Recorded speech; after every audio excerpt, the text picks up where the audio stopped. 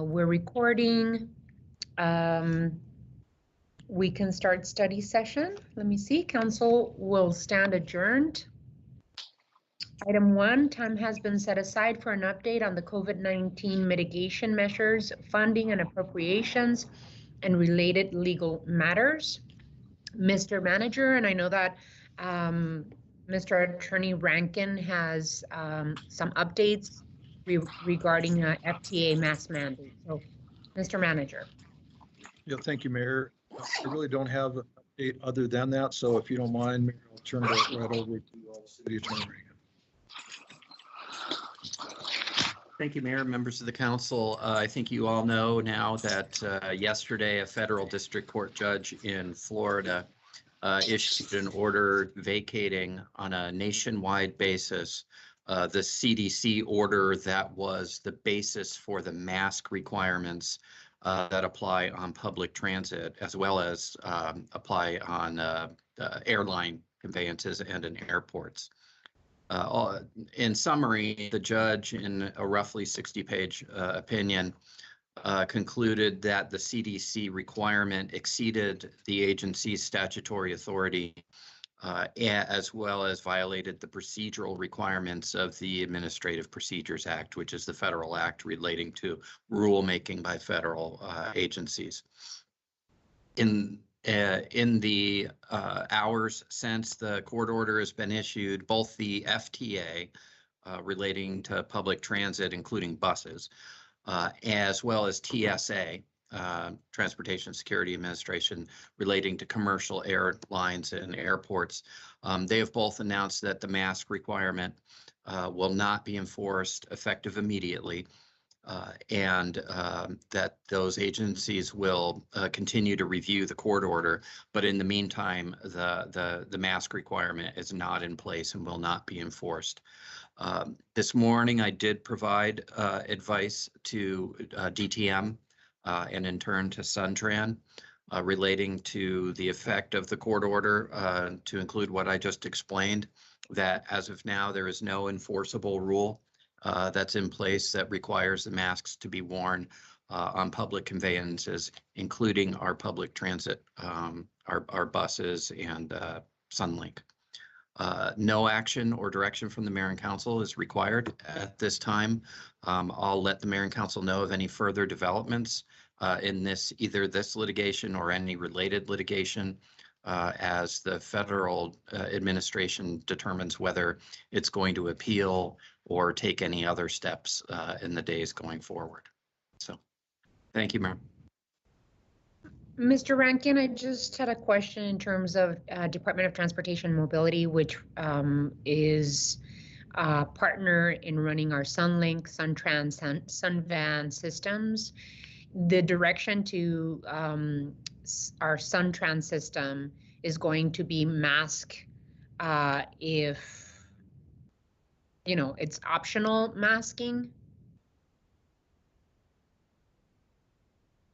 Mayor, members of council, that's absolutely right. In fact, it's still going to be encouraged and masks are going to continue to be made available at the transit centers and folks are encouraged to wear them, and certainly the transit employees, the drivers, et cetera, are encouraged to wear them. But in the meantime, it is not a requirement that will be enforced. Okay, alrighty. Just wanted to make sure that we clarified that. Any questions on this particular point from my colleagues? Councilmember Kozachik? Do we have the ability, given the court order, to impose a local mandate on our bus system? Councilmember Kozachik, Mayor, members of the council, that's an interesting question. We have a provision in our code, Section 2-20, if anyone's interested, that gives general authority to the city manager working in coordination with the Department of Transportation to establish reasonably necessary rules and regulations for the safe operation of our public transit.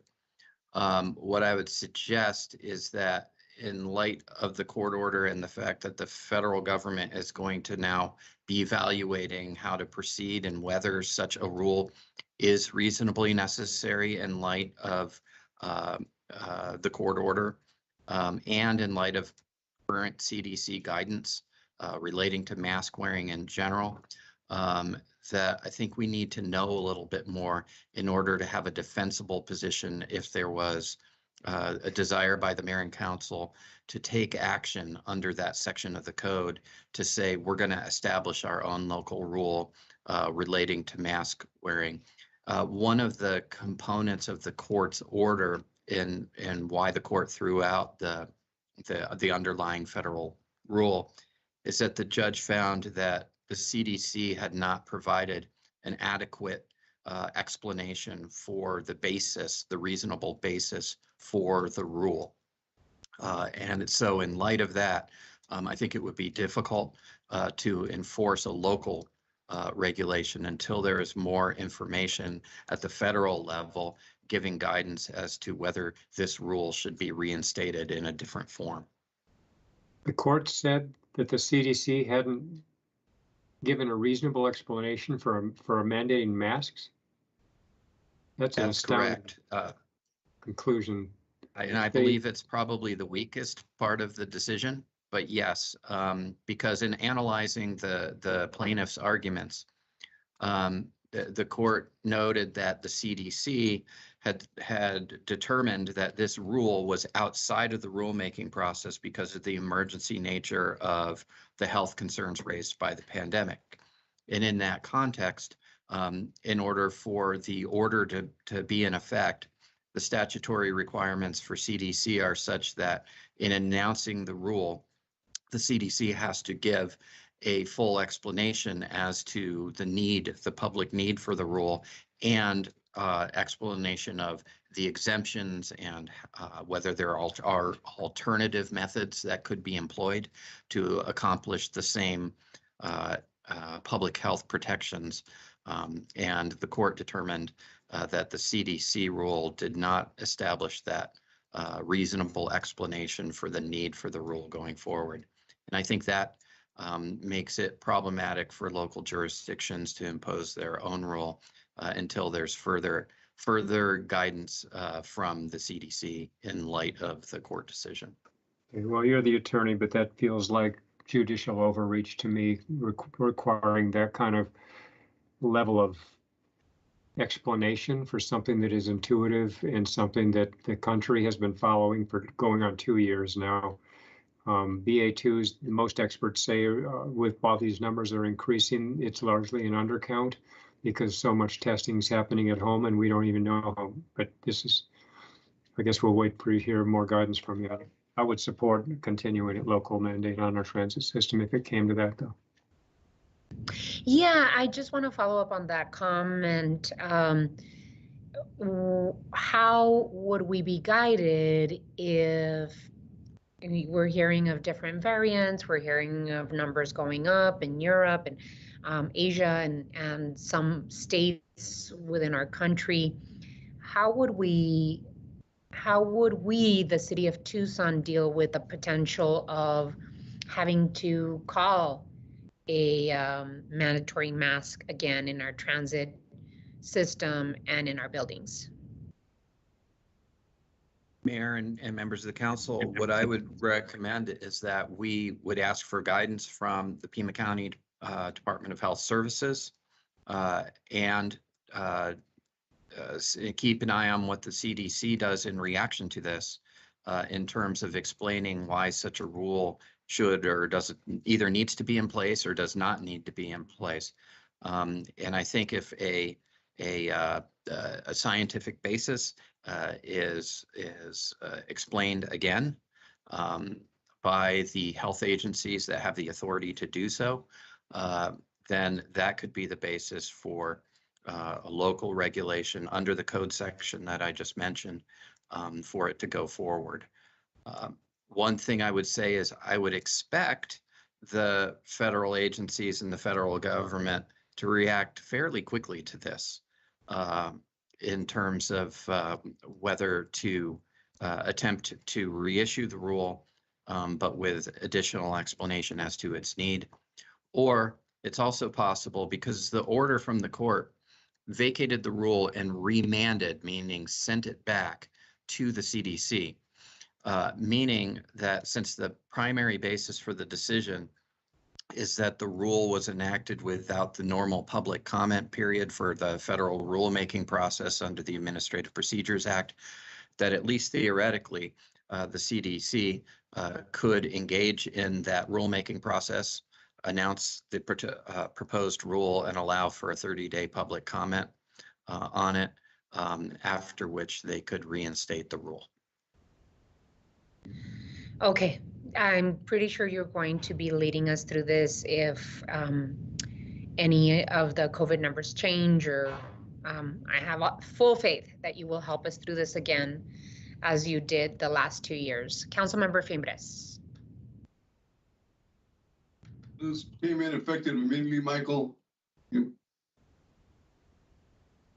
Councilmember Fimbres, yes, effective immediately. And in fact, the FTA, and I'll shoot you all out a link to the current website updates for the FTA and TSA, where they made the announcement this morning that they were suspending the enforcement on public conveyances, which includes public transit, including buses. We haven't heard from the health department yet on the ruling. The recommendations they're giving us, Dr. Cullen or Dr. Garcia. I have not, Councilmember Fimbres, but I'm sure we will be in communication over the next several days. Thank you so much. Appreciate it. Thank you, Michael. Thank you, Madam Mayor. Thank you, Councilmember. Anything else that you wanted to share, Mr. Ortega? Alrighty. No, Mayor, thank you. Alrighty. What I wanted to talk about is a couple of things. The emergency declaration that we talked about the previous time. It seemed that the direction from council and myself was to terminate the emergency that we have. And just wanted to follow up on that, Mr. Rankin, just to see if there's any official anything, or you do this legally. How does it all work?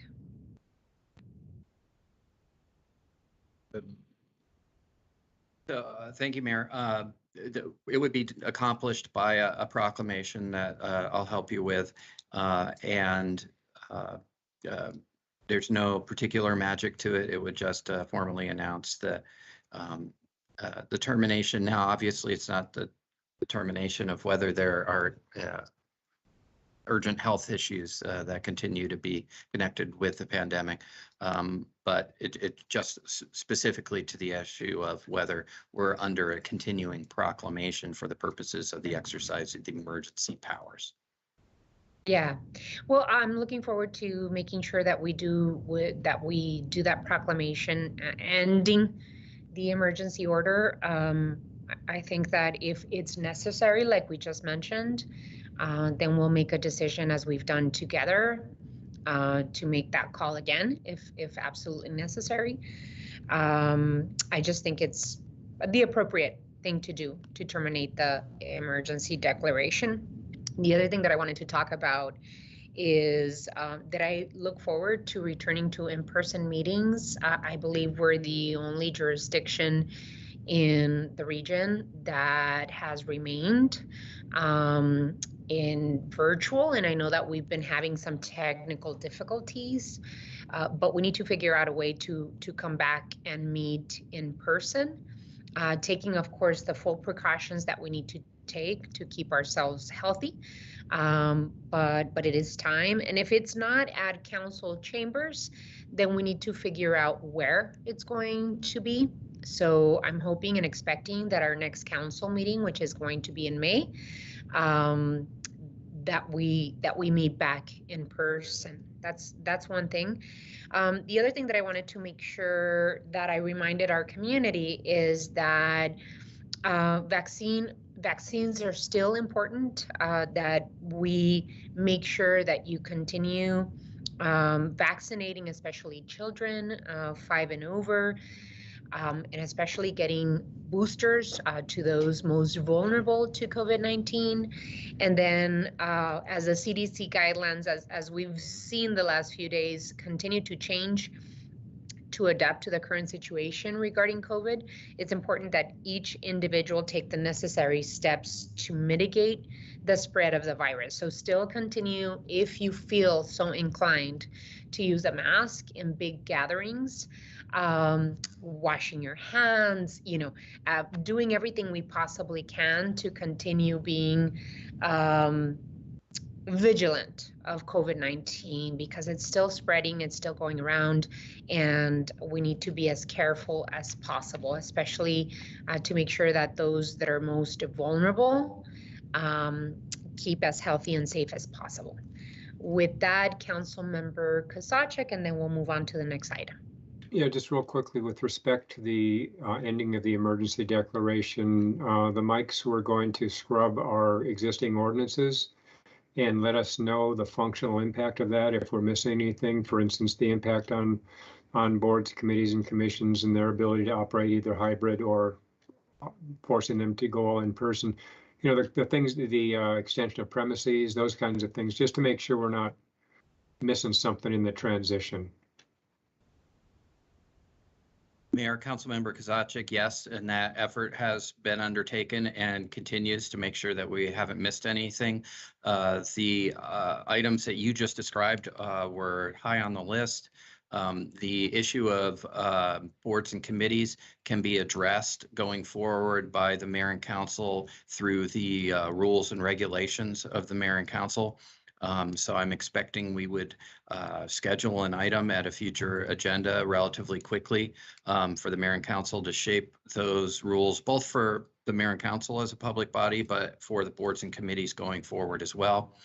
And I was able to confirm, as I mentioned at the last council meeting, that the loosening up of some of our regulations that allowed for the TREs, or the extension of premises into parking areas or into public rights of way, et cetera, were formalized subsequent to the emergency orders and are not dependent on the emergency proclamation remaining in place. And just as a quick note, going forward, being able to address issues like masks on public transit, et cetera, you will still have all the authority and ability to address that going forward, whether there is an emergency proclamation in place or not. Excellent. Thank you so much, Mike. Hearing no other questions or comments, we're moving on to item 2. This item has been scheduled for 1 hour, and so we can have a pretty thorough conversation, or we can not take the full hour. But with that, we're moving on to item 2. Time has been set aside for the presentation and discussion of fiscal year 22-23 budget. Mr. Manager. Thank you, Mayor, and members of the council. As you know, on an annual basis, this is when I actually smile for the presentation, because this is probably one of the most fun things I get to do, which most people's eyes roll back into their heads. But so, Mayor, what I'm going to do, I sent you all the notes that we'll use for the presentation. It's basically just a summary of the memorandum. I tried to give you as much information in the memorandum as I could, just to set the stage. Keep in mind, this is the first time that you've seen the entirety of the budget. There's no decision necessary today. There will be a recommendation. My recommended budget will be presented at the next meeting. And hopefully it'll hone in to ultimately a tentative adoption and final adoption. We'll talk about that in a few minutes. So first of all, as I mentioned in my memo, we are in a very strong financial position. I think it demonstrates the years of forward thinking on your part, Mayor and council members. If you remember back in December of 15, there was a presentation that I made over at Fire Central. And at that time, we had demonstrated that if we did nothing, we would be in about a $60 million shortfall by now. And we also suggested that if we made some very systematic and long-term thinking decisions, that we would be in a much stronger position. And through your leadership, we've been able to do that. So I just wanted to remind you, because that was a kind of a negative time, if you will, but I think it was important to set the stage for where we are today.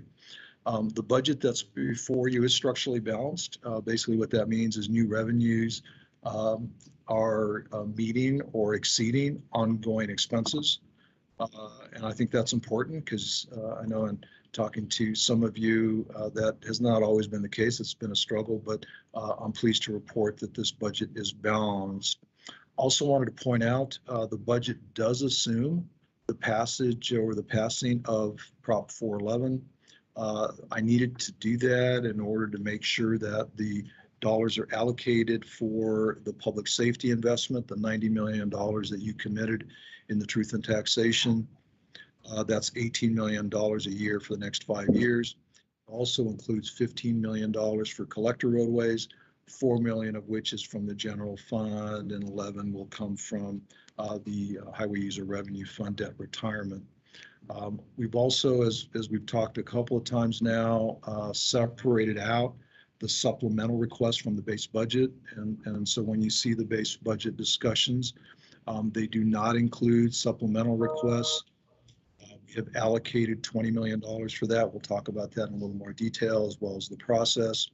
Also in the memo, I mentioned the fund balance investment plan and basically broke down recommendations there so that you can understand kind of some of the thoughts that I'm suggesting. Even though we are in a strong financial position, we don't have excess money that we don't need for specific needs, particularly in some of our investment facilities, vehicles, and you saw the list there, IT, et cetera. I have increased a recommendation for our contingency in the coming year. That was traditionally about $2.5 million, and we were sometimes stretched on that. I've increased that to $16.5 million. And that is something that we can talk about later in the fiscal year based on how things go with revenues. The budget also includes some compensation adjustments. We'll talk about those in more detail here in a bit. I did want to mention two things that are of concern that you need to know. One is a good concern and one is potentially a negative. So first of all, we did get some late information on Friday from the state. As you know, the League of Cities works with the state to develop projections on our future revenues, particularly for 23. They came back with an increase in our state income tax allocation, which is great. We're going to scrub that a little bit and make sure that those numbers are in fact correct and accurate. But the good news related to that, even though it was so late, is it gives us some flexibility in putting those dollars towards Prop 407. So just to refresh your memory, Prop 407 was our parks and connections ballot measure that we took to the voters and was approved. But we're also finding that the costs are such that we could have some shortfalls. This will give us some relief there, but it'll also give us an opportunity to accelerate some of those projects, kind of move them up in the schedule. So we'll come back to you once we've really had time to dissect those recommendations from the state income tax revenue source, and then we'll come up with a more specific recommendation on the use of those dollars.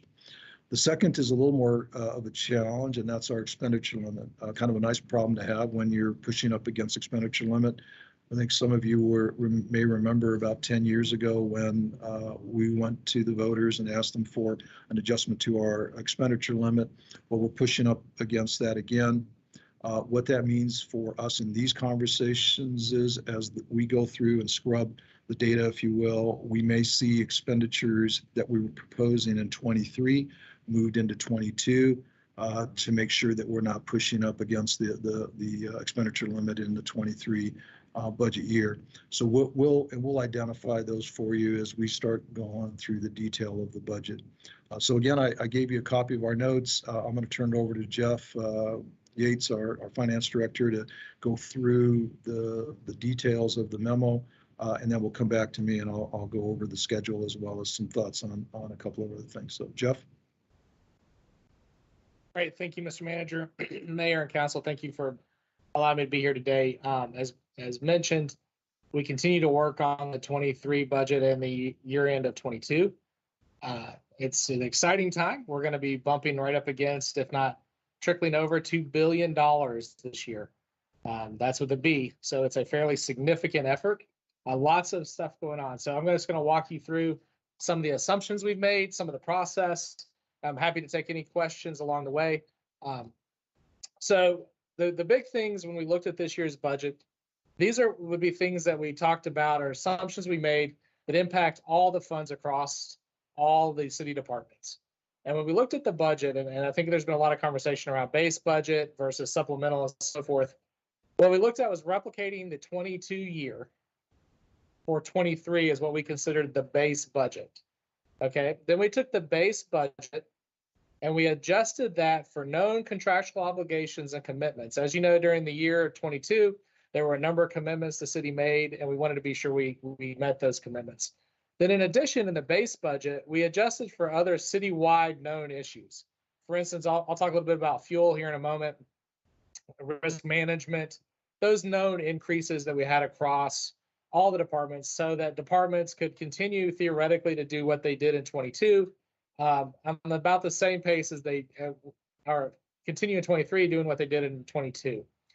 We would anticipate that supplemental process to begin in July, plan to finish sometime in October, and we'll talk more about that. I think Mike will talk about that toward the end of the presentation.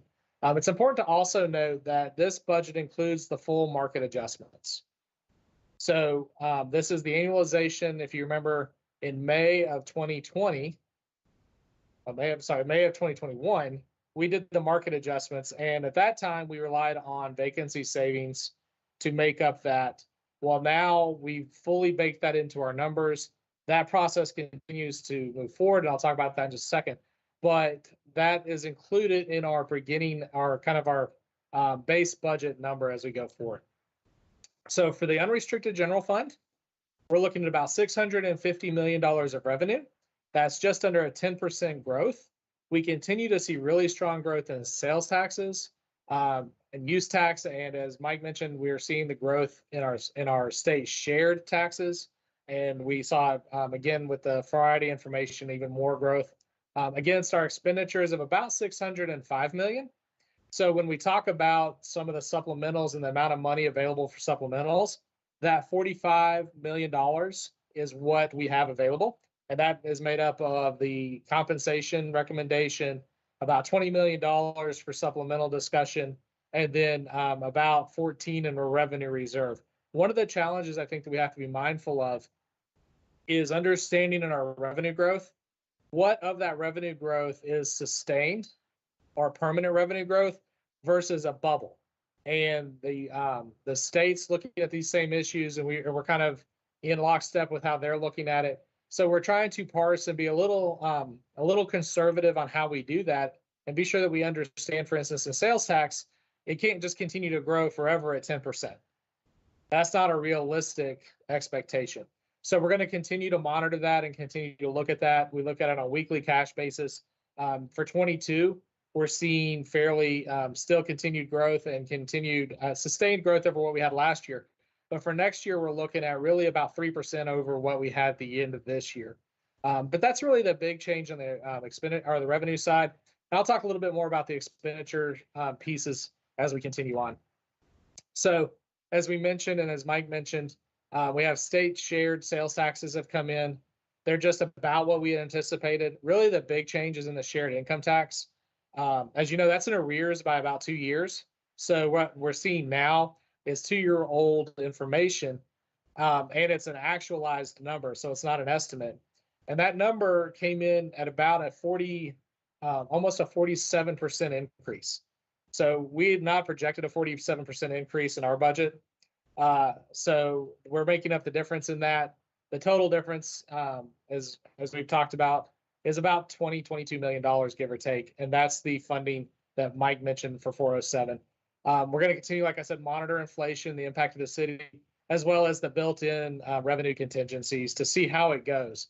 Because again, if we kind of run into that cliff, if you remember back during 2008, 2009 timeframe, because we're heavily reliant on sales taxes, if we drop off that cliff, we want to be sure that we leave ourselves a little capacity, knowing that we're not going to just continue to grow at a steep rate.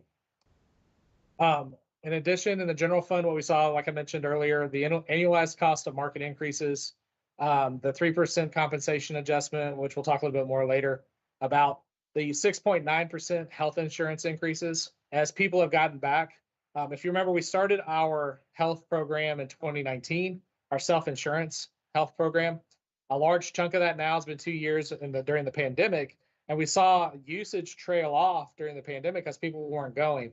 What we're seeing now is the increased usage and claims, as well as the market, the health insurance market, and their tightness around their staffing has caused all those costs to increase.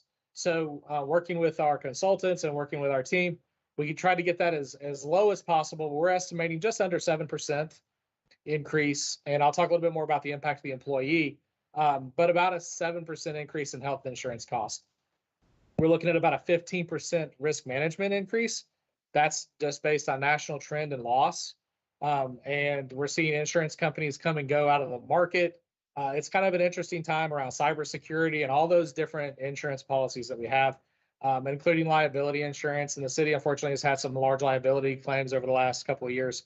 So we're seeing the impact of that in our rates. The fuel budget, which is always of interest, right now we budgeted $3 per gallon in the departments, but we've also kept $1.50 per gallon fuel reserve. So that means that if we bust the $3 threshold and it goes up to $4.50, we have enough capacity to fund that. We've also set aside a reserve in addition for transit, because they also use a lot of fuel. So we funded them at the $3 level and then kept a reserve in the general fund side for transit, for fuel to go up $1.50 more than that. So we feel like we've got it covered. We'll continue to watch. The pump prices seem to have stabilized a little bit.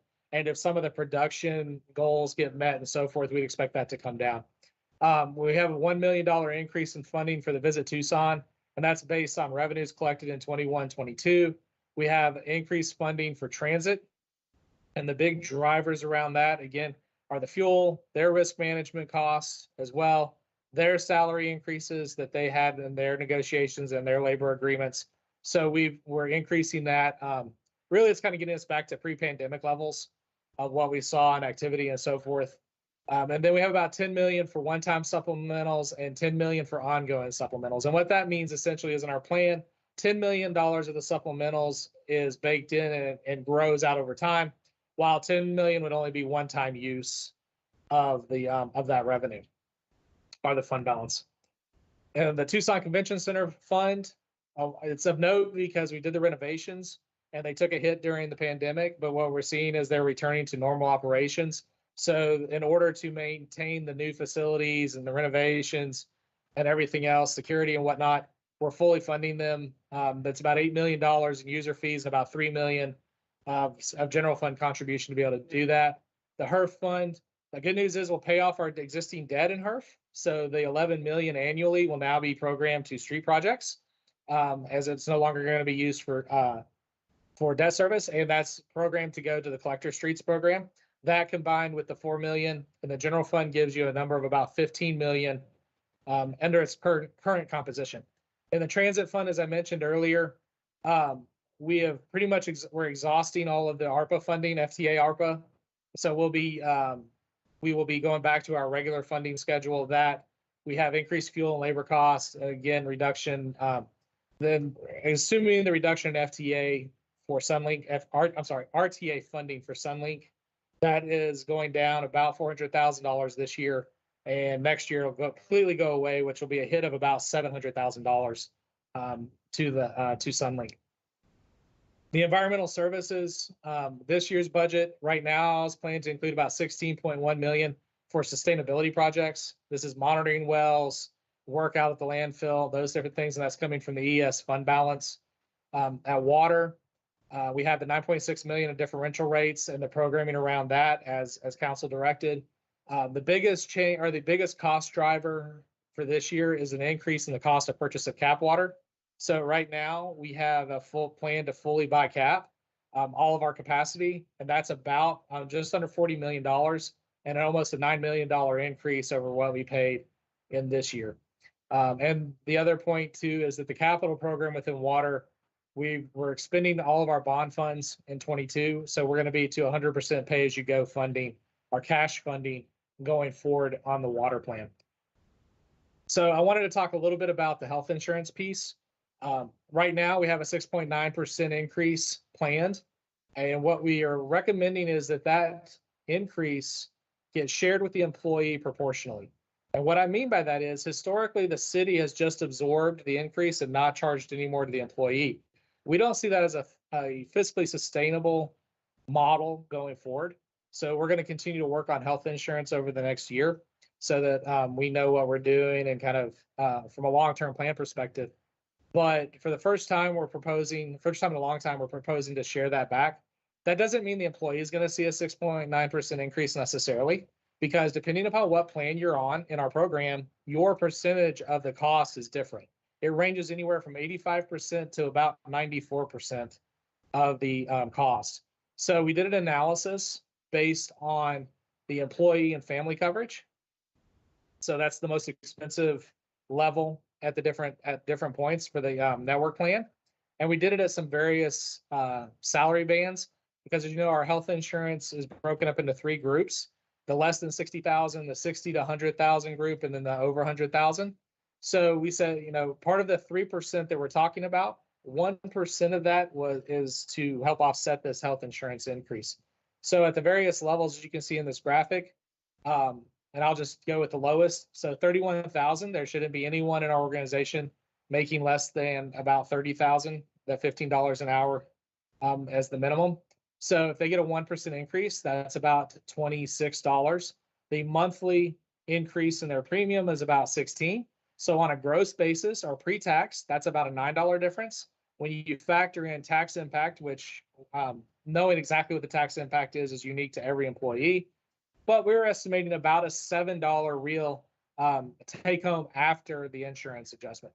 So when we talked about this, the thinking was that 1% additional compensation would be more than enough then to cover that. And that's the lowest. And you can see it changes and goes as it goes down.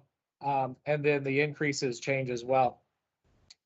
One of the other factors that we considered in doing that is that if the city absorbs that, that is not a long-term benefit to the employee, because that's no longer compensation and it doesn't help retirement and so forth.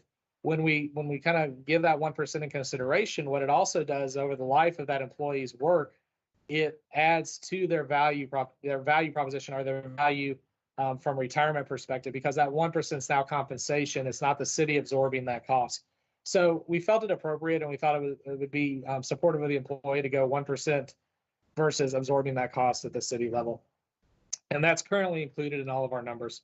So with that, those are all that's all the highlights I have. We'll have, of course, a much more extended presentation and discussion on the third, as that's going to be the manager's recommended budget. But this is just kind of a high level, take a look at what's been going on and where we are. So I'm going to give it back to the manager, unless Mayor, there's any questions for me, and I'll hang around and answer any questions that come up. And I just want to make sure, again, for the record, that this presentation of the budget is assuming that Proposition 411 is passed by the voters, correct? Correct. That's correct. So That's correct. if the proposition doesn't pass, we're going to have to rethink and redo the budget, specifically with funds that are going to be spent on public safety departments, which is police, fire, and 911 communications, and then also funds for the collector streets as well. That's correct, Mayor. Okay, I just wanted to make sure that the assumptions we're making are based on the Prop 411 passes. So I just wanted to first and foremost open up by thanking Mr. Manager, you and your team for putting together the recommended budget. I know that in the presentation that was shared with us, that we also have a timeline that we have today's meeting to give input, as well as May 3rd. And then the May 17th meeting is a budget and truth and taxation public hearing for the committee, for the community to give input. And then May 17th is a tentative budget adoption, which is basically how we set our cap. And then June 7th, there it is. June 7th is the final adoption of the budget.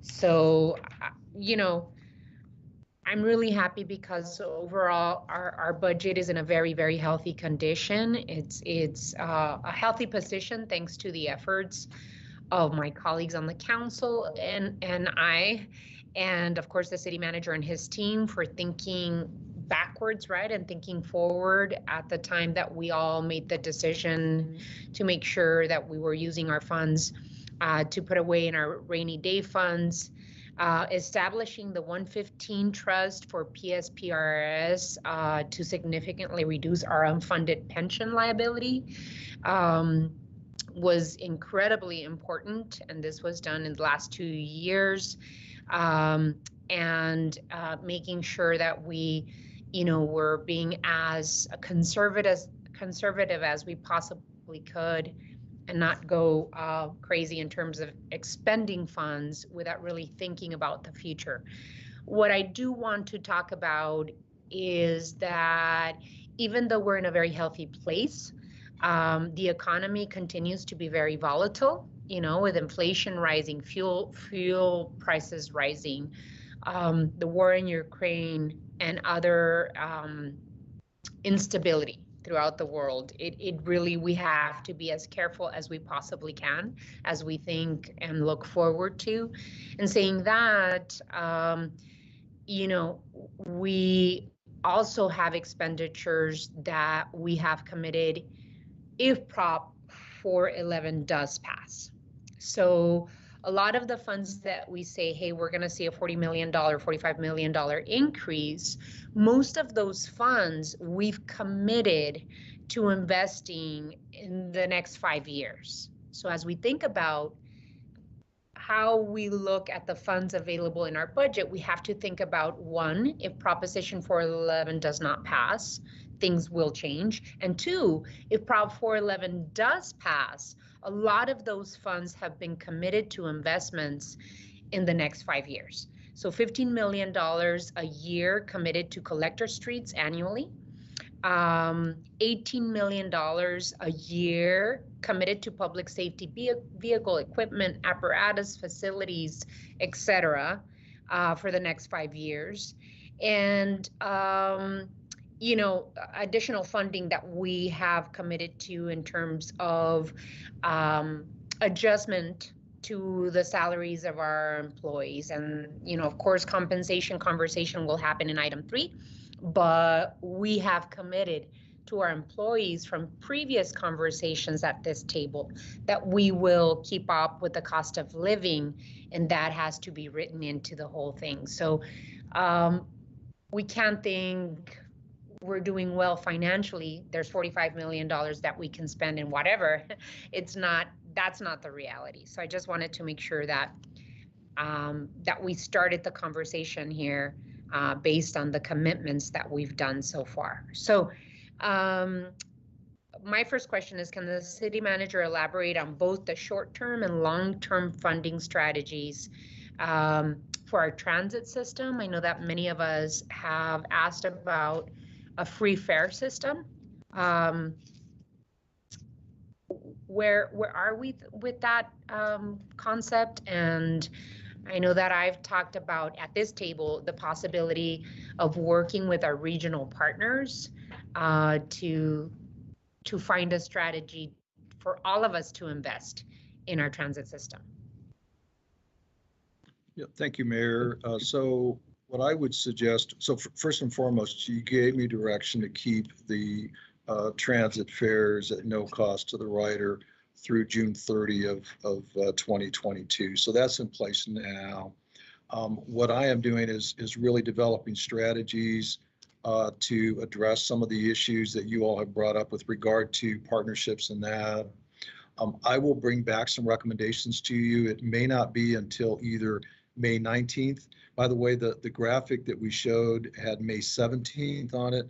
That was the original mayor and council date, but that's actually on the discussion for this evening to move it to May 19th. So my plan would be as a part of the conversations for the May 19th or the June 7th meeting, I'll bring back a recommendation for your consideration on what we might be looking for the next year, Mayor. All righty, and I do see Councilmember Cunningham's hand up. Go ahead, Councilmember.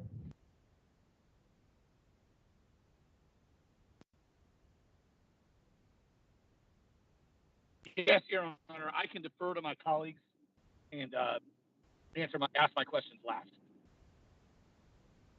Absolutely. Councilmember Kozachik? Sure. I was going to wait, but since you asked the question about transit, I think I'd like to piggyback on that for a second and then segue into a couple other comments on the presentation. First of all, Mike, is the $3.3 million fuel contingency from the general fund on top of the $48 million total for transit, or is it a part of it? Mayor, Councilmember Kozachik, it's actually separate. So we separated out the general fund fuel and transit fuel. And quite frankly, it may not seem like a lot in terms of a $3 and a $1.50, you know, for the 450 total, but we have built into previous budgets a little bit of money. We were actually at $1, so we had a little bit of money in our fuel contingency already, so we don't need to add more at this point. If we do find $1 or $5 a gallon gas, and again, that's our cost, then I'll come back to you with a recommendation down the road. Right, and I get that. I'm not suggesting that. I'm looking more at the full investment in transit is more like 51 million and not 48 when you add in the fuel contingency, fuel cost. I mean, what is your projection as a loss of fare box revenue by continuing the fare free?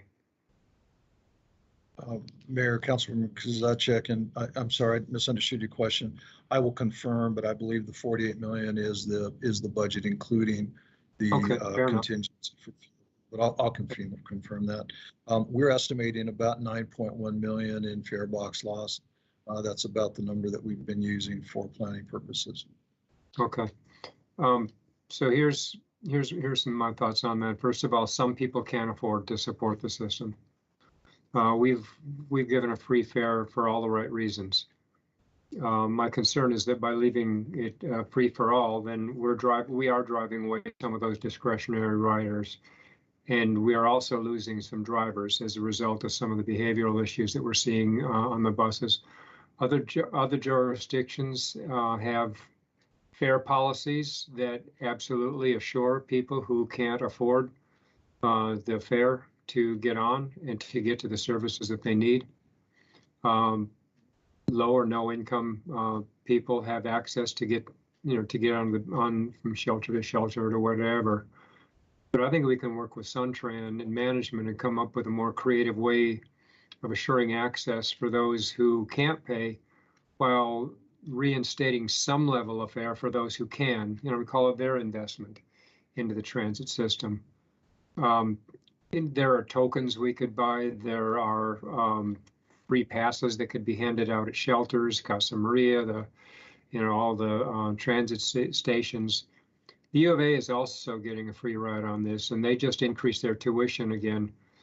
They can certainly afford to offset the half of the Sunlink, because frankly, it's the students who are carrying that $5 million general fund shortfall. But I think that we can be more creative in preserving and retaining some of our discretionary riders. We're making a lot of progress in expanding our frequent transit network and really how to focus on the discretionary riders and increasing our revenue fare. So again, for all the right reasons, we've done the free fare. I don't believe we should exclude anybody who can't pay. But we can be creative and set up a way for the people who can to help invest in that system. So that's one thought. Secondly, I appreciate the sales tax increases are helping, but we're in a strong position largely as a result of the federal investments that we've gotten in the last 2 years. And so I agree with the notion that we have to be careful with this going forward and making long-term commitments in how we spend our dollars, our discretionary dollars. Mike, the tuition reimbursement program and the student loan repayment, remind me who's eligible and how we tie benefits to employee retention and longevity, relevant to the courses, if I'm an accountant and I'm taking a beekeeper course, I mean, are we reimbursing for pretty much anything, or are we making sure that there's a connection to their employment and progress within the city? Mayor, Councilman Sachik, it's a good question. So first and foremost, on your student loan repayment, that's a fairly new program. And that was really brought about by directors that were seeing the recruitment challenges of bringing folks in the door. The student loan debt was so high that other programs and other markets were offering repayments, so we had to do something. So that's how we came up with that. It is $52.50 a year for the student loan repayment. It's eligible to all, I'm going to use the term permanent employees, but it isn't necessarily just for full-time permanent. There's a variety of things, and I'll get you the link on that. Make sure you can see what the detail is there. With regard to the tuition reimbursement, so we're having some internal dialogue on that, because I can see scenarios where, the beekeeping example may not be one of them, but I can see scenarios where, and I know of at least one individual that was an equipment operator who wanted to be an HVAC tech and actually went to school at night and became an HVAC tech. And so we worked with that individual to cover his schooling. So I have taken a very liberal interpretation of job related, and have really encouraged folks to get out and get their education. Now, one of the challenges I will tell you that we're seeing is I do have folks that have multiple degrees, and I'm starting to take a little bit of a look at that and saying, look, if you've got a master's degree, I really appreciate that, but do you need another master's degree, and is it really helping us as an organization for us to go down that path? I've not drawn a real hard line on that yet. We have had discussions internally, and we have pushed back on some. But I will tell you that I'll just tell you, I wouldn't be sitting here were it not for tuition reimbursement many, many moons ago. And so I take a very liberal interpretation of that. As we see the dollars go out the door with the student loan repayment, I may rethink that and contract that a little bit just to make sure that it is bringing benefit and value to the organization and ultimately to the community. Okay, all right, I appreciate the answer and the perspective also that you're looking at. Shifting to the TCC, what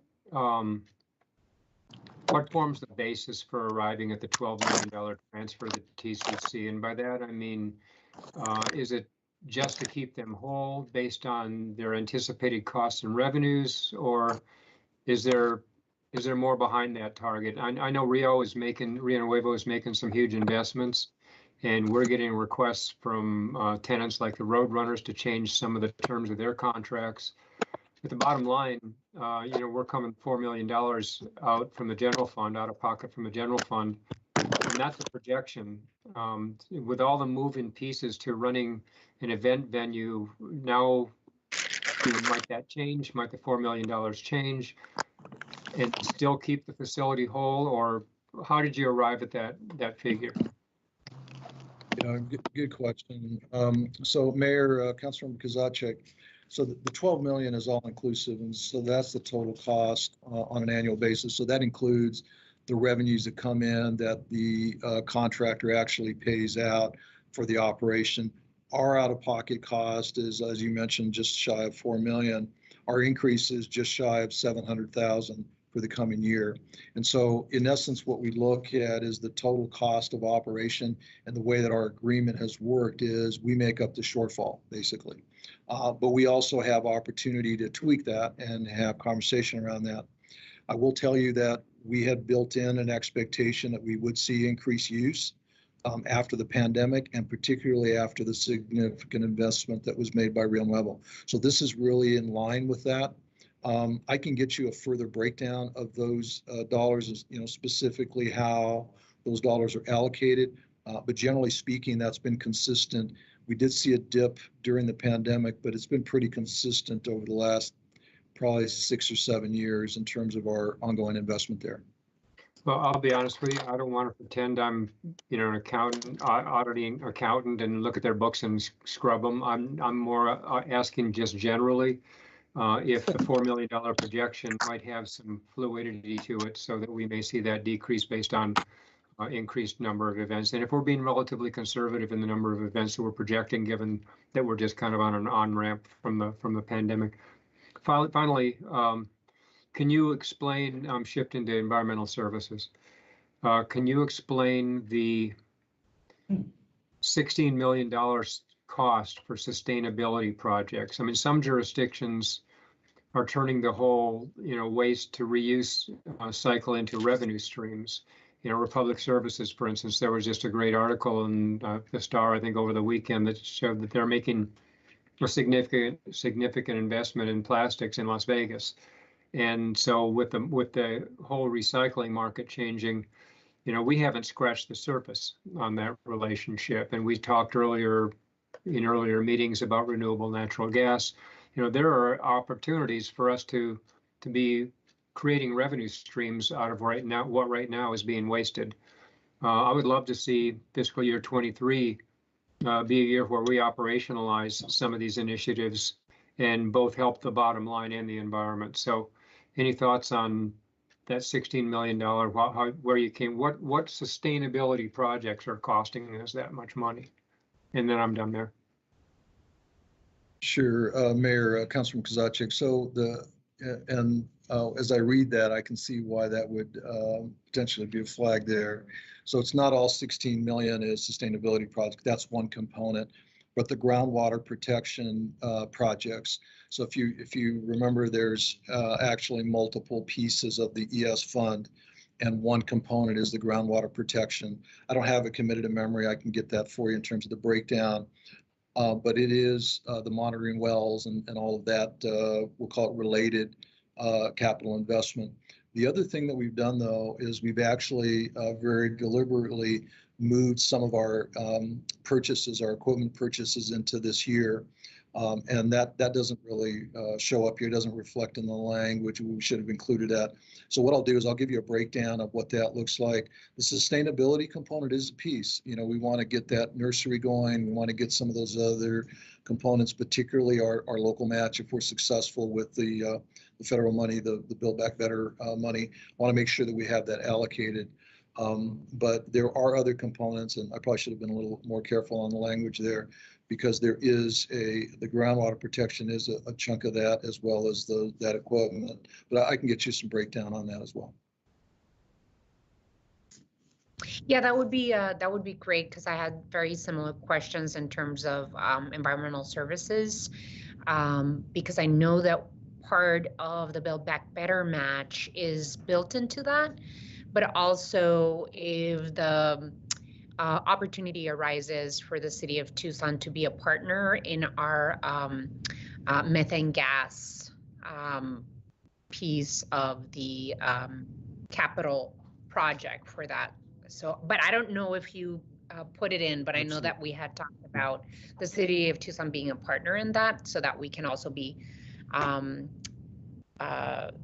part of the funds coming in if we sell our methane gas. So, Councilmember San. Oh, go ahead. Go ahead, Michael. I just wanted to mention, so keep in mind that, I give you a snapshot right of the budget, but it's an ongoing discussion. And part of it is we amass dollars over time to make expenses. And one of the expenses I mentioned is equipment, but also the cell. We've got cell 4B coming online. So that's a pretty expensive hole in the ground, right?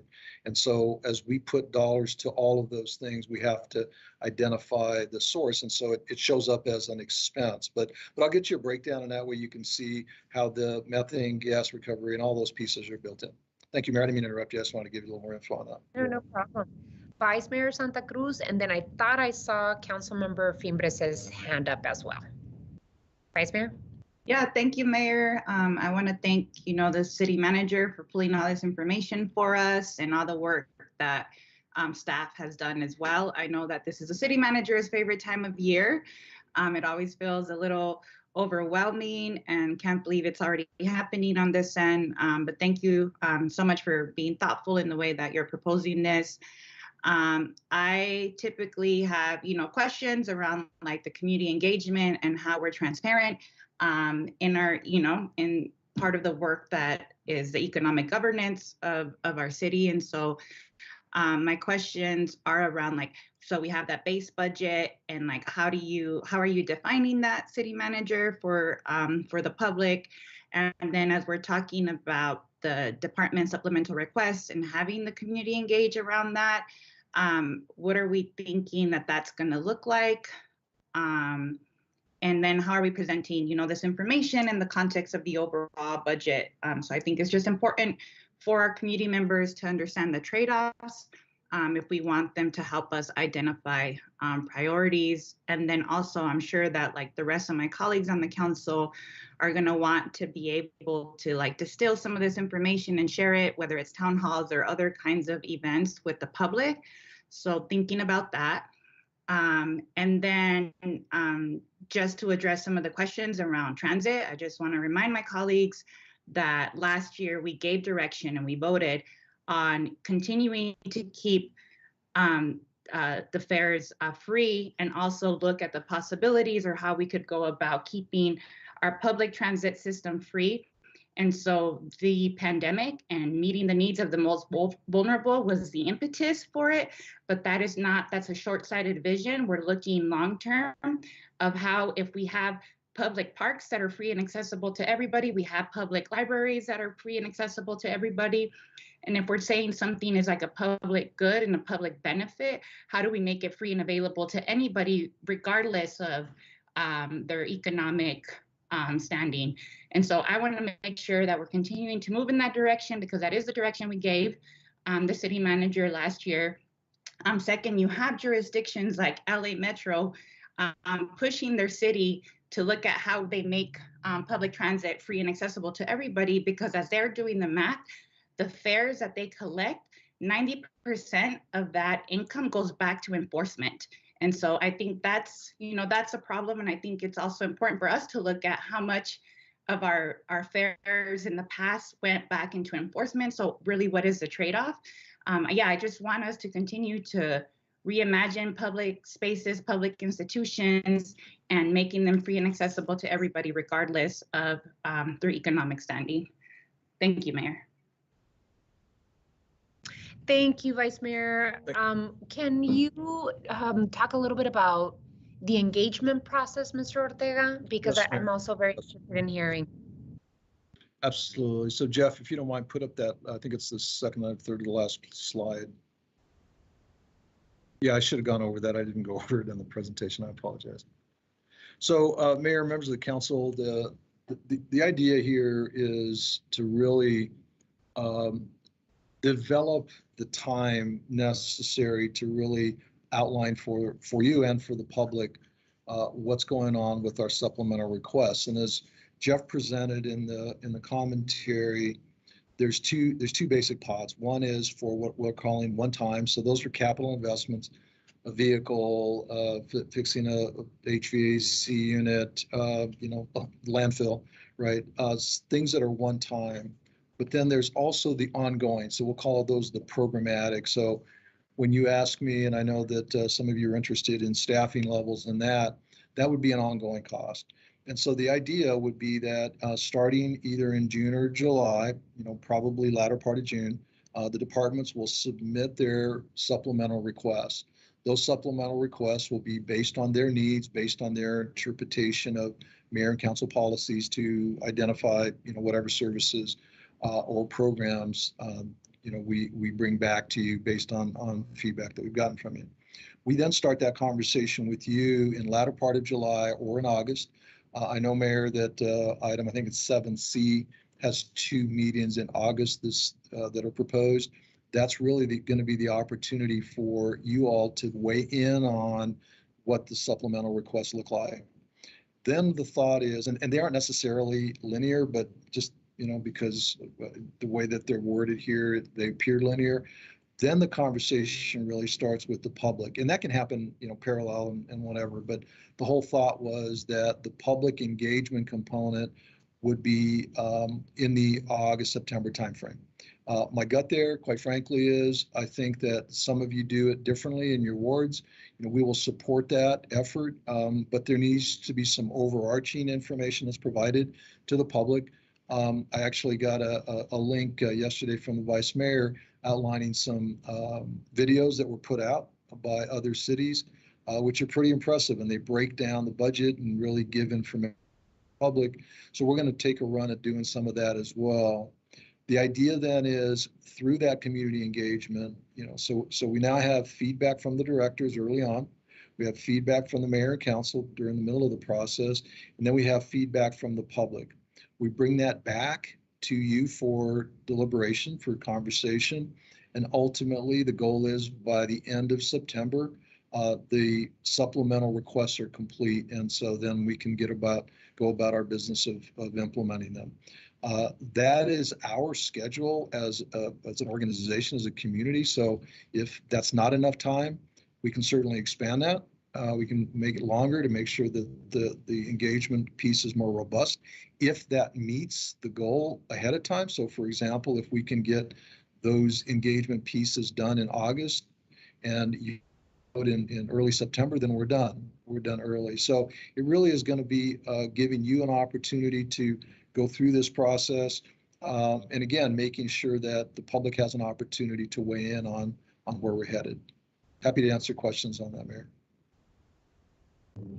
I just wanted to follow up. I think that the previous years that we've been able to do budget town halls and surveys, and the idea of putting together an explanation video for the community to understand what we're doing with our budget would be excellent for us to do information sharing, but also for us to gather input from the community in terms of what they'd like to see, at least our supplemental budget focus on. That would be great. And thank you, Vice Mayor, for bringing that up. I do see Councilmember Fimbres' hand up. And then I wanted to ask Councilmember Cunningham if you were prepared and ready for your questions. Great. Councilmember Fimbres? Thank you, Madam Mayor. How does the Pima County's health insurance cost to employees in the program compared with the city of Tucson? And why are we looking at now going back to the citizens or the employees of the city when we have a hard time trying to just hire employees? It should be a benefit to the healthcare, not that. Not added more money on. We had COVID. There's a lot of families that are still suffering. There's significant haven't been able to work, haven't been able to be hired anywhere. And they're still fearful of the COVID. Now we have another variant out there, yet we're taking away masks and everything else. Mr. City Mayor, I'm also requesting that your office also do a proposed budget that factors in the cost of the city, absorbing all costs of the health insurance for its employees, continuing as we've done since 2014. And Jeffrey, can the city manager discuss how an employee who is making $24,000 a year will be affected in terms of the health insurance, and if they're the only one on the policy? Thank you. Thank you, Mayor. If you don't mind, I'll take a shot at answering those. Councilmember Fimbres, thank you for your thoughts and questions. First of all, as you saw in that spreadsheet, our lowest paid employee is right at about $31,000 based on $15 an hour that was mandated by the council. So my thought is actually real simple on this, and I wish I'd have thought about it sooner, to be honest with you. So traditionally, what I had been recommending to you is that we absorb, the organization absorb the cost of health insurance and basically pay for it in its entirety. And so for the last, I don't know, I'm going to use the time frame about 7 years.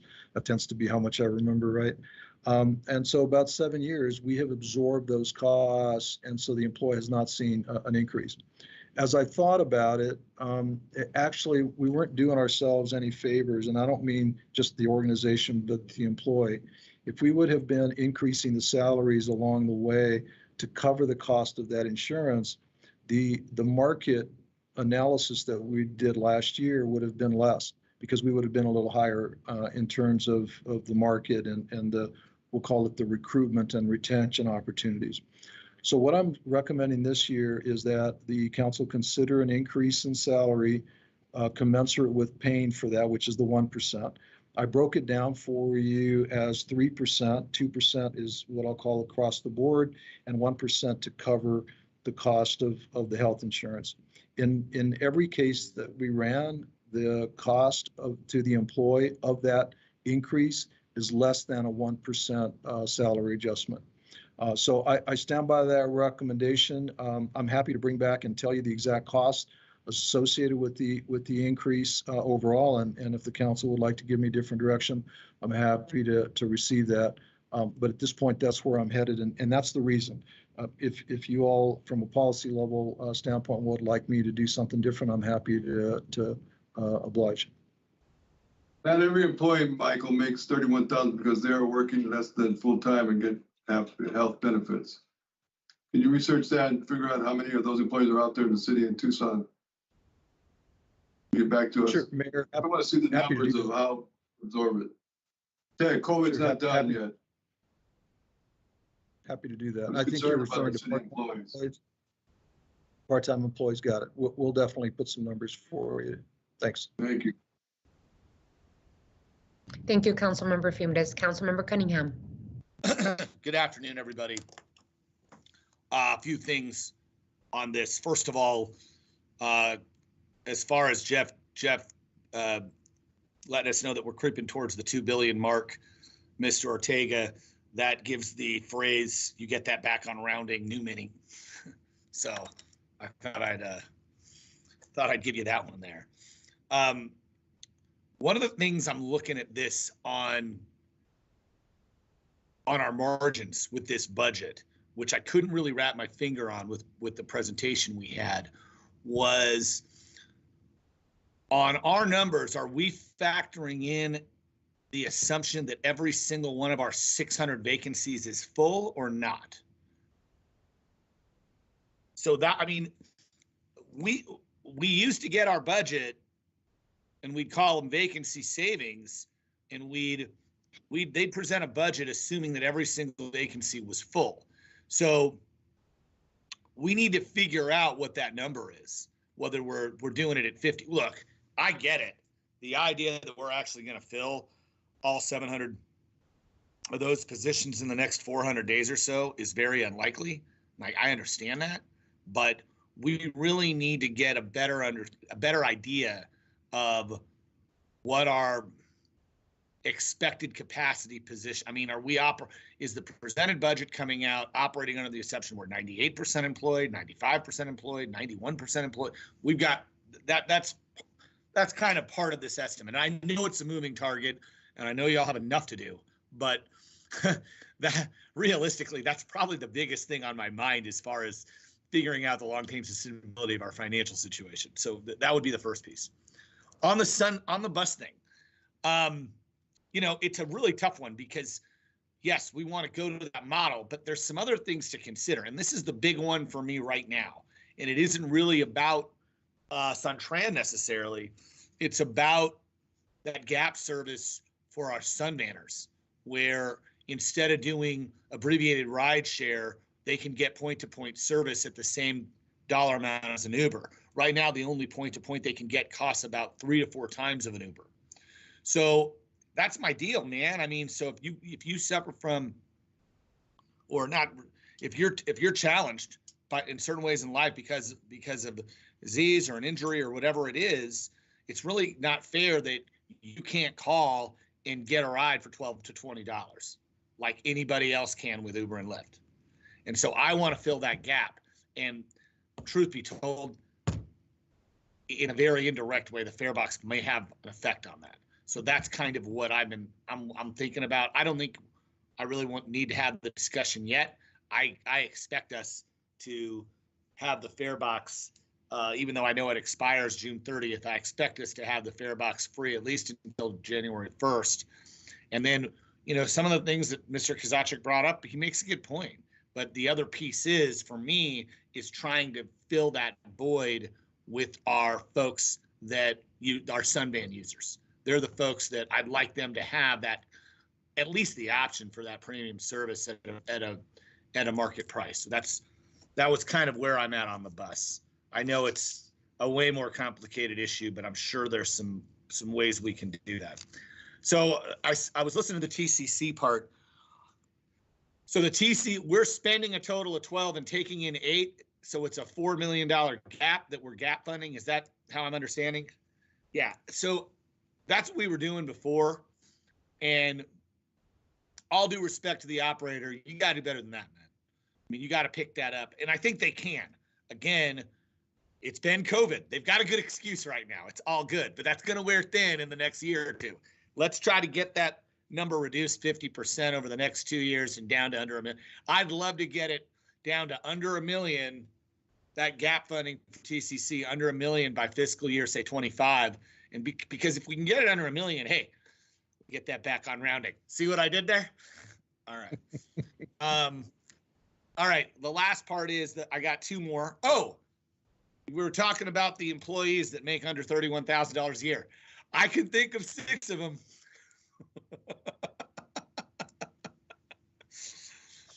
I'm just saying, like, I'm not complaining, but I'm just, all right.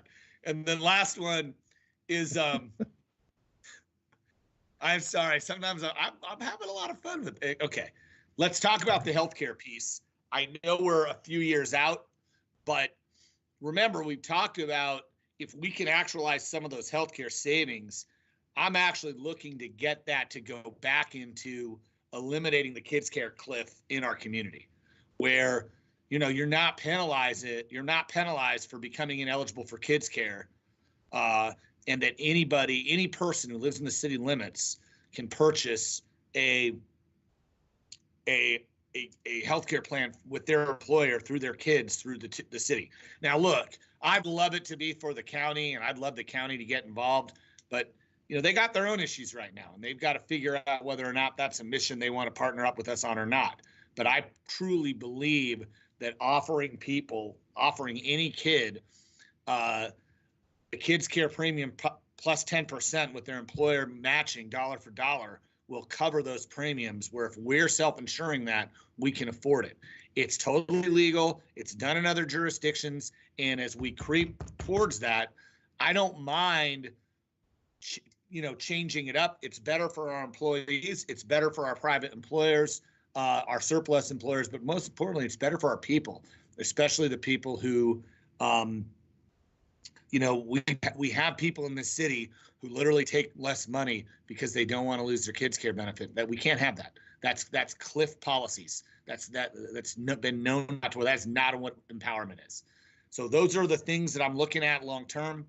Other than that, we have a billion things to do. We don't have enough people to do it. And I think from our biggest challenge in this budget, it's great to hear we're in financial stability and all that, but there's a few things. One is, I remember when we took, Steve, Richard, and Rahina, Madam Mayor, you guys were there. You remember when we had a $56 million deficit looming and a $168 million deficit the year before. We had people on furloughs. We had hiring freezes. We had it's no fun, and it's always around. So I want to be very conscious that we're squirreling money away, as the manager likes to say, squirreling and squirreling. That's a good deal. The other thing I'm thinking about, again, long term, is it sounds like we've got the money to do a lot of the things we want to do over the next 3 or 4 years, but I don't know if we have enough people to actually execute them. and how we can get either our hiring processes streamlined, how we can figure out where we're meeting people where they are. I've got some examples. I've heard from people who went to come apply for jobs at the city and got turned down and were probably pretty qualified. I've had people apply for jobs at the city that were, you know, middle positions, and it was the most involved process they've ever been in. So I'd really like to know, you know, I get it. There's not a lot of people who, I get it that everybody's having this challenge of folks with the labor market changing and the work market changing and remotely and all that other stuff. But at the same time, let's look at ourselves and look at what we can do to get people in the door. So that's my little spiel. Thank you for your time. And again, congratulations on a great fiscal year, and thank you for managing our city through this past 2 years, Mike. I can't even tell you how lucky we are to have the people like you and your team on board, and you really delivered for us. So, you know, let's just kind of keep this train a-rolling and figure out what we can do next. Thank you, Councilmember. I'm sorry. Mayor, just a few comments and responses to questions. So first and foremost, so that everybody knows, when Councilmember Cunningham refers to the rounding error or the round off, he's actually referring to when I spent time at the state working for ADOT, someone who Mr. Cunningham knows very, very well. His father was the budget director, and I used to hear that all the time. And so I incorporated that into a lot of the conversations, like you get that back in rounding. So that's where that comes from. So now you all know where that is. So the question regarding vacancy savings, so that's a good place to start. So first and foremost, we are hoovering right at around 10%, including those that we're bringing in under contract. So our actual FTE count is about 12% down. I'm assuming that trend is going to continue, but keep in mind that, as I mentioned in the materials, I've built in a little bit of money into the compensation package to adjust salaries from a recruitment and a retention standpoint. So I've got a little bit of a buffer there as time goes on if I'm having trouble filling positions. I will tell you that the recruitment efforts continue. We had a pretty big dip last year in about the September, October timeframe, and we're able to bring that back up and get some positions filled. But they really have stabilized, and we're not making a lot more progress than about that 10%. We'll continue on it, but the budget does assume about a 10% vacancy going forward, with some backup, if you will, with some dollars, should we find ourselves pushing above that opportunity. With regard to, and Councilmember Fiembres had asked a question about Pima County, what Pima County is paying, and I apologize I didn't answer that. The short answer is I don't know. I do know that our benefit package as a whole tends to be as good or better than most of the other agencies in the region. I'll find out though and give you a comparison of that. I just don't have it committed to memory, but I'll certainly take care of doing that. With regard to the TCC, Councilmember Cunningham, I will go to work on that. I think that we do have to be a little bit patient as we come out of the pandemic and the improvements. So remember that not only has it been a facelift, but in some instances, a total revamp. Our technology is going to be brand new. And so I think there's going to be renewed interest in use of the TCC, as well as opportunities for revenue recovery. And so I'm hopeful those come down. And Mike, on that one, look, if our cash ops are lining up and the investment is capital, I can live with that. I mean, we're always going to have to invest in that asset. It's 50 years old, dude. Let's be realistic. And then the last thing that you mentioned was that of our health insurance and the self-insured trust. You know, as the mayor mentioned in her opening comments, there's a series of decisions that were made over time. You know, we talked about the 115 trust for the PSPRS, the POBs, the pension obligation bonds, and the self-insurance piece is definitely one that you need to think about. We had projected, if you remember, we had projected that on an annual basis, we're probably going to be feeding the self-insurance trust within the first 5 years. Well, because of the way that things have worked out, we'll be caught up this year, and we're only about 3 years into it. So that's good. So that tells me that in the next year or two, we're actually going to see hopefully a little bit of a reduction or not as much growth in terms of the cost because of kind of the self-governance model that we've chosen. So there's some opportunity there, but we're still about a year and a half out from me being able to tell you with confidence that we've got an opportunity to do something different. That also assumes that we're going to be challenging the plan design of that going forward. The current model is not sustainable, for a variety of reasons. I won't get into all of them now, but I think that we need to look at that. And some of the partnerships that we've been working on with El Rio and TMC, I think are going to come to fruition here in the next year to 18 months. And I think that's ultimately the piece that will be important in terms of controlling costs. But rest assured, the motivation here is not to cheap out on catastrophic care, a heart attack or some, catastrophic event like an accident. We will make sure that the employees are covered because that's the key piece to this. The nickel and dime, we'll call it the every other month, going to the doctor, those kinds of things. That's where we need to have a conversation. But the large dollar items, the $100,000 hospital bill or the $250,000 surgery bill, those are the pieces that we've got to make sure we cover, and we are going to continue to go down that path. So I wanted to make sure that that's been the motivation going forward. With that, Mayor, happy to answer other questions as you see appropriate.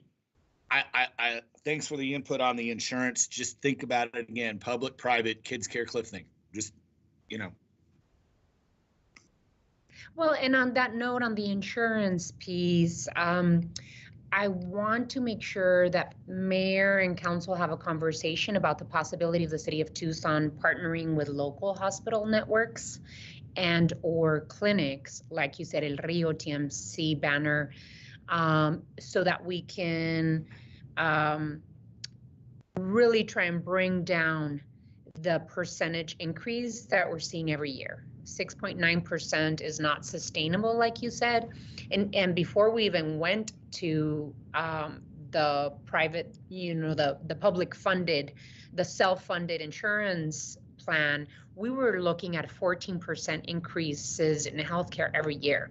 So as we continue to, put together the framework and the format of our self-insurance, we really should look at the partnerships with TMC, El Rio, Banner, and see how that could bring down the percentage increases per year and how we can take advantage of the networks, incredible networks that we have here locally. I wanted to ask about a couple of things, or possibly make a statement about a couple of things. First, looking at and thinking about the possibility of any of that increase in funds coming from the state or sales taxes or local sales taxes to see if we can use for one-time funds to fund Proposition 407 projects that for one reason or the other have had to cut their budgets because of the inflation and the cost of construction so far. So there's some projects that I am aware of, that Prop 407 projects that have to considerably cut their budgets and deliver less of an investment to the community that we promised we would deliver. And so can you please think of how to use the additional funds to make sure that what we're promising, what we promise voters for Prop 407 will be delivered. And that could be used as one-time expenditures without having to worry of having to sustain those expenses into the future. The other thing that, and I think Councilmember Cunningham made a little bit of a joke on council offices and council pay, but in terms of council offices, I was there. I've done it for 12 years before being mayor, and I understand that in order to be able to sustain the level of service to our community, we've got to make sure that council offices are well funded. One, because salary increases affect council offices too, in terms of their staff. And then of course, healthcare increases are coming up. And then of course, there's retention concerns. Just like the city of Tucson is suffering from attracting well-qualified employees, council offices are concerned as well of attracting and retaining folk in the positions in order to be able to create the best policy possible and make sure that, that there's a possibility for retention. And some of that is mayor and council offices also pay for employee schooling and et cetera, et cetera. Everything that a department has to go through, a council office has to go through. And we have to make sure that you're thinking, Mr. Manager, of how that affects the budgets of mayor and council moving forward. So retention, salary increases, healthcare benefits, all of those things, and maybe sometimes another employee to help offer constituent services to the community. So please think about adding those expenses to the council offices as we move forward. And I think those are my comments for now. Okay, so we will continue conversation much more focused on compensation. This is coming in item 3, so let me just call item 3. Time has been set aside for the presentation of the annual compensation plan. Mr. Manager.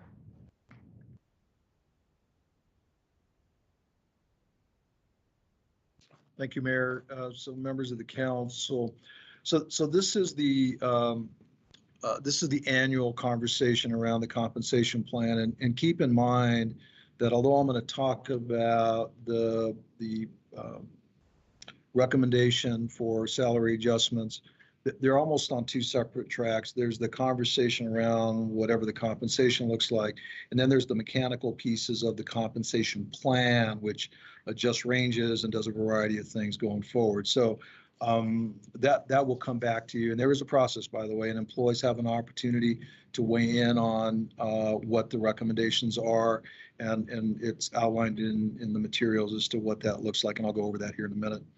So the first thing is, I mentioned during the budget presentation, I am recommending a 3% adjustment across the board. This is consistent with what I had suggested to you when we did the market analysis. It really is a focus on including compensation in the base budgets. One of the concerns that I had when we spent $33 million last year in adjusting salaries was the significant number associated with going to the market, right? We went out, did the analysis, and we came back and came up with a recommendation for you all to invest the $33 million. It basically moved everyone to the market, and I know there's folks that might not be entirely happy with that, but I mean, it was done very systematic, and I do have an example that I'll go through here in a second. So my thought is this: a 3% adjustment across the board, with it broken down as 2% for we'll say a market adjustment or cost of living, and a 1% to cover the health insurance that I mentioned and we've already talked about. That is built in, assuming the implementation on July 1. I think that we've gone through all the conversation around the dollars there, so I won't rehash those. Overall, the general fund cost is about $8.6 million. The total cost is right at about $10.2 million. That's all funds. The only fund that will struggle with meeting that obligation, which I will cover from the general fund, is our housing and community development. They do not have the capacity in their current HUD allocation, so I will cover that out of the general fund. The other piece that I wanted to just mention to you, because we went through all this energy and effort on the market movement and moving the conversation forward for employees, We do have some employees that just over time have been outside of those ranges. So, the market range is, X to Y, and these employees are actually paid above those ranges. So what I'm proposing is that they would receive a 3%, but it would be a one-time adjustment. So basically they would get a one-time payout of 3%, commensurate with whatever that is for their particular salary. So that's where I'm headed with that. It will not be, because otherwise if you add 3% to theirs, it puts them further outside of the market range, and then it causes some other problems elsewhere. So Mayor, just let me summarize the schedule. There is I'll come back with a formal recommendation on the comp plan on May 3rd. On May 10th will be your public hearing, Mayor, and that's just a hearing that you have with employees. Employees can come in and comment on the proposals that are included in the comp plan. Then there's dispute hearings on May 12th and 13th. Then on May 19th will be the hearing to basically hear any unresolved disputes. And then adoption of the comp plan would be on the June 7th. So it's pretty close to what the budget process is in the budget schedule. But I just wanted to make sure that you knew that. I will leave you with this. Compensation, and it tends to be really complex, but at the end of the day, it's what are we doing for employees. In the 24 year, I will be bringing back some recommendations with regard to the ranges, because the ranges vary. Some ranges are very broad and other ranges are very narrow. And so we have some ideas, and we've been working with some folks to help develop a scenario where we are more consistent there. And so employees actually know where we're headed, in the future. Assuming they stick around, that they'll be able to see what that looks like. Mayor, I kept it high level, happy to get into as much detail on any comments that you or the council might have. Thank you, Mr. Manager, and I really appreciate the you keeping us in order in terms of what has been discussed with employees in the city of Tucson. We promised that we would look at a cost of living adjustment this year if it were financially feasible. I just wanted to talk a little bit about how to go about being as fair as we possibly can and pay adjustments for our employees.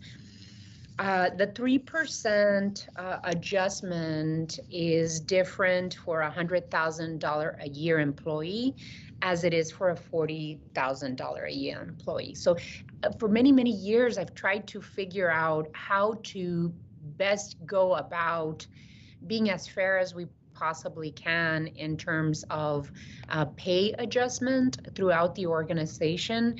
And one of the things that concerns me is that a 3% cost of living adjustment for someone that makes $40,000 a year is about $1,200 a year. For an employee that makes $100,000, it's $3,000. So what I would like to suggest, since we're in a place in this, in the budgeting season, is that we look at the possibility of exploring a tiered cost of living adjustment as well as a flat rate cost of living adjustment. Many, many years ago, we did a flat rate adjustment to our employees. It was very tiny, but a flat rate, if it's, for example, 3% across the board. So we have, you said that $8.6 million, it would cost us to do a 3% across the board cost of living to general fund, connected to general fund. If we were to do a 3% across the board, it would cost us $8.6 million. If we were to divide that $8.6 million amongst the 3,336 employees in the city, it could possibly be a flat $2,577 increase per worker. And that means something different to a $40,000 a year employee that it does to a $100,000 a year employee, and still keeps it as fair and close to 3% to a $100,000 employee. So I would like to see other scenarios, I would say, that you can explore. Instead of so give us several options. That's what I'm trying to say. Give us your option of 3% across the board and how that looks like to a $40,000 a year employee versus a $100,000 a year employee.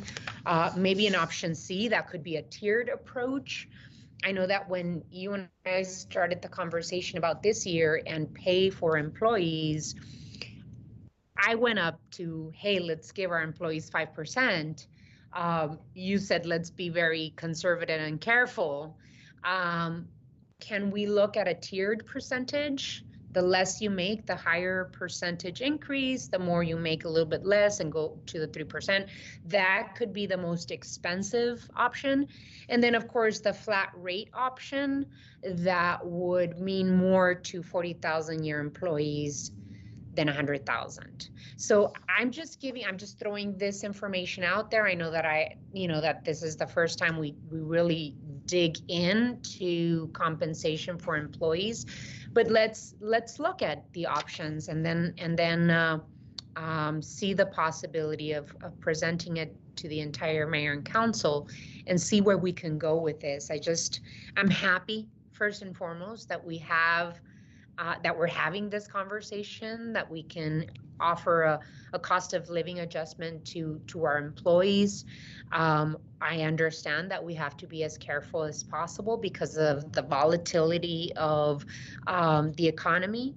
I am just looking at how we can be as fair as possible and have maybe a couple other options on the table to see how the budget can absorb different percentage increase or a flat rate increase as close to the 3% or more salary adjustment, if I'm making any sense, Mr. Ortega. Okay, all righty. I just wanted to start with that and then have my colleagues on the council give input on this particular item. Vice Mayor Santa Cruz. Thank you, Mayor, and ditto to everything that you just said. Thank you for laying it out in that way. I had a really fascinating conversation with the city manager yesterday about how do we create a compensation strategy that meets the needs of different generations of workers that we have in the city, because each generation has very different needs or a very different vision of how they see their employment with the city. So city manager, that was really insightful conversation we had yesterday, and I hope to continue to have that dialogue. And so with that, I'm always talking about how are we investing in our young people and how are we building, them as workers and leaders in our community and, attracting them from the beginning to have city careers. So curious if we've started working towards how do we classify youth employees within the city? Have we established, or made any movement in that direction?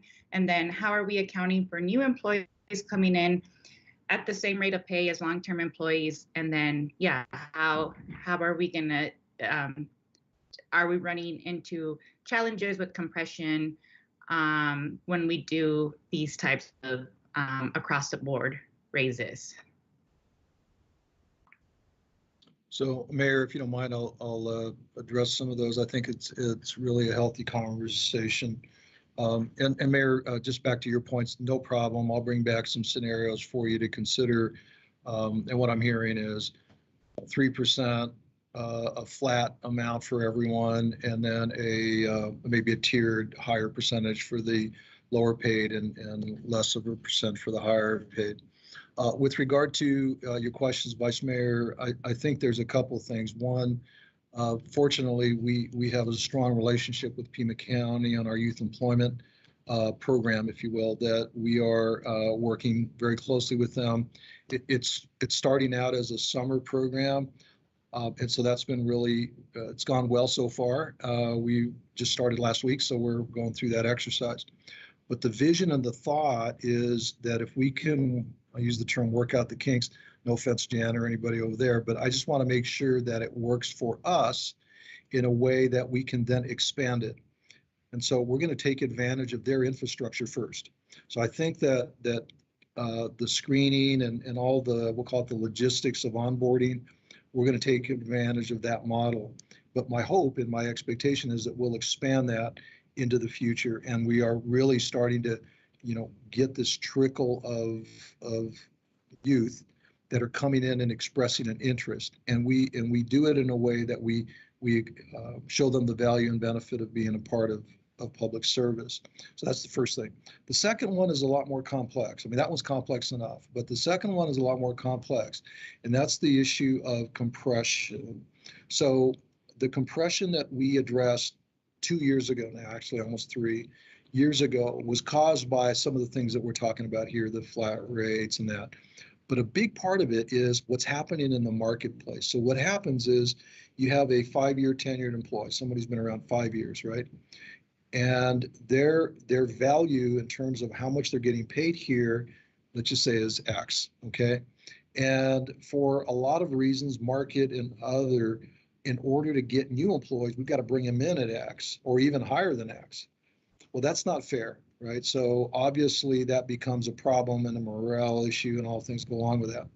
So one of the things that I've challenged the staff to think about, and I'm really looking across the board, in some areas we have what we'll call career opportunities within the organization. So for example, we have an equipment operator, right? That's a general classification that we have today. Well, what I've challenged the staff to think about is we should probably have an equipment operator 1, equipment operator 2, and equipment operator 3. The idea and the spirit and intent is that as someone comes in and is hired, it's up to them to move to an equipment operator 2 and an equipment operator 3. It's not a function of a vacant position. So in the archaic model, which we tend to live in, we wait for a vacant position and then we look for a promotion, right, to move those employees. We've done it in the attorney's office. We've done it in water, where it's up to the certification and or experience of that employee that drives their pay in the future. In my opinion, we have to do that in order to be competitive. If we wait for the market to address it, what'll happen is we're going to have a lot of folks at the entry level of the salary schedule that are going to be really unhappy because there's no way for them to move up based on their effort, their certification, their drive. And so what we're finding is, as you mentioned, Vice Mayor, we have multiple generations in the workplace. And what's resonating with those that are the more tenured, generally speaking, is not resonating the same for the employee that's walking in that's right out of school. It's a total different world from their perspectives. And so in order for us to be successful, we have to get the product out, we have to get the service out. But doing it in a way that keeps them interested and engaged has really been the key. Now, I will tell you, we're going to start this in the near future. Our classification system is so broad that it will take us at least a year or two to go through the entirety of our system. But we are going to make some progress. I'll give you more detail on that as we get moving on it. But I'm excited about the opportunity because, in my opinion, we're going to be on the leading edge of that. And I think that's where we have to be in order to recruit and retain that top talent that's out there. Thank you, Mr. Manager. Councilmember Dahl? Thank you, Madam Mayor. And Ian, thanks for bringing up the idea of a tiered system. It sounds to me to be much more equitable. I would love to see one or more proposals for how we tier so that people who are making less money have a larger percentage in their paycheck from this. So I'm all for that. Thanks for bringing it up. Excellent. Thank you, council member.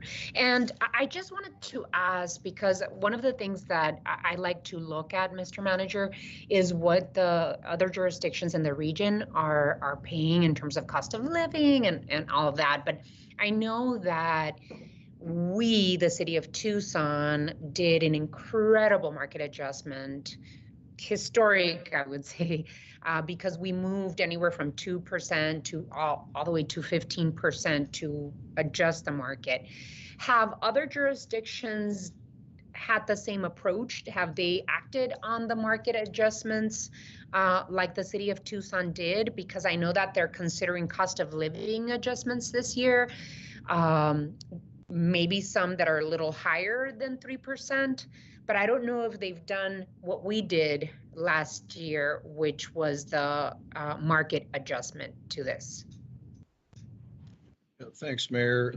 So there, most of the agencies or the cities around the region are doing something for employees. I'm going to say they're ranging from 1% up to 6%, maybe a little higher than that, depending on their own tiered systems, and each of them are kind of approaching a little differently. What I'm happy to report, though, is I don't believe any other agency is fully at market, maybe one exception, but is fully at market like we are.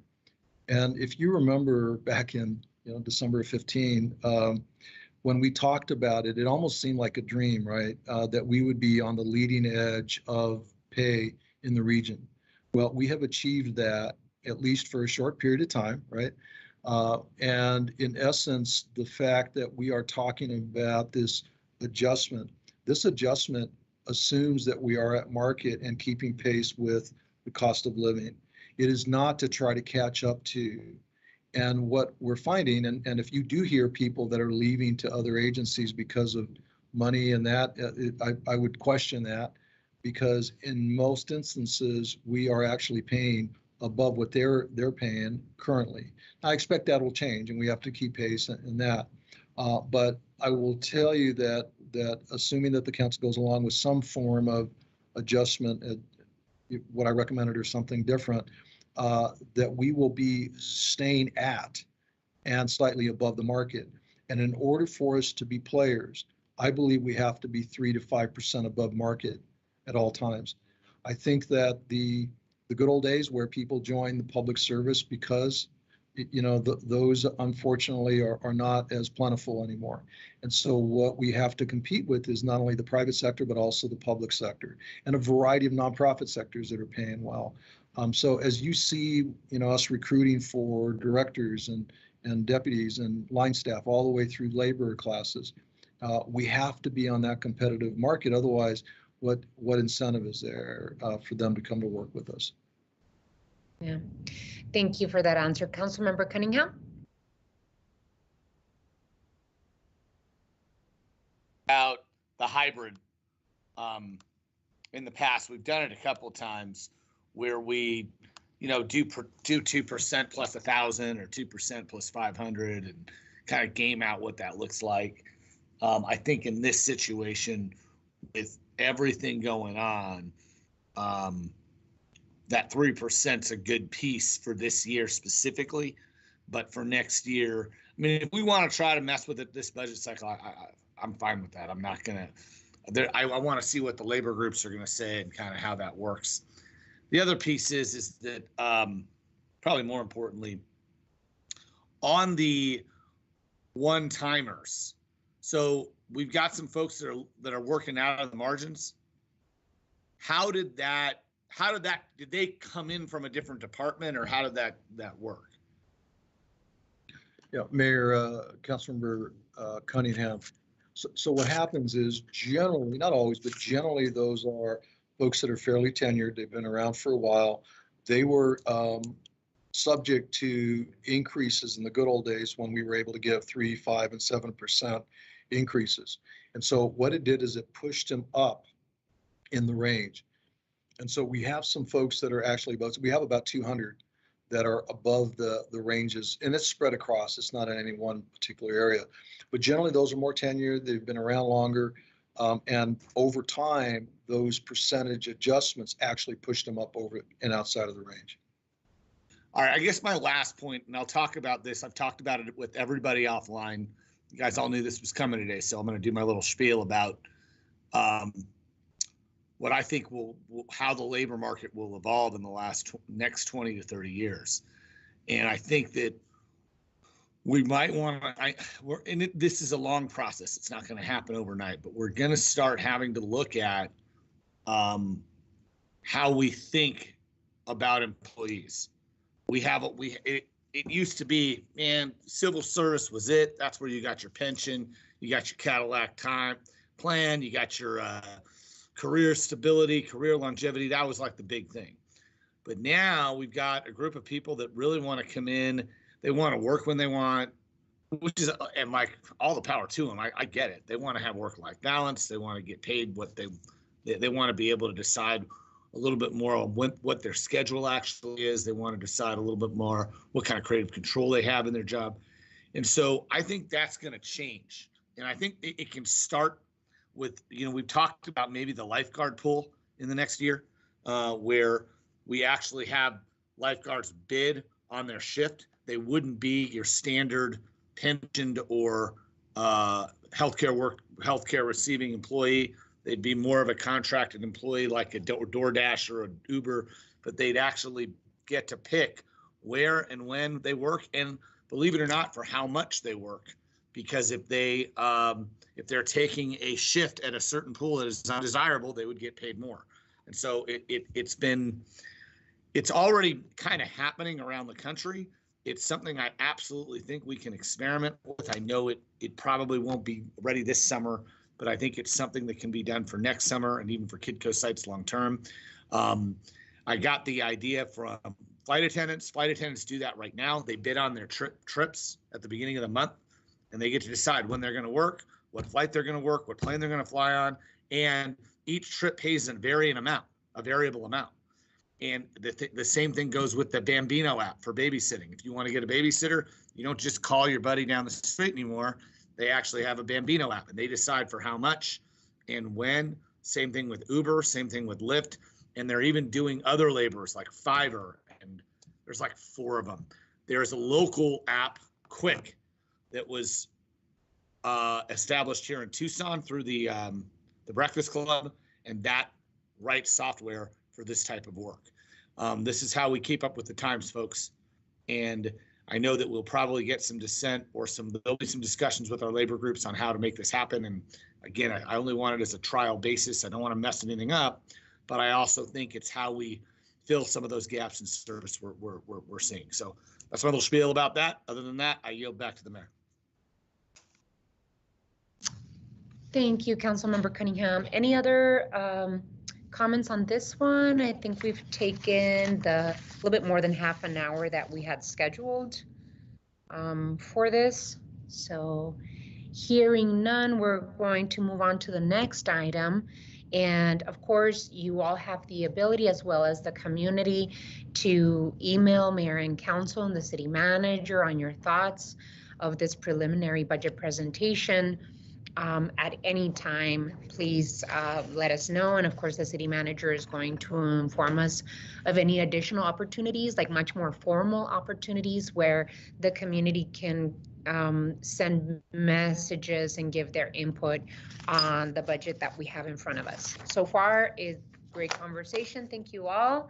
And we're going to move on to the next item, which is item 4. Item 4 is time has been set aside for a presentation by the Community Workforce Development Program and Pima County Ending Poverty Now Program Manager Bonnie Basata. The presentation was requested by Vice Mayor Santa Cruz. So Vice Mayor, I'm just going to send it over to you so that you can open up the item, and then you can welcome Ms. Basata to the council. Thank you so much, Mayor. I had asked for this item on the study session because as a governing body, we need to better understand poverty and understand the impact of chronic instability, scarcity, stress, and how environments and systems impact, the larger picture. So myself, you know, on the outside, you could say that I'm living my parents' American dream and that I took advantage of the opportunities that were out there. But what you don't see is all the people who sacrificed and mentored me to get here, and that I've done nothing alone. I don't believe in the bootstraps mentality in any shape or form, because I believe it's taking an entire village to put me here and support me. What I still see from my position, you know, being on the city council, is that opportunities are not enough. How can they be when we don't all start off from the same place? We don't have the same degrees, parents with generational wealth or documentation.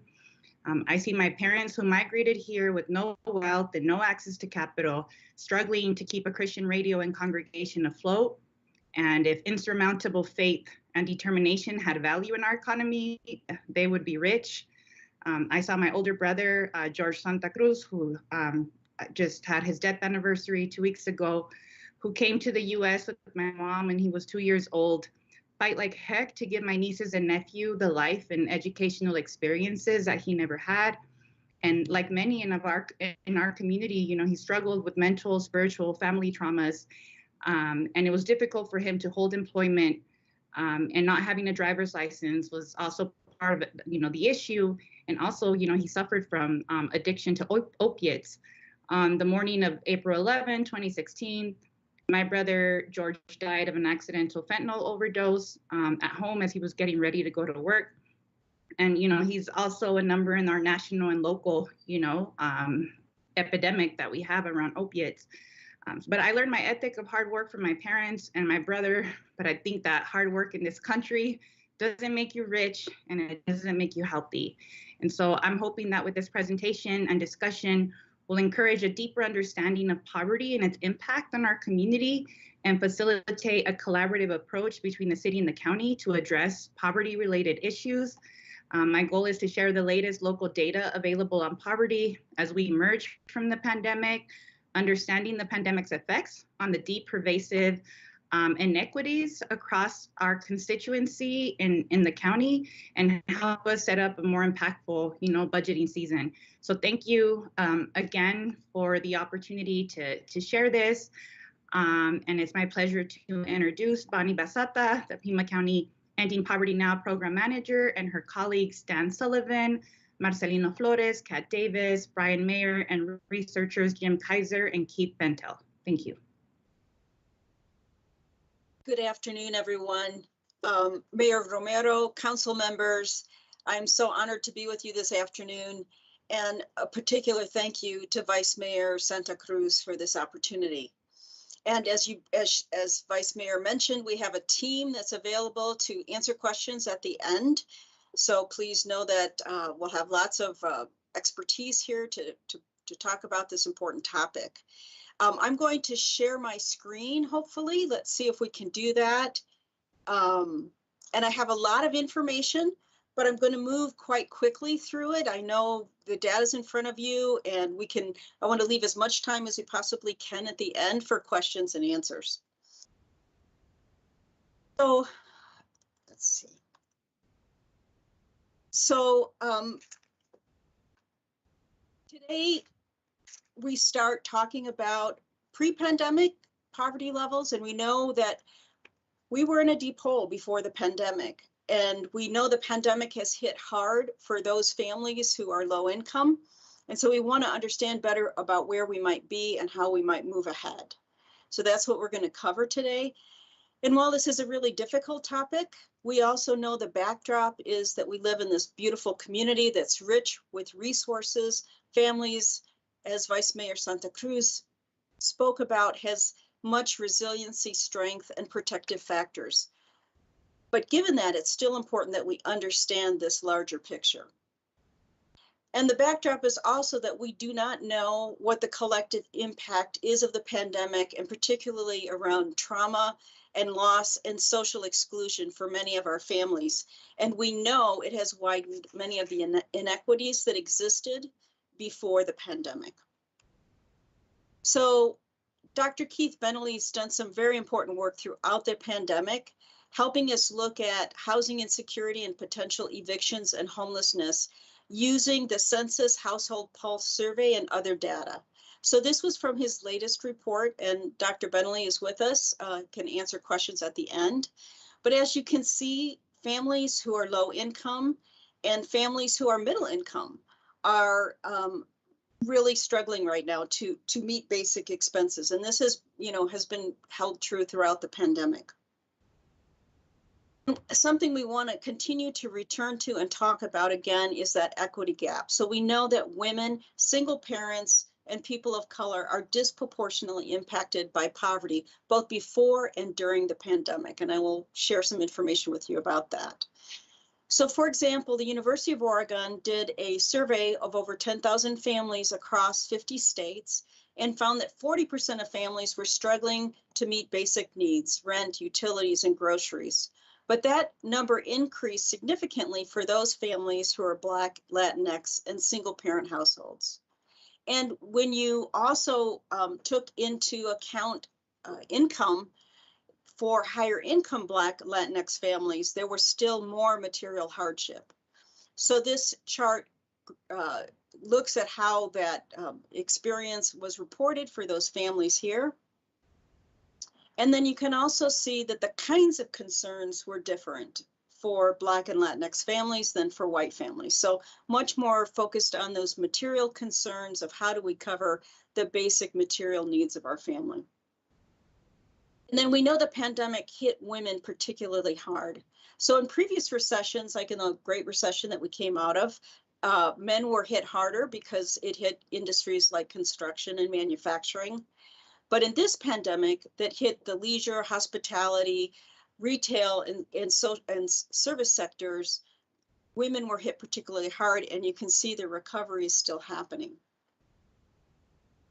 To see some of that recovery in our community and at the state level, but we still have a ways to go.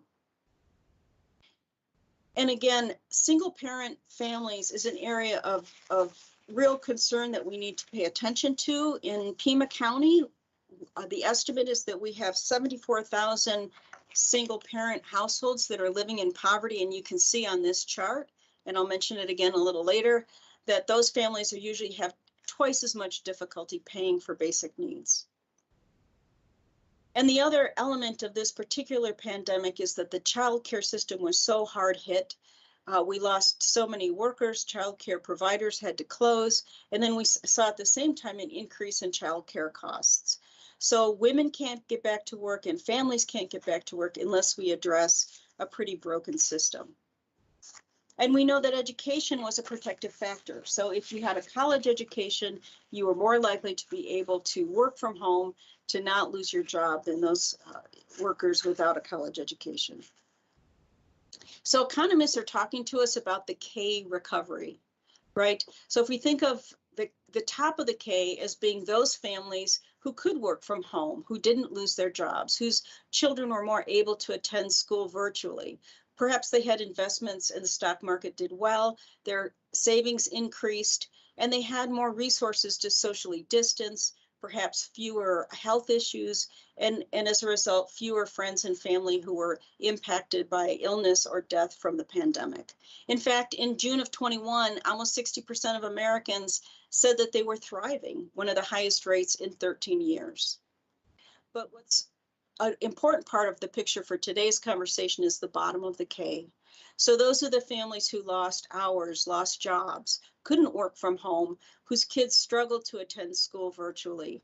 They didn't have savings or a financial cushion and less ability to socially distance, maybe had jobs that put them on the front lines of the pandemic and had more exposure and had more family and friends who became ill and died. So these were families who had major disruptions in their life, evictions, homelessness, illness, and death. And so if we're really going to address poverty in our community as we come out of this pandemic, we have to focus on the bottom of the K and also knowing again that it's going to be a place where women, low-income children, and people of color have been hardest hit. So that means that we have to have an equity focus and we need to be data-driven. Some other operating principles to keep in mind is what Angela Glover Blackwell calls the curb cut effect. So those of us old enough to remember the Americans with Disability Act and the pushback at that time from so many corners that said we can't possibly afford this. It's going to be a tremendous cost in our buildings and structures. Only now we know that we call it universal design. And in fact, these changes have benefited everybody. In fact, one survey showed that 9 out of 10 unencumbered pedestrians choose the curb cut. So often when we make policies that impact positively the most marginalized in our communities, it actually positively affects the whole community. And we need cathedral thinking. We're always going to be pulled into crisis, and we need safety net responses, but we also need to think generationally about how we solve these entrenched problems. And we need responses that are both transactional, like we do in government, right? We're great at getting resources out in the community. I'm going to talk about the 62 million we've pushed out for rent assistance, but we also need relational responses, and that often comes from our nonprofit and faith partners. So I often ask the question or make the statement that we can have 4 approaches to addressing poverty. We can prevent it, we can alleviate suffering, we can aid the transition, and we can address structures. And I'm going to ask you on the council to tell me which of those 4 strategies you think we most frequently use in our community. Kevin says, Councilmember Dahl says 2, and I would agree with you. Most communities that I've been in, it's 2, and for all the right reasons, right? We have great heart and compassion. Our churches want to be involved. Our community organizations want to be involved. So we have food boxes, we have diaper banks, we have clothes closets, all of which are important. However, we also have to think about getting ahead resources. Getting by resources help people in the moment, but we need different strategies and different resources if we're really going to work on aiding the transition and addressing these longer term issues. So here's how we often think about poverty, right? This is the official poverty guidelines. This is 2022. You can see in the second column that is the thresholds, right, for 100% of poverty. I added a column for 200% of poverty, and what would the hourly wage need to be for a single wage earner to be able to hit that 200%? And I appreciated listening in on the conversation about compensation. So you can see that all of those hourly wages would need to be above our minimum wage, and some of them as much as double our minimum wage. But I want us to rethink poverty, and I want to use an approach that the Federal Reserve Bank discusses, that it's more than just sort of looking at this point in time as a specific income level. It is the systematic denial of opportunities and choice that results in the human experience of social exclusion and vulnerability, and that on an individual level, we respond to that, and often with serious implications for mental, emotional, and behavioral health. And we can spend a whole nother study session just talking about what that instability has to do with chronic stress and the impact that it has on our families. So if we think of poverty as ecology, right, it's accumulative, it's dynamic, it's never just one thing. Different organizations try to look at those different measures, all the way from 10 to 52 different measures of thinking about poverty. But we know the more factors you have, the harder it is to get out of it. And if we can also think of poverty as environment, it affects everything in your life, from where you live to where you go to school, often the kind of work that you have, your transportation choices, who you hang out with, how healthy you are, and even how long you live. The Robert Wood Johnson Foundation did a survey of major cities and found in Phoenix that the top and bottom zip codes had a 14-year difference in life expectancy. And we know that we live very economically segregated lives, and so it's sometimes difficult to know what's going on for people in poverty. So Dr. Mayer's research on poverty shows us that for a poor family in Pima County, they're earning 12% less than their peer of another poor family in another part of the country, right? So we have some long-term drags on this conversation. And if we dig more deeply into that, and this is a city health dashboard, if we go into our census tract level, we see how poverty concentrates, right? So they reported 22.6% poverty rate for kids, but in 5 of our census tracts, we have almost a 70% concentration of children in poverty, right? So I really think Jim Kaiser, who did a deep dive on opportunity data that came out of Harvard that looked at the longitudinal picture of poverty in communities across the country using IRS and census data. And what he found is that even across income levels, children earn less as adults in Pima County than other parts of the country. And it adds up. And he also looked at the income inequality, the economic inequality in our community. And so we know that the top 20% takes home 50% of the income. The bottom 20% takes home 3%. The middle, 47%. And that income inequality is a drag on economic mobility. We know that from research. And so we see with the work done at the U of A on their map dashboard, compared to 11 other Western cities, Tucson is 11th, which accumulates to a lifetime shortfall of $80,000 to $120,000, right? Imagine if we could bring that money back into our community. When we think about poverty, asking us not to think about just that threshold, but I think particularly that 200% mark is so important because those are families who are a paycheck, a job loss, a divorce, a medical crisis away from being in poverty and really being unstable. I often say we can get rid of that word poverty and just talk about stability. The United Way has come up with this concept of ALICE, asset limited, income constrained, employed, working families, of which 43% before the pandemic in the US said they couldn't meet these 7 basic needs on a monthly basis and did not have $400 in savings. So imagine the hit that these families might have taken in a job loss during the pandemic. How much did they lose in savings? How much potential debt did they get into? And so we look at our 2019 data for Pima County, 37% of our community is at or below that 200% of poverty mark, right? And those are the families that I think we need to be most focused on. And like across the country, sadly, children are the largest population in poverty. And we know that the sooner and the longer you're in poverty, the harder it is to get out. And we should all be deeply concerned about this. This is our future. We also know, as was mentioned, that single parents are more likely to be in poverty at much higher rates. In fact, the Harvard Opportunity Insight Institute says this is the single most important variable about limiting upward income mobility. And we have 74,000 families in that bucket. No surprise when we disaggregate by race and ethnicity what we find. So poverty is expensive, right? It drains our resources, it locks up our human potential, it impacts the next generation, it limits our connections in the community, and it will always be a drag against our sustainability efforts. Jim Kaiser did work based on formulas that every Canadian province is using to look at its poverty picture and found that poverty costs us 5.62% of our GDP or $2.2 billion a year. So if we just look at that first area of healthcare costs, we know that 80% of our healthcare costs are for chronic disease.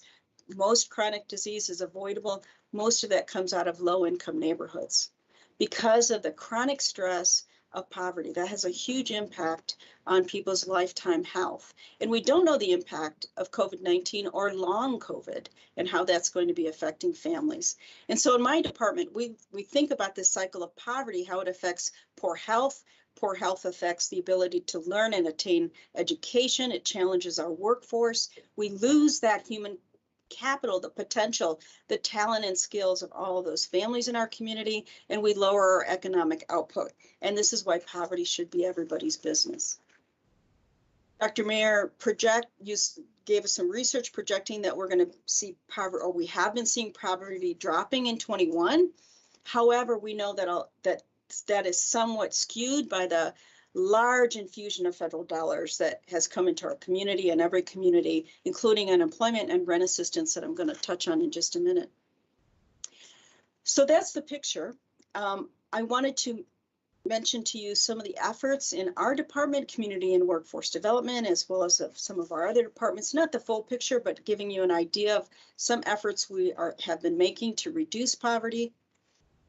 Our community workforce development that you may know as the one-stop system has a number of programs you see listed there. And we always take the no wrong door approach. We want to be able to meet people where they're at. So that meant during the pandemic, we really pivoted and focused on rent assistance and eviction prevention, right? Because if we can't keep people housed, then everything else is going to fall apart. And we know that it would spread the pandemic as well. So the picture is that almost 40% of Tucson are renters. A third of them are housing burdened, which means they're paying more than 30% of their income on rent. And this is not taking into account the rent increases we're seeing presently, which are significant. And half of those are severely housing burdened, which means they're spending more than 50% on housing. And so we know rent plays such an important role in the overall financial health of families. A nationwide study showed that for the bottom 20%, they're spending over 50% on rent, leaving less than $500 a month to cover all the other costs, which the supplemental poverty measure estimates a family of four needs at least $1,400. So that family is in a $900 hole month to month. Knowing this, you know, the city of Tucson, the county and nonprofit network really came together to create one portal, one door for families to go to for rent assistance. We pushed out $62 million that impacted over 11,000 households. And so many thanks to Liz Morales and her team, Terry Galligan, people who really came together and worked to make this happen. Landlords can initiate applications. We're doing more landlord outreach. We limited the amount of paperwork using the neighborhood vulnerability map. And Pima County and Tucson are in the top 10% nationally for pushing out these EROP funds. So kudos to everybody. We also launched the EELS program, which is where I've been working for the last year, the Emergency Eviction Legal Services Program, which is the second right to counsel program in the state of Arizona. So tenants need to be represented in court, and that's what we're doing. But we're using navigators who not only connect those tenants to legal representation, but also to job assistance, to escalating rent assistance, and to other resources they need for stabilization. We have a navigator who is embedded with constables. So if someone is getting evicted, then we can help to prevent homelessness.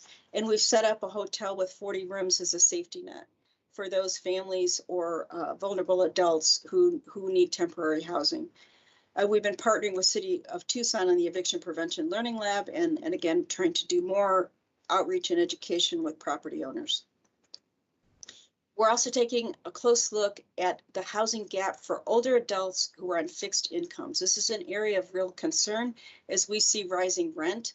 And so we're working with the Interfaith Community Services to see how we can step in and address this important need. As you know, we have the Affordable Housing Task Force that will be wrapping up its report probably in early June. And we know that so much of this is about wages. As we talked about earlier, this is the MIT's self-sufficiency calculator saying what is needed for families of these different composition sizes to remain self-sufficient. So if it's about wages, then what we're really been working on for a long time and continue to put a focus on is how to help people get not just to jobs, but to better jobs. And doing that with a strong network of partners, including Pima Community College, and trying to look at how we can wrap around resources and break these into smaller steps like stackable certificates or wrapping in a GED plus a training program and supportive services throughout the process. We have a $50 million impact using our 5 one-stops, and it was great to hear about the youth coming in through the youth summer program, which we run every year. And we also focus on opportunity youth with no-fail programs of our Pima Vocational High School and our GED program at Las Artes that really focuses on employment and career choices for these youth. And then we have to focus on the next generation. So in partnership with the City of Tucson and other municipalities, we've made a $30 million investment over 3 years. And in year 1, we've impacted over 1,000 families through the 214 providers. So really hoping to grow this program. And this program is focused on families at the 200% of poverty level. Our health department has put poverty in as one of its high priorities for its community health needs assessment in the next 3 years. And I know you're familiar with many of the efforts of our justice services programs, because we all know that incarceration, the criminal justice system, and poverty are very connected. So I want to leave time for questions. So I just leave us with this question. Can we create a post-pandemic community where everyone lives well? If we're going to do that, we have to focus our efforts here at the bottom of the K and keep on that equity lens. Think about policies that can really affect people who are marginalized. Use our cathedral thinking and think about how we expand beyond alleviating suffering with those 4 approaches. So a couple of suggestions that I've tossed around with the team and others is to focus on an impact study on the cost of poverty to see what we can find out looking at what other communities like Canada has done, to really see what part of our community is it that we could focus on. What is that? Wages, educational attainment, affordable housing, to make the biggest impact. And then to have a working group between city and county and other nonprofits and researchers to really start to connect the dots. And it's a critical moment. It's a historic moment. How can we keep our eyes on what's ahead of us and make the best decision with the resources that we have? So with that, I want to move it into a Q&A. I want to thank you all. I hope I didn't move too quickly, but I know we want to get into the questions. So thank you so much for your time. Bonnie, thank you so much for your presentation. I really appreciate it. I started my professional career in Pima County, working as a youth employment program coordinator, and then working as a program coordinator for neighborhood reinvestment, which was a bond-funded program in partnership with Supervisor Richard Elias, who at that time was the program manager for affordable housing. And so where I learned about public service and about attacking the root causes of poverty, that's where I learned. People usually say when you learn what you learn for the rest of your life, you learned in kindergarten. Well, for me, what I learned for the rest of my life, I learned in Pima County and serving for 10 years as a county employee. But it really helped provide a knowledge of the needs of our community when it came to attacking the root causes of poverty. And for far too long, both the city and the county have not looked at the long-term approach of how we change systems versus alleviating suffering. For far too long, the city and the county have provided lots of money to dealing with the effects of poverty, which is, I think you called it number 2, alleviating suffering, and that's where we put most of our investment, versus attacking the root causes of poverty, which was number 4, which is addressing the structures in our community that prevent poverty or that help people move out of poverty. So I'm really glad that you came to present to us, that you have actual research that proves the theory that I've had for many, many years, that for far too long we've been investing in the wrong approaches versus attacking what can move people out of poverty. For me and my family, as the vice mayor's family, education and the opportunity that others gave me to prove to them that I could do this, right? Could move out of poverty. For me, it was education and public education, right? But a lot of people helped me get to the threshold of being able to graduate from the University of Arizona. And that includes me working for community services at the time. I worked under Hank Atha. If you remember, Bonnie, I'm pretty sure you do. I worked under Hank Atha. And so I learned from him and was the beneficiary of a lot of the programs that he instituted for his staff. And that was a retention piece to help pay for our books if we went to the University of Arizona. So lots of people helped. And I think that right now is the time for this mayor and council, in partnership with the Board of Supervisors at Pima County, to change that paradigm of how we invest our taxpayer dollars into changing long-term structures to give opportunities for our community and our children to be able to move out of poverty. And I'm very excited about this possibility and this partnership. I think it's about time, and it's in our ball court to make sure that we're partnering with Pima County to look at our funding structures differently so that we can help make this happen. So, Vice Mayor, I don't know if you had additional input, or if Mr. Kaiser and Mr. Mays wanted to include any other comments into the presentation. But I'll wait for hands up, and Vice Mayor, if you'd like to add to this.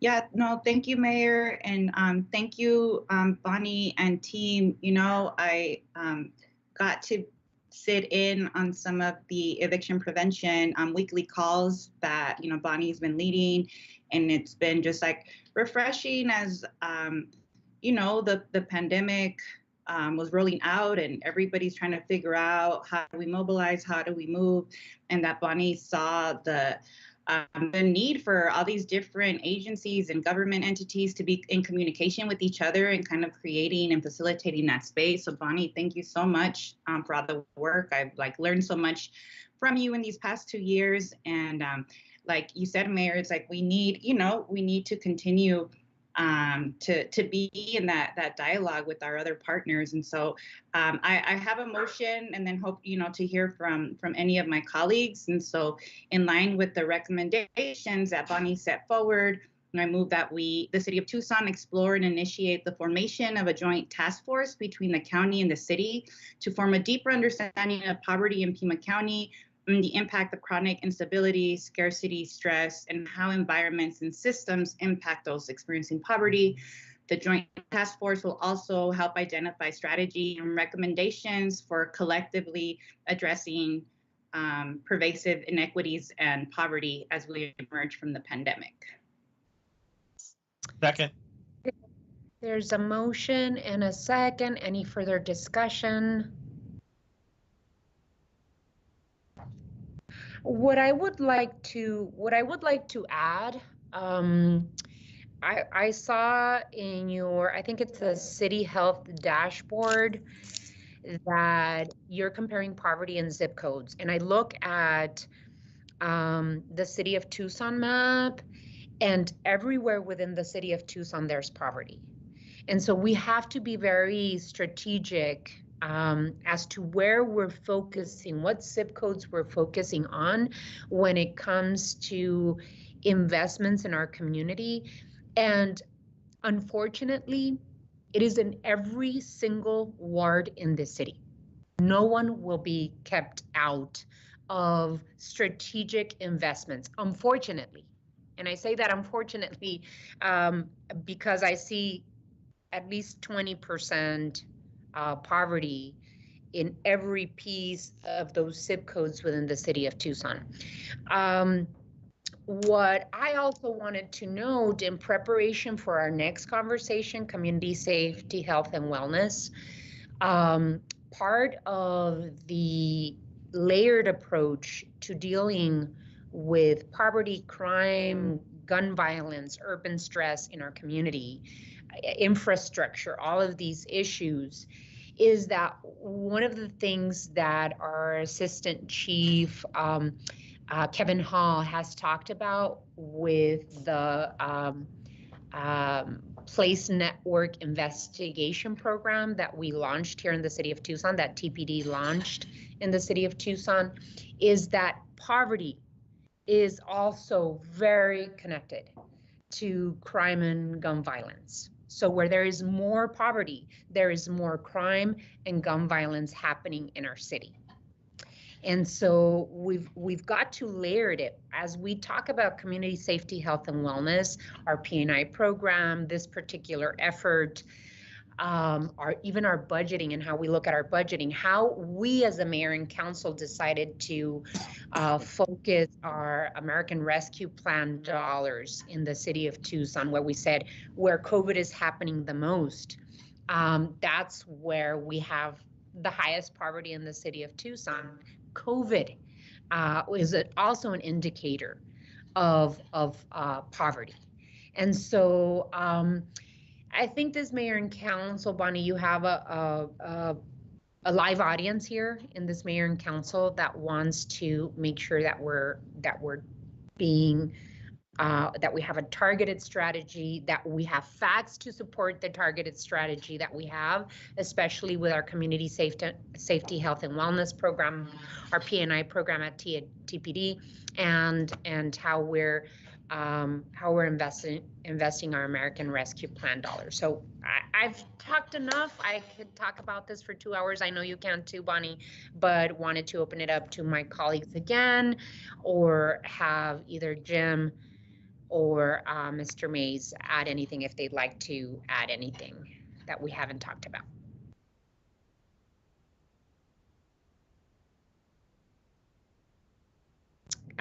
Councilmember Dahl. Thank you, Madam Mayor, and thank you, Vice Mayor Santa Cruz, for bringing this up, and thank you, Bonnie, for a great presentation. Pima County is doing great work, and I think it'll be wonderful if we can do more. To me, the interesting part is finding the solutions that are in those other than the alleviating suffering, and I think we learned a great lesson last year when eyebrows were raised when the community food bank was the major funder to start off the initiative for the $15 minimum wage initiative. They made a very good point that people can buy food when they're making a decent wage. And so I hope that this joint task force will look for, sorry for the pun, low-hanging fruit to start with the infrastructure changes that need to happen.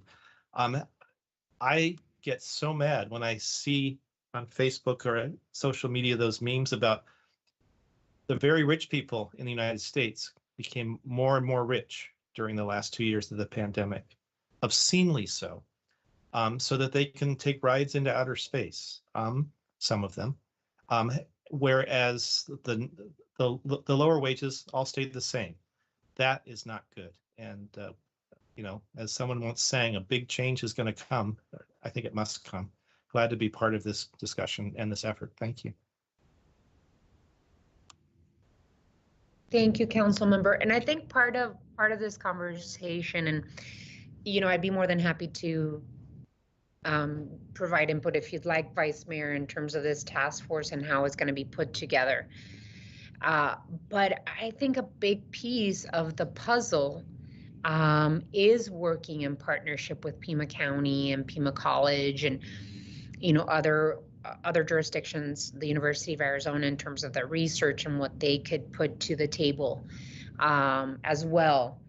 But budgeting, I've said it before, budgeting is a moral document, and we need to make sure that that both Pima County and the city of Tucson is budgeting in a way where we're seeing investments, where we are seeing all of these layered concerns, crime, gun violence, lack of opportunity, lack of educational attainment, etc. So I see Mr. Mays' hand up, and then we'll have to conclude the conversation, but we could expand it or extend it any day. Thank you, Mayor Romero. If there's a Mr. Mays here and not Mayor, you're welcome to speak, but I'm going to go with it. It's okay. I just wanted to quickly introduce. Sorry about that. I'm not wearing my glasses, so I didn't read your name well. My assumption, absolutely no worries. back in 2012, right, there was a Mayor's Poverty Commission, and that's where this thing at the University of Arizona we call the Tucson Poverty Project was created, not to help with sort of all the great data that you're able to look at now that's available to you through census and whatnot, but to go deeper and ask questions that of low-income households across Tucson that may be of particular use.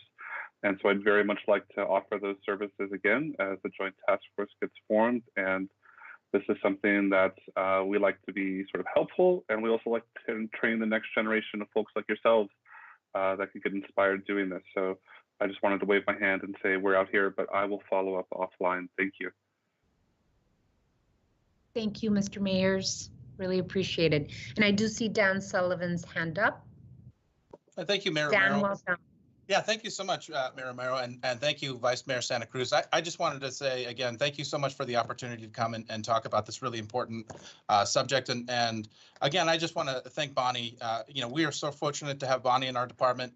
All the work that she does and the wealth of knowledge, and so the opportunity to have her come and share, everything that she does and we do is really an opportunity I'm so happy to have. And I also just want to thank the city for being partners as a whole. I mean, we were successful in the rental assistance program because we worked really well with Liz and everybody over there, and that's just the beginning. So I see partnership with a task force, partnership with the work that we're doing. It's going to create us as leaders in a community that really do important work and have success in addressing these vital issues. So thank you again so much. And I think, Vice Mayor, the goal of this task force is to help develop action items for policymakers to follow in terms of our budgets and our programs, et cetera, because I think that action is important when putting together strategic plans and conversations in the community. So action items are always very good to move with. Even like Councilmember Dahl said, even the low-hanging fruit, the simple approaches to how we attack this issue. So thank you all so much for being here. Thank you, Vice Mayor, for bringing this item. I think that it's something that we have to continue having conversations on, and I don't see any of my colleagues hand up, so we'll move on to the next item on the agenda. Beforehand, I just wanted to do a little quick survey from my colleagues, little 10-minute break, and then come back and finish off the agenda. What do you think? Mayor, we need a vote. We haven't voted on the item. I'm sorry, we have a motion on the table. Okay, motion on the table. There's a motion to initiate the formation of a joint task force between Pima County and the city of Tucson to deal with understanding and policy issues regarding poverty in Pima County and the city of Tucson. There's a motion and a second. All those in favor of the motion signify by saying aye. Aye. Aye. Any opposed? Motion passes. Suzanne, is that why you had your hand up? Just to remind me. Yes, Your Honor. Okay. Thank you. Okay. Thank you, Bonnie. Thank you, Mayor Romero. Thank you, Vice Mayor Santa Cruz, and all council members. Excited for the work ahead. Me too. Thank you. So just to consult with my colleagues again, 5-minute, 10-minute break. Yes, good, perfect. Alrighty, let's get ourselves on break, and let me see. It's almost 4, so let's come back at 4. Just to take a little bit of a break, stretch our legs, and then tackle the community safety, health, and wellness update. Thank you.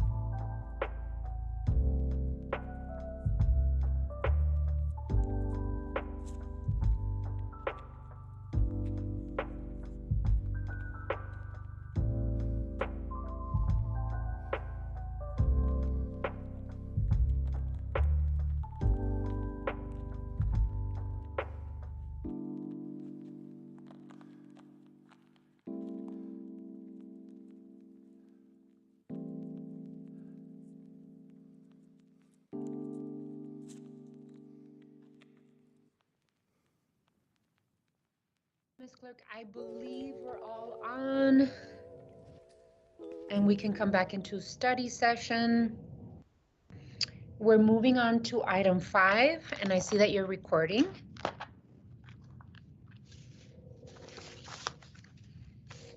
Ready to start? Yes, Your Honor. All righty, good. I just wanted your vocal confirmation. All righty, so we're going on to item 5. Time has been set aside for an update on the new Community Safety, Health, and Wellness Program. Before I hand this over to the city manager and Ms. Lania, that is the program director, I just wanted to take a moment to revisit where the Community Safety, Health, and Wellness Program and how it came about. As we all understand, in 2019 and 2020, Tucson was rocked by a murder, the murder of George Floyd. Nationally, it captured the attention of many because it was recorded on video along with 2 in-custody deaths locally. 2020, there was a lot of thinking from this mayor and council on how we would offer community safety to our community. And I felt at the time and continue to feel as though many cities across the nation, including the city of Tucson, have laid much of society's ills on the shoulders of our police officers and police departments across the country. And so we laid just responsibility after responsibility after responsibility in police departments and the shoulders of police officers to have them take care of these emergencies, social behavioral emergencies, homelessness. And I feel as though community safety is much more than our police department. Community safety is, we just had a conversation about poverty and how we approach the ills that come with poverty in our community. We understand through facts and research that because of poverty, we see much more crime in certain zip codes in our city. We see much more gun violence. We have for far too long, for decades, have been ignoring behavioral health issues, substance use disorders, domestic violence, so many issues that frankly are require much more holistic way to look at community safety in our community. And so at that time in 2020, I requested that the city manager and the mayor and council look at creating a community safety, health, and wellness program that would partner up not just with Tucson Police Department, but with Housing Community Development, with other departments within our city, Public Safety Communications, which is our 911 system, in terms of how we divert calls so that we know as a city how to approach and who to send when someone calls 911. With our TC3, our fire department as well, and to look at the gaps in services that we as a city provide. And so this is how Community Safety, Health, and Wellness Program came about. Mayor and council voted during our budgeting process to create a Community Safety, Health, and Wellness Director and to have this holistic approach. And I'm happy to welcome Sarah Lanias, our first ever Community Safety, Health, and Wellness Program Director, who is just recently was hired, selected and hired.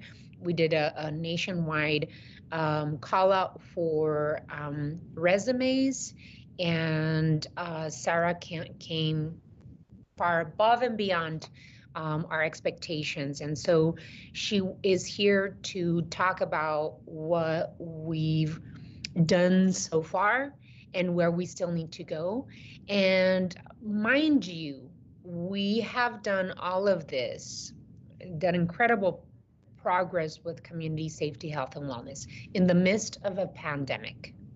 And so I just want to remind all of us, especially those that want to throw rotten tomatoes at the process that we've selected to go through as a mayor and council and as a city to do this program right, that the leaps and bounds that we've done in terms of this program is really incredible. And so I just want to offer the support to our first ever community safety, health, and wellness program director, and thank the city manager for his supporting of the vision that we've had as a mayor and council. And so, Mr. Manager, I don't know if you want to open up this item or go directly to Ms. Lanius. Mayor, I'll just suggest, as you're listening to the presentation by Sarah here in a minute, keep in mind, this is just an update. This is an opportunity to keep you in real time. I expect that we'll have other updates. Some of them will be in this format. Others will just be in writing, where we'll give you a report periodically. But I want to make sure that you know some of the actions that we're taking. It's been a great ride thus far, and we're really starting to see some movement on some things. And so with that, I'll turn it over to Sarah Lanius, our director of this program. Go ahead, Sarah. Thank you, Mr. Manager. Honorable Mayor and Council, thank you for the opportunity to provide an update on the Community Safety, Health, and Wellness Program. The program moved into its implementation phase at the beginning of the year, and as you know, I started in this role as Program Director on January 18th. I am very pleased to get to share this progress report with you today, and very, very pleased to be following Bonnie Bazada, who is a great partner. And Anna, can you pull up the slides for me, please?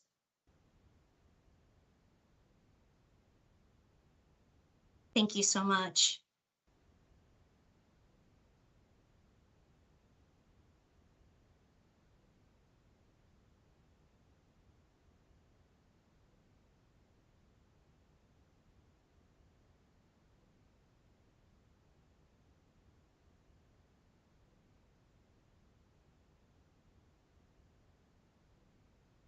I'm not seeing those coming up just yet. There we go. Awesome. Thank you so much, Anna. Can you go ahead and go to the next slide? Great, thanks. So the Community Safety, Health, and Wellness Program is building out opportunities for crisis and violence interruption.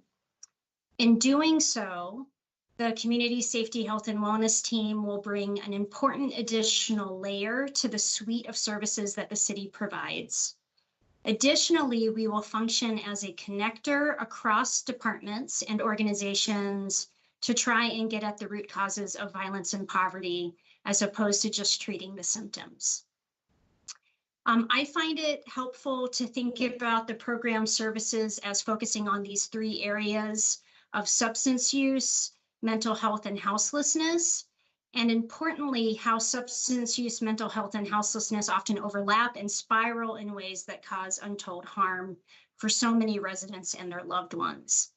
Anna, can we go to the next slide?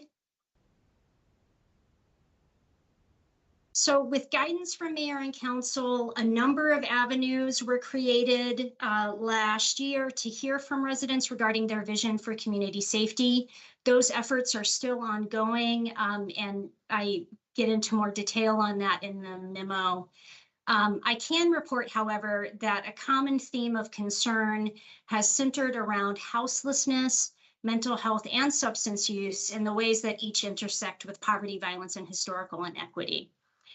We've also heard loud and clear from Tucsonans that they want the right response at the right time. This includes not only our emergency responses broadly, but also a desire to see preventative efforts to reduce crises and violence across the board. Anna, can you go to the next slide?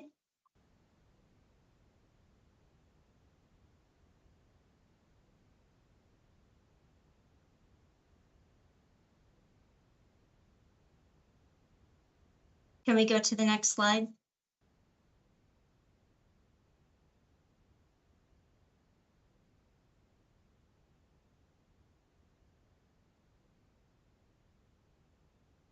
Sorry, So centering, perfect, thank you so much. So centering the feedback that we have heard so far, both internally and externally, these 4 overarching approaches really drive how the Community Safety, Health, and Wellness Program intends to make a positive impact. Our crisis interruption efforts include the new care coordinator team that the program is building. The care coordinators will support one-on-one service connections to residents initially identified through 911 communications, as well as other city departments for non-emergency follow-up. The coordinators will take a holistic approach to meet the needs of individuals and households and connect them to needed services and provide follow-up. So they're essentially functioning as navigators in this role. We are actively pursuing other crisis interruption approaches that I hope to be able to share with you at a later date. But that's just to say that's not going to be our only avenue. Our violence interruption efforts include the development of the new Neighborhood Amplifiers team. The Neighborhood Amplifiers will be working in areas experiencing high rates of violent crime, especially gun violence. The Neighborhood Amplifiers will lead community engagement efforts and work with residents to identify and direct where resources are needed to improve quality of life and to interrupt cycles of violence. The team will start by working in the 3 areas where the city is engaged in place network investigations and will support city efforts to expand place-based community development similar to the Thrive in the 05 effort currently underway along the Miracle Mile Oracle corridor. I also see many of the strategic investments that Mayor and Council have made in youth programming and workforce development as being immediately relevant to violence interruption efforts, and we look forward to leveraging those opportunities for maximum impact. Strong partnerships and community connections are really non-negotiable if the program is going to be successful. We are already making a lot of progress here and more is needed. We are convening a community stakeholder council. We will also be hosting quarterly resource strategy meetings with partners, and we are actively moving on a number of collaborative fronts with partners in health, housing, justice, education, and behavioral health. Each of these efforts is driven by a desire to not only meet residents where they are and to bring community-based organizations into program decision-making, but also to make sure that we are working smarter and using our resources effectively. Can we go to the next slide, please? Okay, hopefully you can see that. Okay, it is also in your memo. The Community Safety, Health, and Wellness Program is housed in the City Manager's office. We work across departments and hand in hand with numerous community partners. Internally, my ability to partner with department directors allows us to address a whole range of issues in a more creative way, drawing on expertise and talents throughout the organization. In my memo, I provided an update on the specific positions that Housing First has recently or is in the process of hiring. I do include in the memo, as well as in this chart, the 8 hires that are underway to support the care coordination and neighborhood amplifier teams, as well as further build out of the Community Safety, Health, and Wellness Program. Those are the 8 positions that Mayor and Council had prioritized for the program in the 21-22 fiscal year budget. I've included in the chart as well dotted lines to some of our key external partners, as well as the pre-existing direct service teams in the city that fall under the Community Safety, Health, and Wellness Program umbrella. These include the Housing First program, the Substance Use Resource Team, the Mental Health Service Team, and Homeless Outreach Team, as well as TC3. I have been working closely with these team leads and their respective directors to strengthen coordination among the teams and to create a space for addressing system-level issues. We are already seeing the benefit of having regular shared time with these highly dedicated professionals. For instance, this Thursday, a team of TC3 navigators, our peer support specialists who work with CERT, a Housing First housing navigator, and myself will be going door to door at a high needs apartment complex in one of our P&I locations. We will provide immediate resources on site, such as pet food, human food as well, medical durable equipment, and a vet to provide pet immunizations. The navigators will also be ready to provide more significant resource connections beyond what we will have on hand as needed. We are also seeing more effective efforts among these teams to respond jointly to areas of high overdoses with outreach and providing Narcan. Those are just a couple, quick examples that would not have come together were it not for greater coordination among these remarkable teams. And we are also looking at much bigger opportunities such as cross-sector coordination of care for high utilizers of health, justice, and housing services, as well as our 911 system to really make much more significant impact.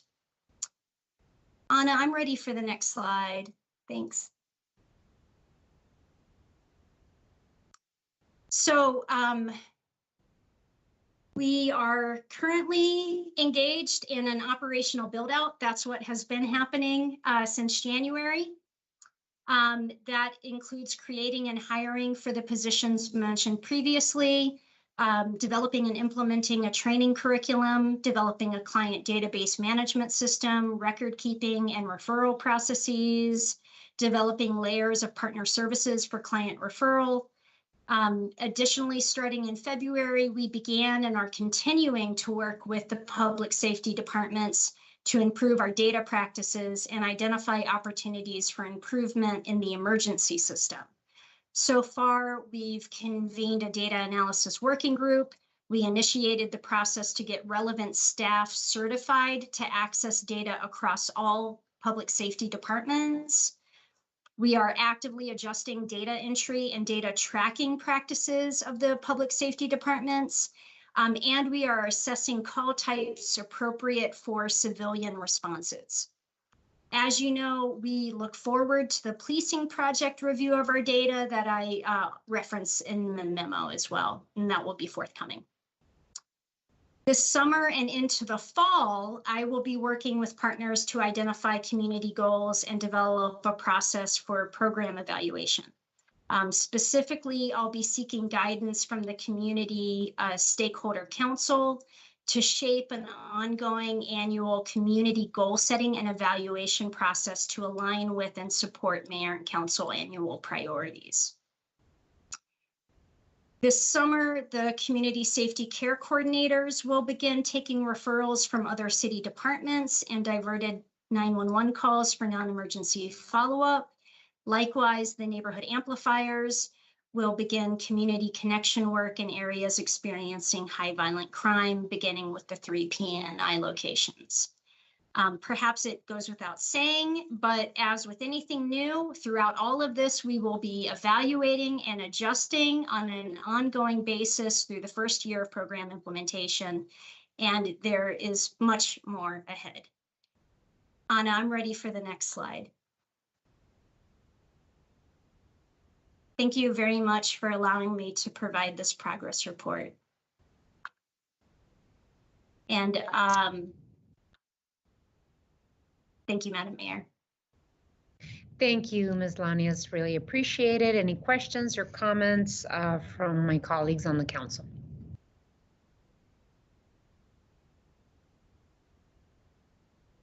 Councilmember Kasachek and then Vice Mayor Santa Cruz. Thanks for your work, Sarah. We appreciate it. And the P&I meeting that we attended was so well received by the neighborhoods that are involved. I think it's going to be a really successful model moving forward. I know we've only got 3 areas targeted now, but that's, largely because, well, a couple of reasons. Number one, it's a pilot, but also because it's expending so many resources, necessary resources, and well placed. So kudos to you and the rest of the team for really kicking that process off as well. Our original memo, it mentions contact with quotes recent refugees. We'd love to connect with you on that and help to facilitate that connection. We're working with Afghans and with Syrians and with Iraqis and Golden Triangle, and our community room looks like a department store of donations right now. It's really been a gratifying exercise ever since we were working through the Benedictine on people working their way through the community. I know you were down there from time to time as well, as were some of the rest of the council members. Catalina High, as you know, has a huge refugee population that's, half a mile from our place. And Ishkashita, we work with them, all the time as well, also in regular touch. Youth on their own, they're a mile away. So reach out to us. We'll help make those connections and help to facilitate those conversations. My concern is that we are really on the verge of creating a new underclass among the refugee population. If systems aren't put into place really quickly, housing, education, employment, and this is a serious and imminent issue. And we know Title 42 could exacerbate this as well once it gets lifted, and so we need to be ready. So, reach out. We're happy to make those connections and work with you on that. Thank you very much, Council Member. Vice Mayor Santa Cruz. Yeah, thank you, Mayor. I just, wanted to acknowledge you and thank you and your staff for all the work that you've been doing and shepherding, this program and this process along. I know that, like you mentioned earlier in your remarks, in early 2020, we were left to reckon with, what do we do when these calls for service aren't so black and white, and how do we respond to them and not end up in a situation where we're having to deal with the loss of a community member and perpetuating violence in our community. And I know that we didn't create these conditions, but that we are responsible for figuring out a way to address them. And so I want to thank you for being thoughtful and trying to bring as many community members into that conversation, because again, we all have different views and needs around when it comes to policing and what we experience as safety in our community. So I just want to thank you so much for your leadership on that. And I know that it can be very frustrating, working in government, because things take time, and that sometimes we gotta move slow at the beginning so that we can move fast. So, thank you for the strategic, comprehensive approach that is being driven by community input. The city's response to emergency situations, we have to get it right. There's so much on the line. And so I thank you, Sarah, for taking that leap of faith with the city and committing to this work and working, on building your own team and trying to figure out how do we communicate, across departments and figure out, what is the role. But Sarah, if you could share about your plans on how to continue to engage community and solicit feedback, and then also, what kind of support are you going to need from us?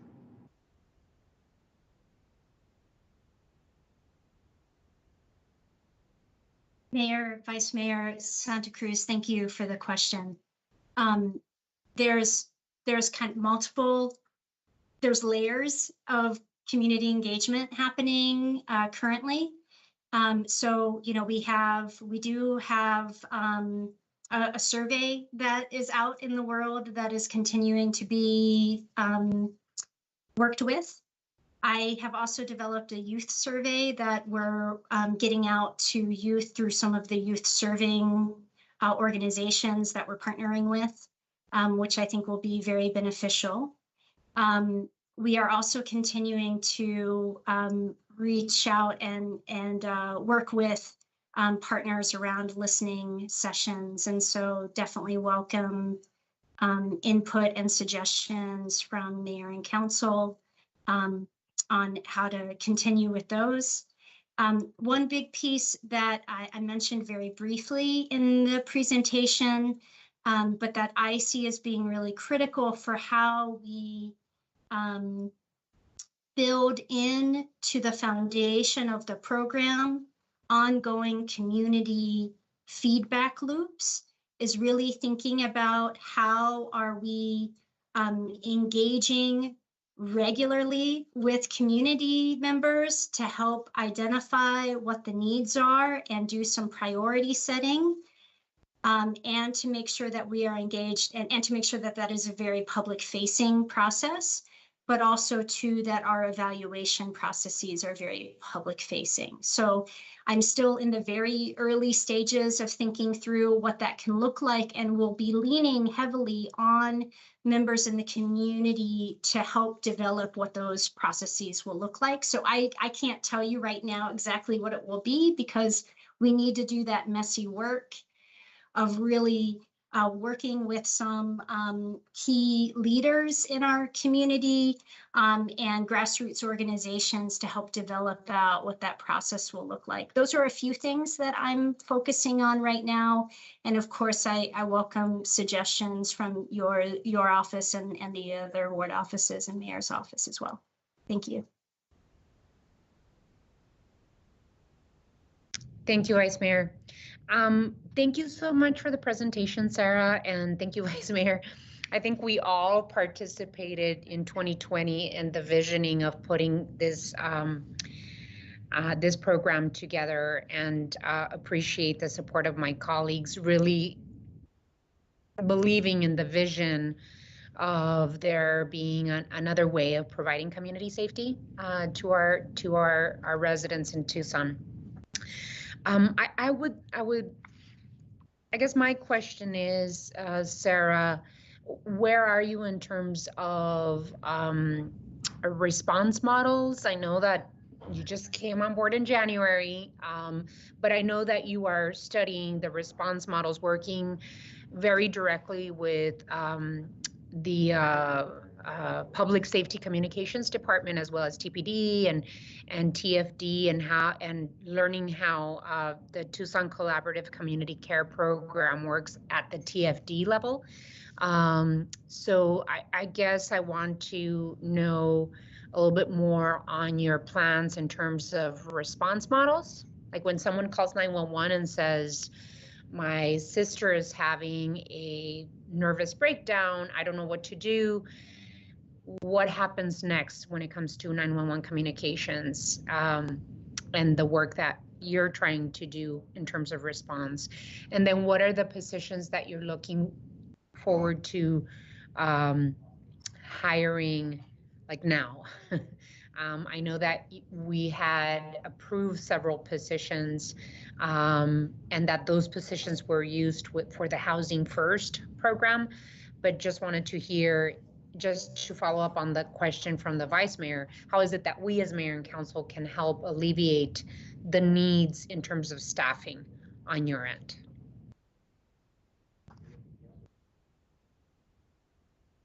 Thank you, Madam Mayor. I'm going to answer the second question first because it's easier, I think. So we are in the process of hiring the Community Safety, Health and Wellness Resource Manager. Once that is official, I can share more information, but that is currently underway. Within the next 2 weeks, we will also have positions posted for the care coordinators and the neighborhood amplifier positions. So those are, very, very immediate. And there may be some additional needs that come forward in the supplemental budget conversation, but that is an ongoing process. So related to responses, the very first task ahead of us is to make sure that we are able to utilize a data-driven approach, and that is requiring some, some appropriate effort by all of the public safety departments, and our IT department to really make sure that we're able to track and analyze data effectively to inform some of those decisions around what type of alternatives can work.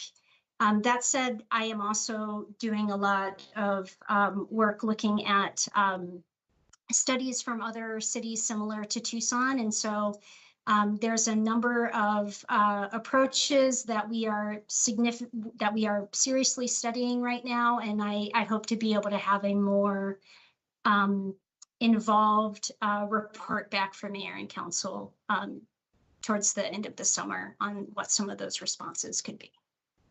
I hope that's okay. Thank you, of course. Any other questions or comments from my colleagues? Alrighty. Thank you so much for the update. I really appreciate you coming to us, and I am looking forward to I keep saying this, but it makes sense, the layered approach to community safety, health and wellness, and alleviating poverty in our city. I'm really happy that your work with Public Safety Communications Department and Tucson Police Department, as well as Housing Community Development and all of the other departments, Tucson Fire, and all of the other departments that really deal with this is really coming out, and it's a collaborative approach that we should approach for many different issues in our city. So thank you for your update, and I'm looking forward to more. Thank you, Sarah. We're moving on to item 6. Time has been set aside for a quarterly update on the management of PFAS. Mr. Manager. Hello, Mayor and members of the council. This is our periodic update on City of Tucson water supply and PFAS. John Kimek, our interim director, will provide a brief overview.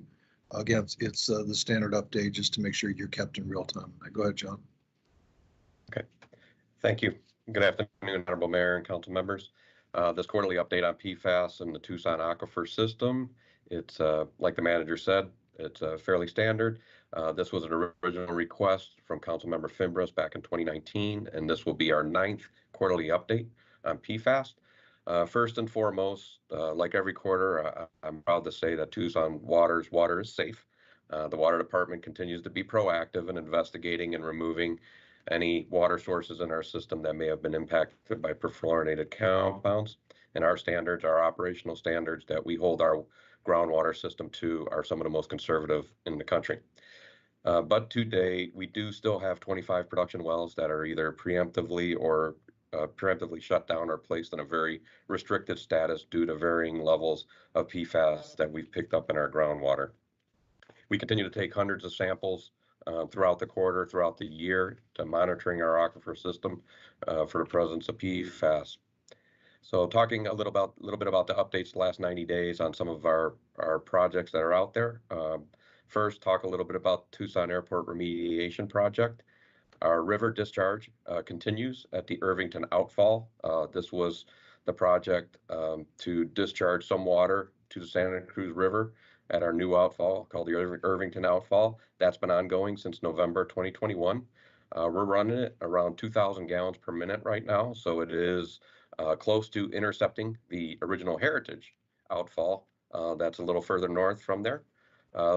Running 2,000 gallons per minute means we're running 2 wells in the north well field. The brand new well that we constructed, R127, which is taking out the last high concentrations of TCE in the north part of the plume, of the TARP plume, as well as we're rotating different wells in the north well field to maintain that plume containment for the original remedy, which was the TCE remedy.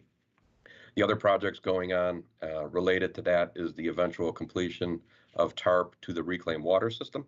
That is still on pace to be done in September of this year. So we'll be able to turn, once that is connected, we'll be able to put more TARP water into the system, into the reclaimed water system, run more wells at the TARP facility, cleaning up the original TARP issue faster. Heading over to Davis Mountain, which is our other area of another plume that's northwest of Davis-Monthan. ADEQ has been active with operating their pilot treatment plant that launched at the beginning of the year. They are gaining information on the effectiveness. They're using an ion exchange technology, which is different than what we use at TARP, which is granular activated carbon. So they're able to test a new media to see how well it performs. That well that the city more or less donated to ADEQ for this testing of PFAS treatment is running at about 250 gallons per minute and is running continuously. Put out a note a few weeks ago that ADEQ wants to drill at least one more additional monitor well at the north end of the Randolph Park Golf Complex along Broadway. They've had some delays the last couple weeks, but the drill rig should be out there putting in a new monitor well for the study of the Davis-Monthan plume any day now. I also want to mention in the last 90 days, because there's been a lot of activity on the funding side of the equation for this, Tucson Water staff, we've been engaged with Arizona WIFA and ADEQ on future projects that would be eligible for the infrastructure dollars that are being made available through the Bipartisan Infrastructure Act to help clean up PFAS from some of our affected assets. Particularly, the first assets we're looking at is we have about 9 production wells of that 25 are located in the northwest part of Tucson that have been shut off. In that area of town, we do have constraints with water production, so we're looking at possibly building a centralized treatment plant with infrastructure money to be able to return as many of those wells back into service in the next couple of years with some of that funding. The other area of funding we're looking for is for our reclaimed water system at the Sweetwater recharge facilities. So the aquifer under the Sweetwater recharge facility has been impacted with PFAS probably for decades through the activities of storing effluent in the aquifer there for the last 40 years. It is high in concentrations of PFAS. Being able to clean up, have a groundwater cleanup system there to remove PFAS from the source of most of our reclaimed water is another major project that we're looking at and using those infrastructure dollars. Unified Community Advisory Board did meet on January 19th virtually. They're still meeting virtually, and their next quarterly meeting is actually tomorrow night.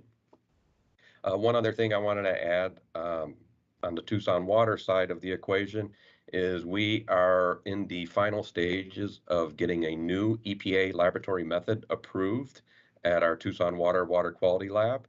Our current method, which we're one of the few municipalities that can run this method for PFAS in-house, monitors for 14 perfluorinated compounds.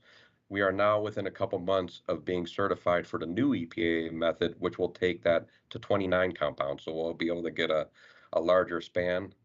Ideally, I don't think we're going to see anything much more because it's more of an industrial perfluorinated contaminants, but it is our laboratory staying at the cutting edge of science and making sure that we're accredited to be able to run the most up-to-date advanced EPA methods here locally within our community. So that is my quarterly update, and I'm willing to take any questions. Thank you so much for the presentation, John. I really appreciate it. First, before I go to my colleagues on the council, I just wanted to make sure that I gave recognition and a big thank you on behalf of the citizens of Tucson and the mayor and council to Andrew Greenhill. His intergovernmental relations office, and I think it's an office of 1 or 2 at the most, worked diligently with our federal lobbyist, Tracy Tucker, but this was all on the ground work by Andrew Greenhill in efforts to advance our Water Finance Infrastructure Authority, our WIFA bill that was signed last week by Governor Ducey. This was a very weird legislation that was approved many years ago at the state level that allowed only cities under 300,000 to apply for these WIFA funds. The federal PFAS funding was going to go directly into the state WIFA funds, but cities that are larger than 300,000 people had to put using WIFA funds to a vote of the residents in order to be able to apply and use for WIFA funds.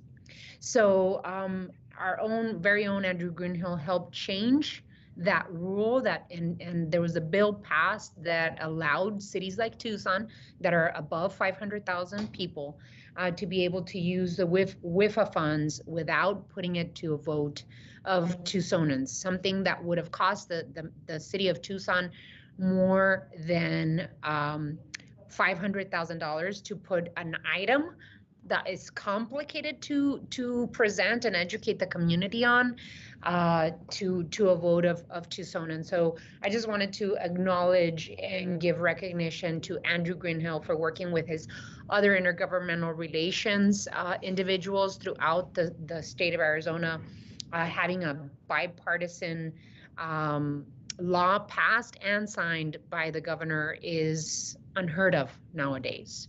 So I just wanted to make sure that I opened this item with this acknowledgement. With that, Councilmember Fibres. Thank you. Congratulations, Andrew, on your hard work and efforts. You've been working on this for a lot of years, Madam Mayor. John, what is the status of the PFAS litigation that is ongoing?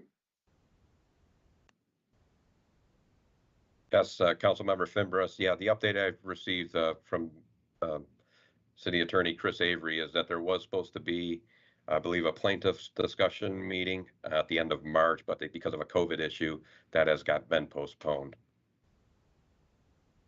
And what is the status of the Santa Cruz River project?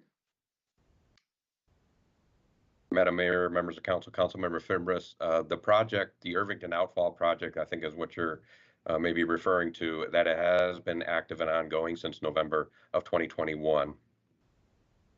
Thank you. And did the city of Tucson send a letter to the EPA about PFAS standards to consider setting the EPA standard similar to Tucson's 18 parts per trillion? We'd ask that. It's a 70 parts per trillion now. We wanted it down to 18. Ensure water across the country would be doing the same thing, standards.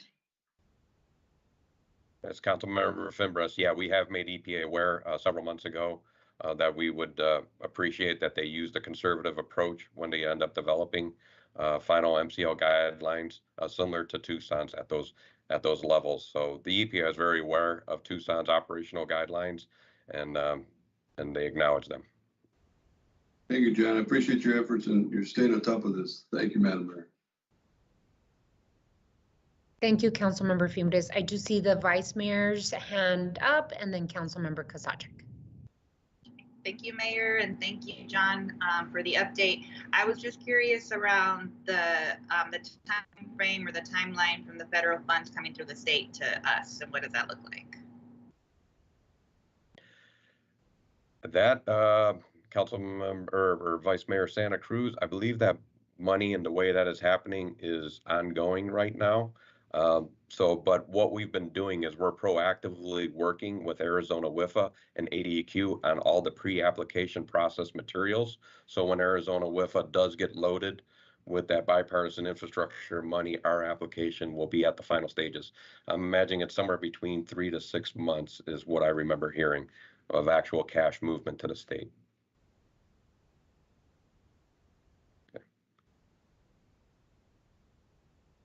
Councilmember Kasachik. Yeah, so John, you've heard this from me before, and so has the rest of the council. Probably I'm going to express a little frustration, not at you, but at the process. First of all, we don't need EPA to reduce their health advisory. We need to do what you just said, and that is establish an MCL for this stuff that's enforceable. It'll kickstart some Superfund dollars. But over 3 years ago, it's over 3 years ago now that I convened here at the Ward 6 office a meeting. Jonathan was the mayor at the time. Mike Ortega, Tim Tamir was here, Mike Rankin was here. And both in person and virtually, we had representatives from Napoli and Skolnick, and they're the litigators now on the 3M. Shortly after that, we had a study session where we initiated litigation against 3M and the others that we just mentioned.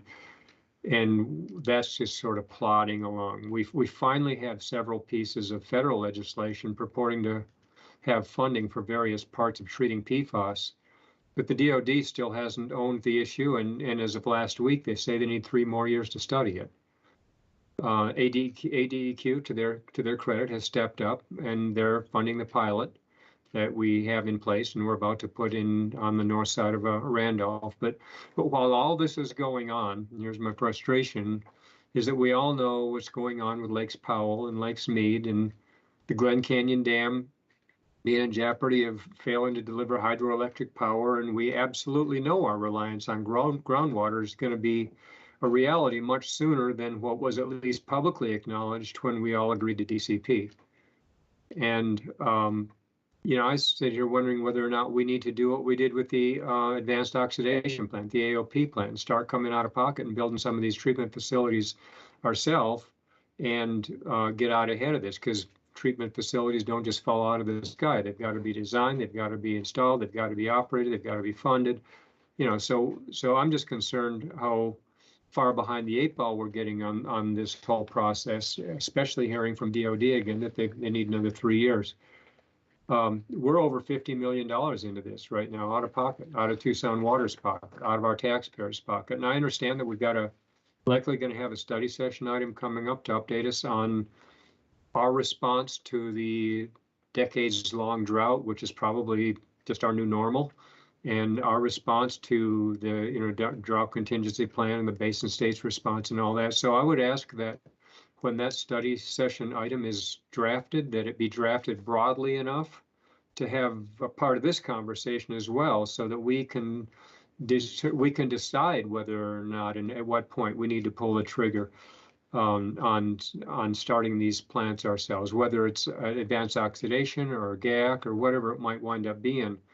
But this single paragraph from your memo really seems to be to sum up what I'm going to call is a cavalier attitude from the Department of Defense. It says this: officials from the facility made it known that the investigation of PFAS impacts off base may take as long as 3 years or more.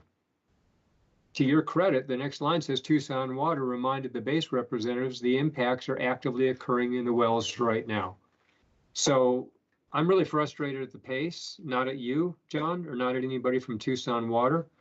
But I think we need to have this serious conversation, and we'll take your expertise and some of the other hydrology experts. But when do we need to do what we did with AOP? And we'll build out of pocket, but we're gonna keep a log of this, and we're gonna ask for reimbursement later on. But I'm concerned that the plume is moving faster than the process, and that's a serious issue because of all of what we know about the snowpack runoff in Colorado River and our imminent reliance on groundwater.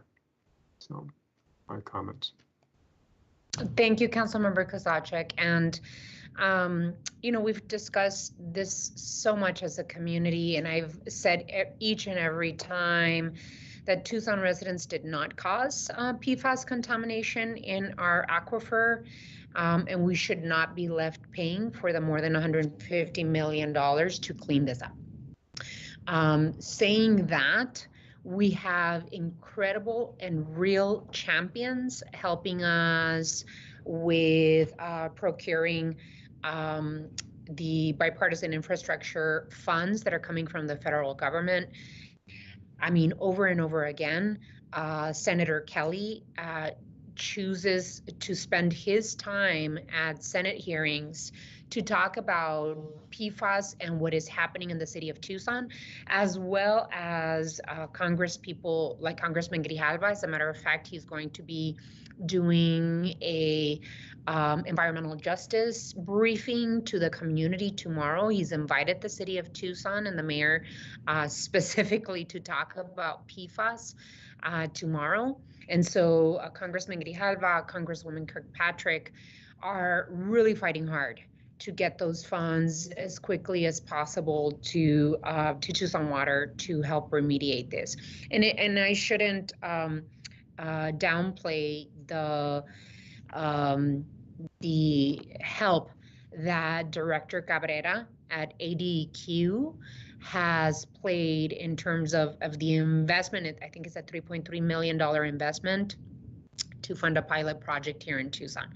Saying that, I too agree that time is of the essence and that we have to continue pushing through our federally elected officials, both Senator Kelly and Sinema, as well as our congressional delegation, to push on the DoD to speed up their processes so that we can tap into other DoD funds to be able to pay for this. So absolutely hear you. And you know, just to John, I think that you have to, John, Tucson Water has to be as aggressive as possible to line up for those remediation dollars for Tucson Water as quickly as we possibly can. Understood. Alrighty, any other of my colleagues? Alrighty, thank you so much for your update, John. Really appreciate it. Thank you. And keep us posted. Alrighty, so we move on to item 7, which is state and national legislative updates. Are there any state and national legislation or regional committee issues for discussion? So, Andrew? Honorable Mayor, members of the council, thank you for the opportunity. I distributed information, some state and federal updates, both on Friday and in response to questions from Councilmember Fimbres yesterday. A lot of the items that I was going to cover have already been covered in the study session, so appreciate that.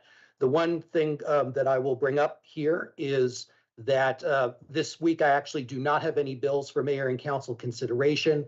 The reason for that is that the state legislature, not dissimilar to us, has started the budget consideration process. And so a lot of the focus and attention at the legislature is on the negotiations on their fiscal year 22-23 budget. With that, there are still a lot of bills in the hopper, and of course we're following and working on those, but there are no new bills for mayor and council consideration today. With that, I'm happy to answer any questions on federal or state matters. Any questions for Andrew? Councilmember Fimbres? Thank you, Madam Mayor. Andrew, the ghost weapons bill, did the president sign that into effect, or is he just bringing it up as new legislation? So, Honorable Mayor, members of the council, Councilmember Fimbres, that was an executive order by President Biden, so it's not a piece of legislation. But essentially what that will do is it will, from the federal government's perspective, treat ghost guns the same way as regular guns in terms of enforcement, tracking, the need to have registration numbers on them, et cetera. So that's what the effect of what the president announced last week. And do we have an extended date? I know the president extended the student loan payment plan back. What was that, to August, or is that to July? August 31st, I think. Yeah, well, Mayor and Council, I believe it's up until August.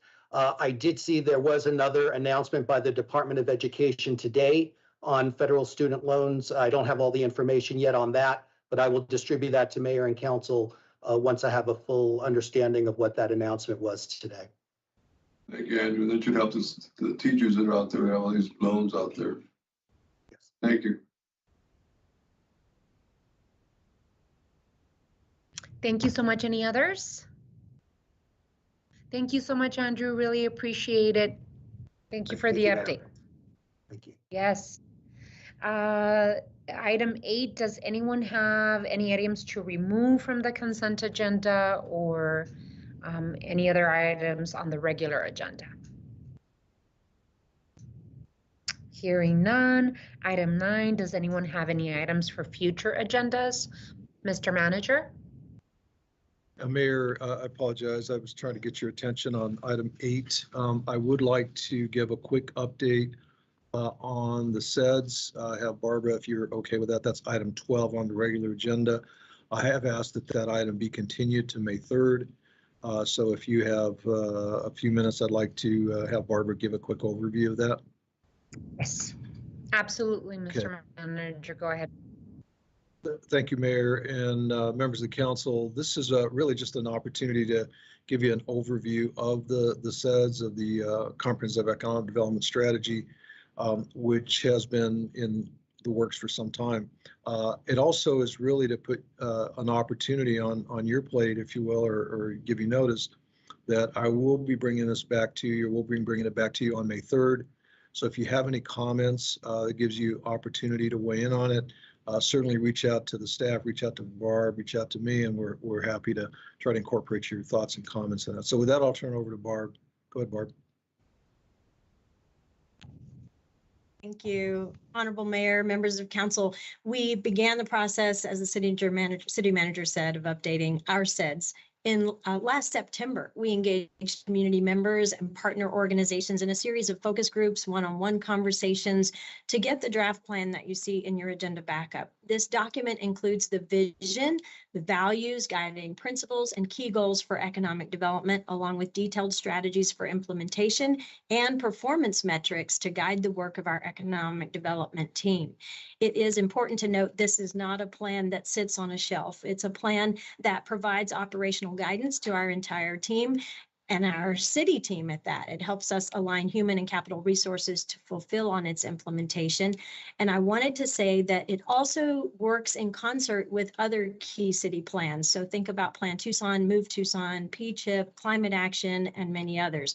We certainly work with our fellow department directors and their teams to move these strategies forward and support each other in doing so.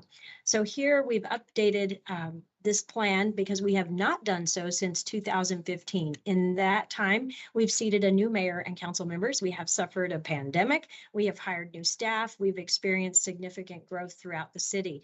This plan ensures that our economic development priorities are current given today's economic climate. The values and guiding principles flavor the approach of the implementation plan, giving guidance on how we will do economic development going forward.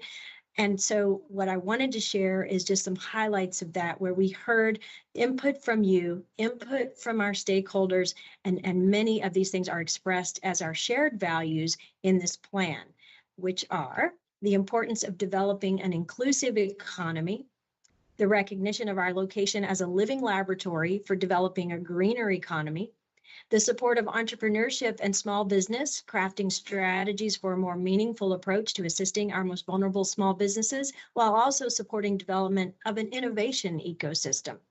And also the celebration of our community's deep commitment to arts, culture, and heritage, the essence of what truly attracts residents, visitors, and businesses. So I'll finish by sharing the 5 goals laid out in the plan. Goal 1 is to grow Tucson's existing and small businesses to foster economic resiliency. Goal 2 is attract investment to diversify Tucson's economy. Goal 3 is to bolster our entrepreneurial ecosystem. Goal 4 is to support economic mobility and wealth creation for all Tucsonans.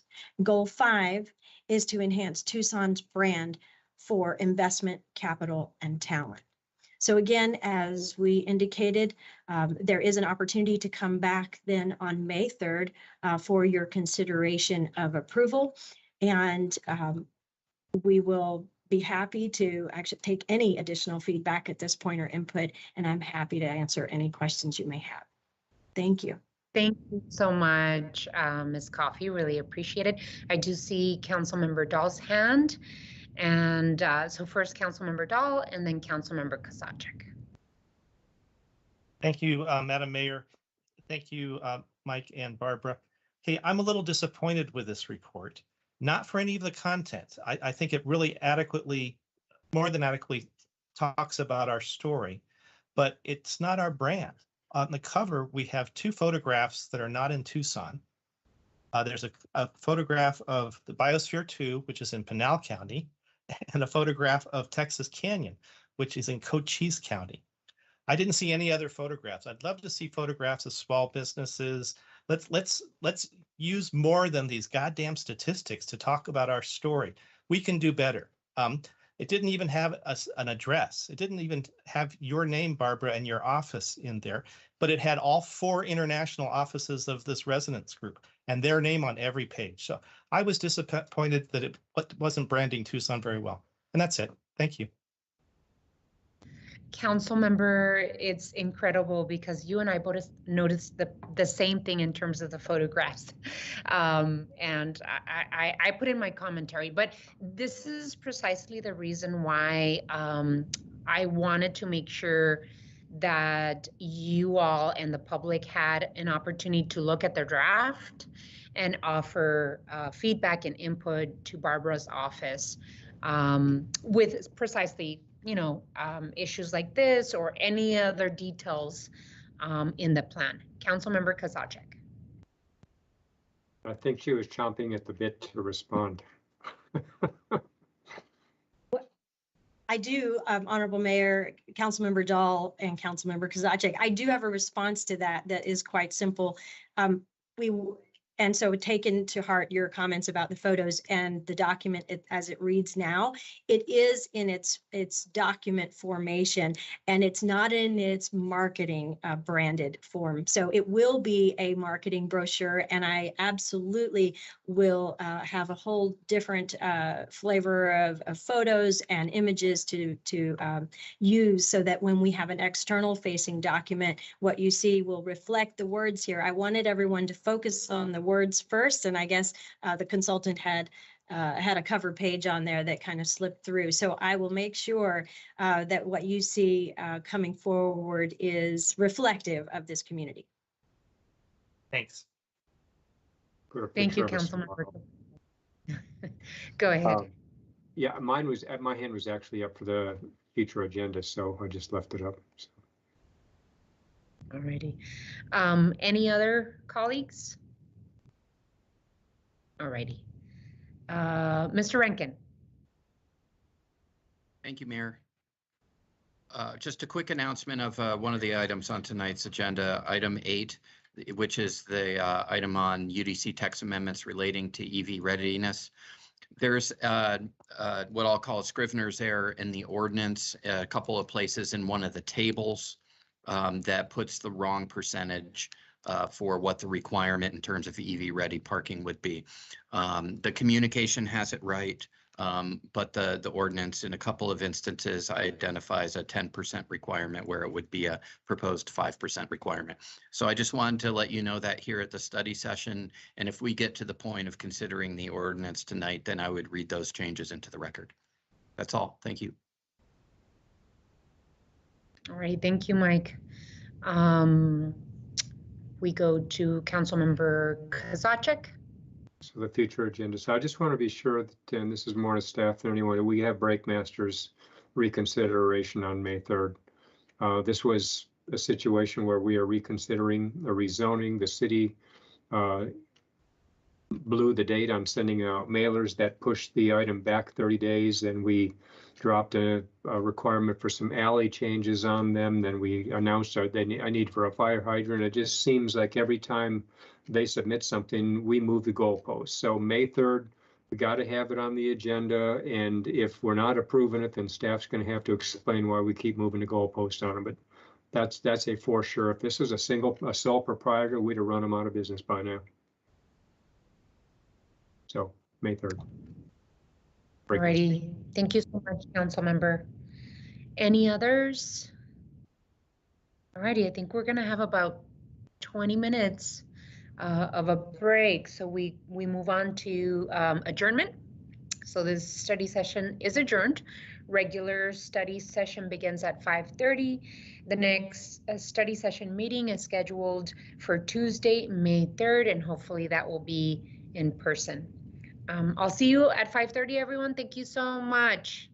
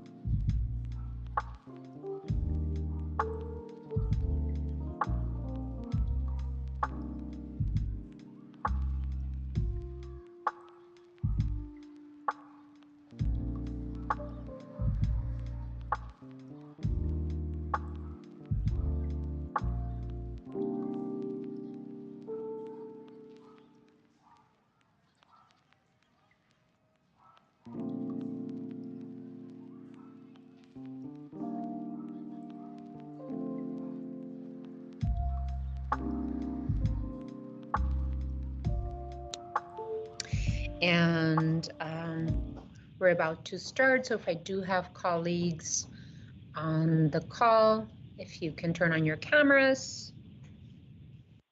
Thank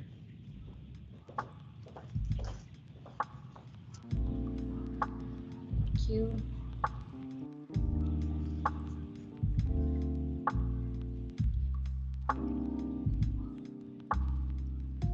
Okay. And we're just missing Councilmember Cunningham, I believe, who's about to jump in. Not so fast, I'm here. Oh, good. Thank you, Councilmember. I think we're all here. Am I missing anyone? Okay, good. So council will stand in session. Let's go to roll call. Ms. Santa Cruz, Here. Mr. Cunningham, Here. Mr. Dahl, Here. Mr. Fimbres, Here. Mr. Kozaczek, Here. Mayor Romero. Here. Item 2. Invocation and appointments to boards, committees, and commissions. The invocation will be given by Ana Marrufo, staff member for the city clerk's office. Thank you, Mayor Romero. Let us pray. Dear God, thank you for bringing us to this meeting today. We pray for the government officials gathered here, that you guide them as they make decisions that will affect the lives of Tucson residents. Grant them wisdom to make the right decisions. We pray that the mayor and council members work together to improve the quality of life of all affected by their decisions. Amen. Item 2C is presentations. I don't believe we have any appointments at today's meeting, correct? Correct, Your Honor. Okay, so the presentations are proclamations for today. And our first proclamation is for Fair Housing Month, and our Housing Community Development Director, Liz Morales, will accept this proclamation. As we all are very aware, and we've just been discussing this throughout the study session, fair housing is an important component of ensuring human dignity and removing obstacles to those who may face discrimination and obstacles to safe and healthy housing. It is against this backdrop that I want to welcome the Housing Community Development Director, Liz Morales, to accept this proclamation. I'll read the proclamation, and Liz, if you want to add anything towards the end, I would love to consider that. So with that is Office of the Mayor. Whereas President Lyndon B. Johnson signed on April 11th, 1968, the landmark Civil Rights Act, which Title 8 included the Fair Housing Act. And whereas the Fair Housing Act stated that as a nation of citizens and government, we would set the values of equality, equity, dignity in our public housing policies and practices. And whereas the Fair Housing Act targeted inequities in housing and aimed to eliminate racial segregation and guarantee that all people in America have the right to secure safe and decent housing free from discrimination. And whereas subsequent congressional actions have strengthened fair housing laws to protect those with physical challenges and to prevent discrimination because of gender and sexual orientation. And whereas communities of color and marginalized communities and homeless individuals continue to face discrimination and obstacles to safe and healthy housing. And whereas Tucson remains committed to remove existing barriers to housing and to strive that all residents have access to housing. Now, therefore, I, Regina Romero, Mayor of the City of Tucson, Arizona, do hereby proclaim April 2022 to be Fair Housing Month in this community and encourage all of our residents to reflect on the importance of housing for all and to work towards the goal so that individuals and families and children can live securely and safely. In witness whereof, I have hereunto set my hand, and cause the seal of the city of Tucson, Arizona to be affixed this 19th day of April, 2022. Liz, do you want to say a couple of words? I do. First of all, thank you, Honorable Mayor, for this proclamation. Fair Housing Month is to bring greater awareness of the Fair Housing Act, which protects people from discrimination, as you outlined, on the basis of race, color, national origin, religion, sex, disability, familial status. And because of Tucson's Mayor and Council, we have expanded protections on the basis of sexual orientation, gender identity, age, ancestry, and marital status. I want to acknowledge the proactive efforts of the Mayor and Council in the establishment of the Commission on Equitable Housing and Development. Through the Commission, there have been important conversations around the long-term impacts of segregated housing that has left out generations of Tucsonans from buying homes. Our Commission is looking at how we can correct these past immoral policies and ensure that housing is accessible and available to all residents. I also want to recognize our local nonprofit, Southwest Fair Housing Council, who receives CDBG funds to help the city further fair housing.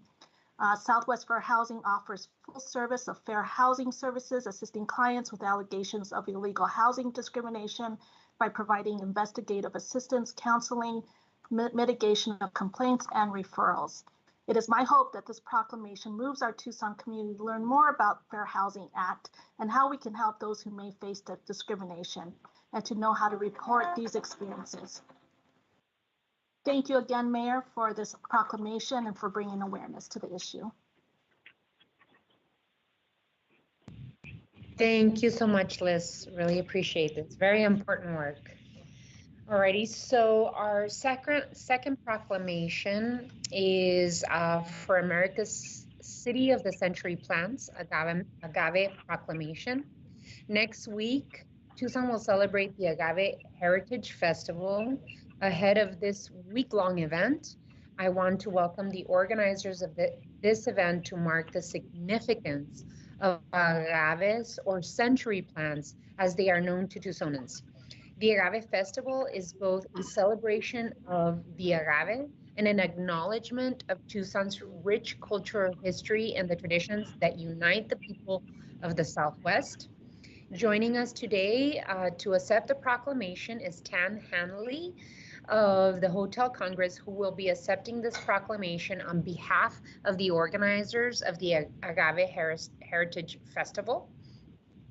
My appreciation goes out to Todd, Gary Naba, Jonathan Mabry, and so many others as we celebrate the 14th anniversary of the Agave Heritage Festival. So Todd will be accepting the proclamation. Let me read it first, Todd, and then give you some time at the end to add your comments. Thank you. Thank you.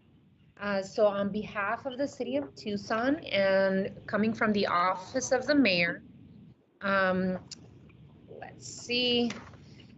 Let's start reading the proclamation. Whereas Tucson has been home to the cultivation of agave by indigenous people for more than 1,000 years and is the U.S. hub for desert archaeology related to these century plants. And whereas Tucson is a premier desert city with a rich agricultural and botanical history, in a culture where arid adapted plants like agaves are part of our identity, and agaves are one of the most effective desert perennial plants for pulling down and storing carbon to mitigate climate change. And whereas 6 species of wild agaves are protected in our national, state, county, and city parks in and around Tucson and showcased at Mission Garden and the Arizona Desert Museum, and more than 125 agave species and cultivated hybrids are showcased in our public gardens, arboreta, parks, and commercial nurseries. And whereas mural artists, songwriters, poets, storytellers, bartenders, and chefs of our diverse ethnicities have woven agaves into our city's cultural expressions. And whereas the unique foods, fermented and distilled beverages from agaves that are part of Tucson's culinary heritage are among the reasons that Tucson was designated as the first UNESCO Creative City of Gastronomy in the U.S.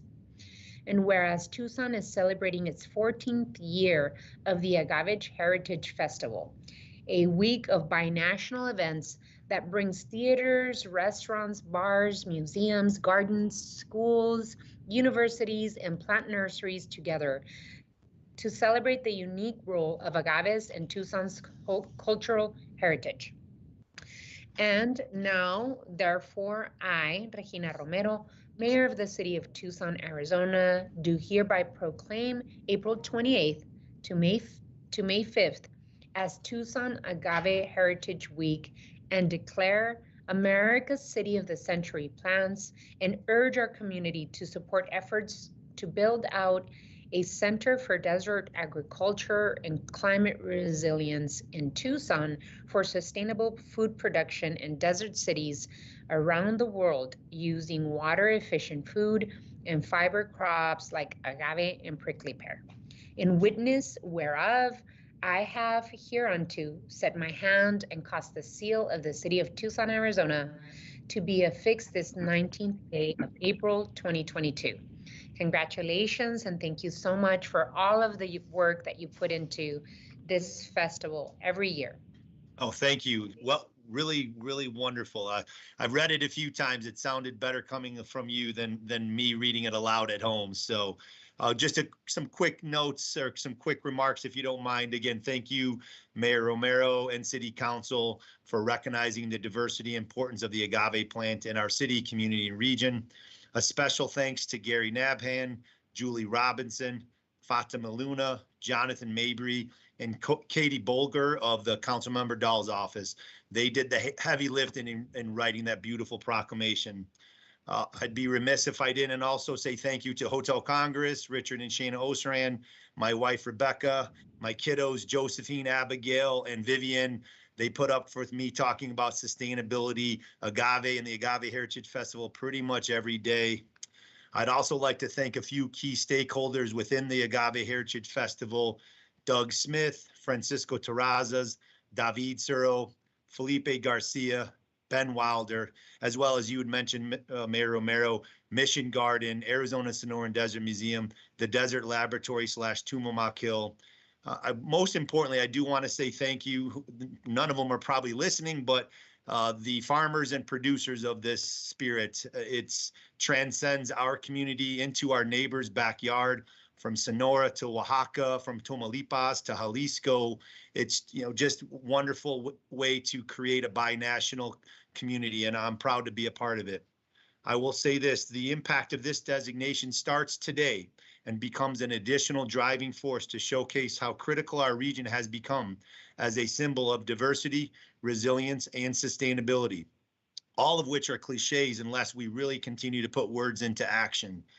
The action we must engage now becomes the most important next step, utilizing this proclamation to help support our push for critical funding to create and implement a consortium jumpstarting the building of a world-class Center for Desert Agriculture and Climate Resilience. The whole region is truly on a cusp of national acclaim around our position as a hub for climate resilience, regenerative and arid agriculture, at the same time driving workforce development and economic growth, both critically important. Gary and his team is working with Dr. Duke Pauley, Dr. Jonathan Mabry, and Kimber Lanning on a $5 to $10 million grant over 5 years through the Climate Smart Food Production. They're also applying for grants through the University of Arizona and the USDA Agricultural Research Service for $1.7 million and $1.3 million respectively. These grants just set the tone for us kind of continuing to be at the forefront of this. He also has a call today. I know he's in Hawaii, but he had a call today with the Global Food Futures for the Rockefeller Foundation. That's a mouthful. To invite him to invite the director to Tucson so he can see firsthand what Tucson and our region represents now and into the future. So again, just thank you very much. I'm pretty humbled and honored to be a part of this. Thank you to everybody that helped this out. I look forward to continuing to drive the Agave Heritage Festival as a prominent festival, creating opportunity for everybody in Southern Arizona. So thank you very much, everybody. Thank you, Todd, for all of the work that you've done. And besides it being a cultural event, it's also a very fun event that I invite every Tucsonan to attend. It runs along the same dates as the Tucson International Mariachi Conference. Yes. And downtown will be alive with so many activities during this week that we're celebrating culture and music and tradition and food and binational togetherness. So thank you all for doing this. It's going to be incredible. And I look forward to all of the activities you all have to provide besides the continued work and sustainability efforts. So in all, it's incredible. Yeah, make your reservations now. There will be no restaurant availability that weekend. That's for darn sure. So thank you. Thank you. And I wanted to thank Councilmember Kevin Dahl for also participating and having Ward 3 staff participate in this effort. So thank you all, really appreciate it. As we had mentioned, item 2D is appointments to committees and commissions. There aren't any official appointments to committees and commissions right now. Does any council member have personal appointments to make at this time? Hearing none, we move on to item 3. Mayor and Council report, summary of current events. City Manager's communication number 99 dated April 19th is received into and made part of the record. This time has been scheduled to allow council members and mayor to report on current events. These are to be current events of activities within the community, not position statements on policy issues. Does any council member have anything to report at this time? And I do see some hands up. So I'll just go from Ward 1 through 6. Vice Mayor, do you have any announcements to make at this time? Yes, Mayor, you know that I always do. So thank you. And I was wondering if with the Agave proclamation, we're all getting a bottle of mezcal that comes along with it, I'm hoping. 100%, but you have to come to the event. Awesome. Well, congratulations. And we have, busy a couple of weeks here coming up. So inviting our public, our city workers to come out for our 12th Avenue Street Painting Weekend, Saturday, April 23rd and Sunday, April 24th from 8 a.m. to 1 p.m. So join, the Ward 1 office and Ward 5 Councilmember Richard Fimbres with the Department of Transportation and Mobilities in a street painting weekend as we paint La Doce from Irvington Road to Drexel Road in preparation for future installation of our green stormwater infrastructure. You can sign up online at tucward1.com or show up at Nueva Vida Community Center located at 5245 South 12th Avenue. Also extending this invite to my colleagues on the council if you'd like to join us. And then on Saturday, April 30th, we're celebrating El Día de la Niñez from 10 a.m. to 2 p.m. We would love to see all of our neighbors and community at this celebration event to honor the children in our lives. And we will be at the El Pueblo Center in the park at 101 West Irvington Road for activities and entertainment for all ages. And I want to thank our Parks and Rec Department, the Mayor's Office, City Manager, and all of our community co-sponsors for making this event possible. Again, children is, your babies from 0 to 18, please bring them out. And then we also have with Fuga, our last Friday bicicleteada on April 29th from 6 to 8 p.m. You want to take advantage of that extra daylight. Come out and meet us for our South Side bike ride. If you don't have a bike, you can always reserve a Tugo bike and you can check the Fuga socials for information on how to do that. We have a lot of Earth Day events happening this week, so I want to just recognize that we are honoring and celebrating Earth Week and want to honor our First Nations and the ways that they have taught us to care for the earth and only take what we need to survive and to provide for families. So this Friday from 1 to 2 at the University of Arizona, there is the Indigenous Voices on Climate Change panel discussion with Dr. Carletta Chief and Martha Redbone at the Environmental and Natural Resources 2 building in room S107. That will be a great, discussion and much needed voice in our climate change discussions.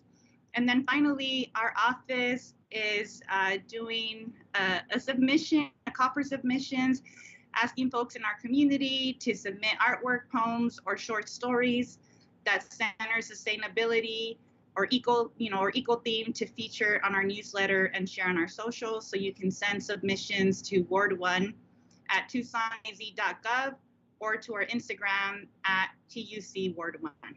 And that is it. Thank you, Mayor. Thank you, Vice Mayor. Councilmember Cunningham. Thank you, Your Honor.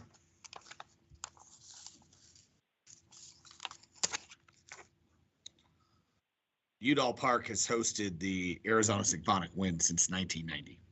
Udall Park's going through a lot of different things. We're starting to realize and fill out the master plan that was originated. We got the federal deed restriction taken, the federal deed patent changed. And so we've had these opportunities, but it's that season again where legendary conductor Laszlo Veras at the Laszlo Veras Amphitheater, which is named after him at Udall Park, does Music Under the Stars. The band repertoire includes Broadway show tunes, marches, movie themes, everything you can think of, even rock and roll that's been classic, guys. The concert season runs from May 4th to June 4th. Typically, it's been on Thursday night, sometimes Sundays. Check the website for more information, but Music Under the Stars is back at Udall Park, and not a moment too soon. All right, if you're wondering about my shirt, this is the original FC Tucson shirt. FC Tucson, as many of you know, and I've never been shy or modest about pointing out, was founded in my office in 2011. The FC Tucson, this is their original kit shirt that we put together for the Desert Cup. It's one of the first, I think it was should be the fourth shirt made. It's the fourth shirt made. Anyway, it doesn't matter. FC Tucson's in the U.S. Open Cup tonight. If they win, if we beat the Phoenix team, we're playing a Southern California team. If we beat the Southern California team, we will host a Major League Soccer team here in Tucson.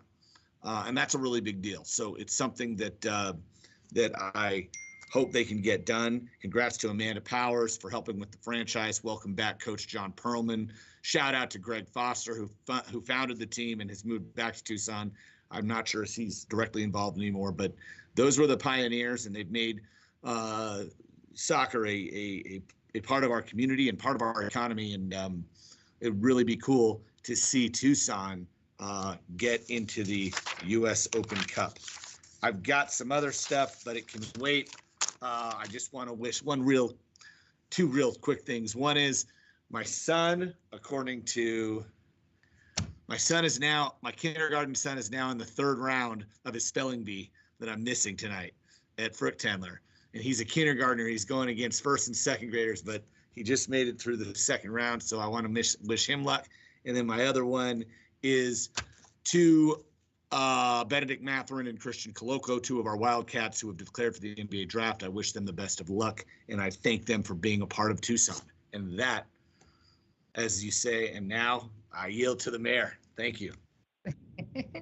Thank you, council member. That's so sweet. We move on to council member Dahl. Thank you, Mayor. Happy Earth Day. There's going to be a lot of Earth Day events. I'm doing my weekly newsletter tomorrow, and we'll list as many as I can find by then, because some are on Thursday, Friday, Saturday, maybe even Sunday. I want to recognize one event I participated in on Saturday. Connor Park, which is located at 2200 East Glen, has a brand new playground thanks to the Tucson bonds. We opened it to the public, and there were dozens of very happy kids and parents. The mayor was represented very well by her chief of staff, Charlene Mendoza. I got to carry the big scissors which is always dangerous. And Dr. Ron Sparks from the Bond Commission also made the strong point that healthy parks mean healthy people, healthy communities. Thank you, Mayor. That's all. Thank you, Councilmember. Councilmember Lee is absent, excused. Councilmember Fimbres. Thank you, Madam Mayor. I hope everyone had a good Easter. On April 7th, I had the privilege of recognizing an individual who has had a total of 38 years, 32 years, of which were Assistant Chief of the Tucson Fire Department. Joe Galata was retired from the department. President Joe with Ward 5 Certificate of Appreciation, the Ward 5 Medallion of Hope, and the Ward 5 First Responder Coin. Thank you, Joe, for your years of service, and good luck in the next chapter of your life. On April 8th, I had the privilege of recognizing 6 sports writers for their work covering high school sports as well as high school football. Andy Morales, Javier Morales, Jason Barr, David Kelly, Paul Cicala, Robbie Reynolds received the Ward 5 Certificate of Appreciation, Daniel Hope, and First Responders Coin. They all thank you all for what you do for our community and our young people. On April 15th, I had the privilege of recognizing the students of the Pima College Desert Vista Campus Upward Bound program and their work on the Sunnyside Pool Park to Tucson Clean and Beautiful Delta Park program. I want to congratulate the students for their work and their program coordinator, Carlos Romero, for the work with them, for the students to Pima College Upward Bound program. On April 23rd and 24th, 8 a.m. to 1 a.m., Ward 1 and Ward 5 council officers will be working on the South 12th Arizona Street Painting Weekend. The community to invite, come and join us and help us be part of this project. I want to thank Lane Santa Cruz, Lupita Robles, and all the people that I encourage my colleagues to come out and help us paint. The Oswald Park will take place between Irvington and Drexel in preparation for the future installation of green stormwater infrastructure. The meetup location is the New Life Community Center, 245 South 12th Avenue. Whoever could call the Ward 5 or call Ward 1 at 791-4231. My house list will be hosting 2 Ward 5 town halls on Proposition 411 to assist to answer questions answering the measure about the measure that is on the May 17th election ballot. First town hall is on Thursday, April 28th, 5:30 at the Quincy Douglas Neighborhood Center, 1575 East 36th Street. Second town hall is on May 4th, 5:30 at the El Pueblo Senior Center, 101 West. Where you call for more information about the May 17th, please call the city clerk's office at 791-4213. Also, Mayor, as tradition has been, and you've been at the VA, my office is working on students, teachers, and schools in Ward 5 and around the city to present to our veterans at the Veterans Centers on the VA Hospital continuing elected during Memorial Weekend, which will happen Friday, May 27th. Thank you, Madam Mayor. That concludes my update on community events. Thank you. Steve, you're next. Okay. Councilmember Kopacek. Just a reminder to the community, ballots will be mailed out tomorrow, and the all mail-in election will be on May 17th, but there will be a polling place available in each ward on election day, but you can vote starting day after tomorrow when you get your ballot in the mail. Excellent. Yes, I have a couple of current events that I'd like to share with the community. You can also find these on my social media platforms, Instagram, Facebook, and Twitter. Since April, we just declared April is Fair Housing Month. This Friday, I'd like to invite you all to a virtual town hall alongside Liz Morales, Director of Housing and Community Development, as well as Jay Young, Executive Director of the Southwest Fair Housing Council and a member of the Commission on Equitable Housing and Development. We will use this space to talk about the successes and challenges in achieving fair housing in Tucson. This virtual town hall will be from 12 to 1 p.m. and you can find more information at tucsonaz.gov/fair housing town hall. As the Councilmember Dahl explained, Friday is Earth Day. So we've I think all of us have community events scheduled for that day or that weekend. Join me, Ward 6, and the city manager's office this Friday in an Earth Day cleanup at Acacia Wash from 8 a.m. to 10 a.m. The address where we will be meeting up is 201 North Woodland Vista. And then another virtual event, please join me virtually on Friday, May 6th for the second annual Moving Tucson Summit. This summit, organized by our Transportation and Mobility Department, creates a space for the community to come together to discuss transportation services, safety improvements, urban planning, public spaces, transportation needs, and transit. Experts from around the country, along with local partners, will join together to elevate community building efforts that allow everyone to thrive regardless of your zip code. I'll be giving the opening remarks and can't wait to hear from all of you. Together we can transform Tucson towards mobility and safety for all. And last but not least, last week, the U.S. Department of Transportation issued an equity action plan in response to President Biden's executive order number 13985, advancing racial equity and support for underserved communities through the federal government. For the first time in its history, U.S. DOT has centered equity as a department-wide strategic goal. I am thrilled that equity is a core commitment of the Biden administration, and through Move Tucson, the work of our newly established equity office and our work through efforts such as Housing First, Thrive in the O5 and other Thrive zones, affordable housing investments that Mayor and Council have done, and planning for equitable transit services and transit-oriented development, we are putting equity at the center of our work here in Tucson as well. This is a great sign for continued investment in our community, not only by our Mayor and Council, but by our federal partners as well. So saying that, we are moving to item 4. City Manager's Report, Summary of Current Events. City Manager's Communication number 100, dated April 19th, is received into and made part of the record. This time has been scheduled to allow the City Manager to report on current events. Mr. Manager. No report, Mayor. Thank you for the opportunity. Thank you. Item 5. Liquor license applications. City Manager's Communication number 101, dated April 19th, is received into and made part of the record. Ms. Clerk, please read the liquor license agenda. Your Honor, on this evening's liquor license agenda, we have 2 requests for new licenses. Item 5B1 is in compliance. Item 5B2, Bumsteads, has a recommendation of denial from TPD and will be considered separately. We have 6 requests for special events. All are in compliance with city requirements.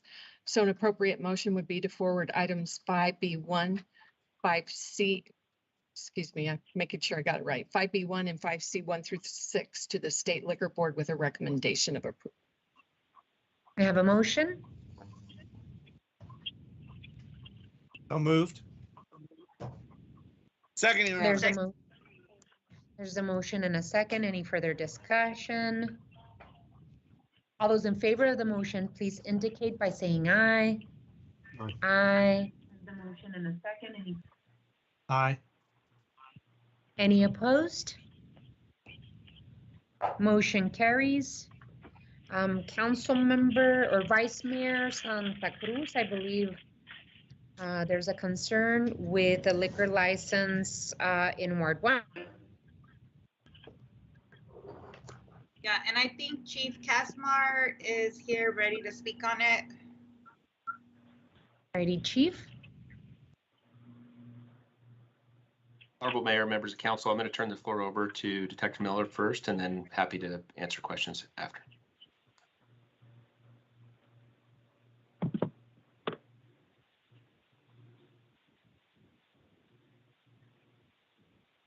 Good evening, Mayor, members of the council. This is actually Detective Wilson with the Tucson Police Department, and I will be speaking on the matter at hand here. Mayor and council, we are here reference a pending application for a Series 12, better known as a restaurant license for Bumsteads, which is located at 1003 North Stone. Currently, Bumsteads holds a valid liquor license, a Series 12. On that license, the current applicant, Mr. Scott Schumann, his wife, Barbara Schumann, and a third individual are listed on that license. The Tucson Police Department is recommending a denial for Bumsteads, the Series 12 liquor license, for the following reasons. Question 14 of the Arizona liquor license application questionnaire asks, have you been cited, arrested, indicted, convicted, or summoned into court for violations of any criminal law or ordinance, regardless of the disposition, even if dismissed or expunged within the past 5 years? Mr. Schumann checked yes, the affirmative box for box number 14, and a questionnaire continuation page was submitted by Mr. Schumann. His affirmative response was documented in the statement. In November 2021, I was detained, arrested by TPD, and spent one night in jail for an incident involving my car sideswiping a TPD vehicle. I left the scene and subsequently was arrested at my home. I had gone through the indictment and eventually the grand jury threw out the case. No action, fine, or sentence was ever given. Tucson Police Department obtained reports, conducted interviews, and checked court records to investigate this application.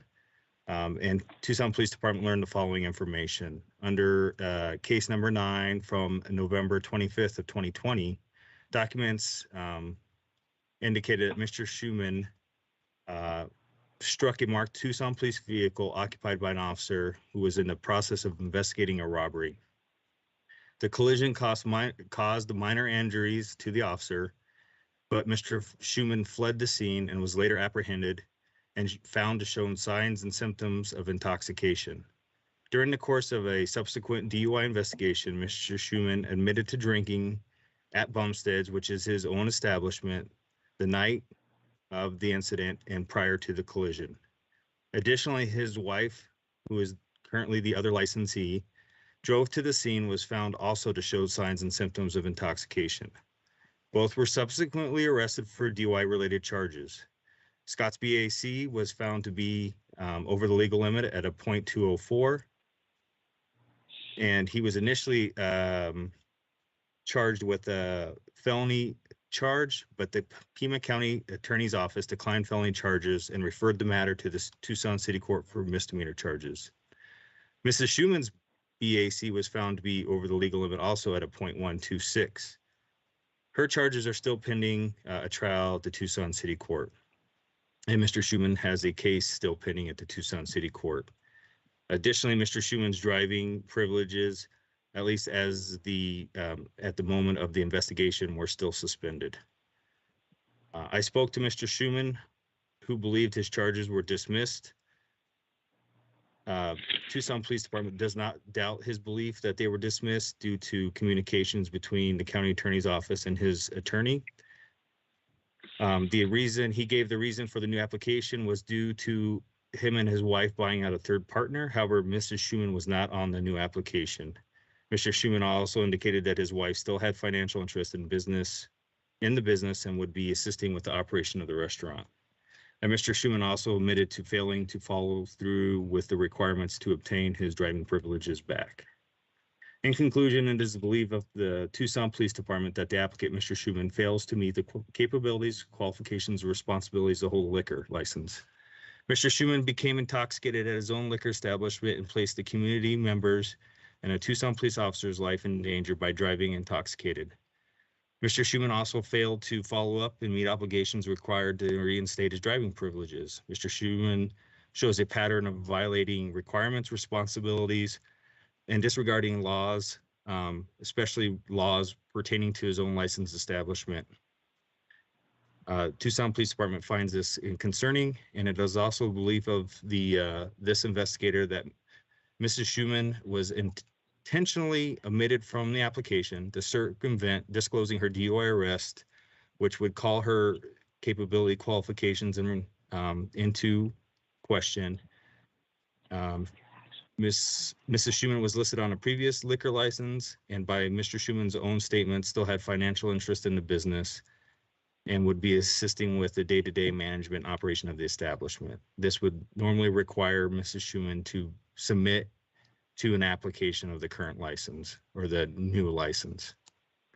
Mr. Schuman only listed himself on the application because he believed his DUI had been dismissed. Thank you, Mayor and Council. Thank you, Detective Wilson. Vice Mayor, what is your motion? No, thank you. Thank you, Detective, for that background information. I'm just curious if in these kinds of situations, do we offer some kind of like work plan, some restorative plan of action, you know, that the applicants could take before coming back and resubmitting an application? Like, is there a way that that we can resolve this at a future time? And if so, what does that process look like?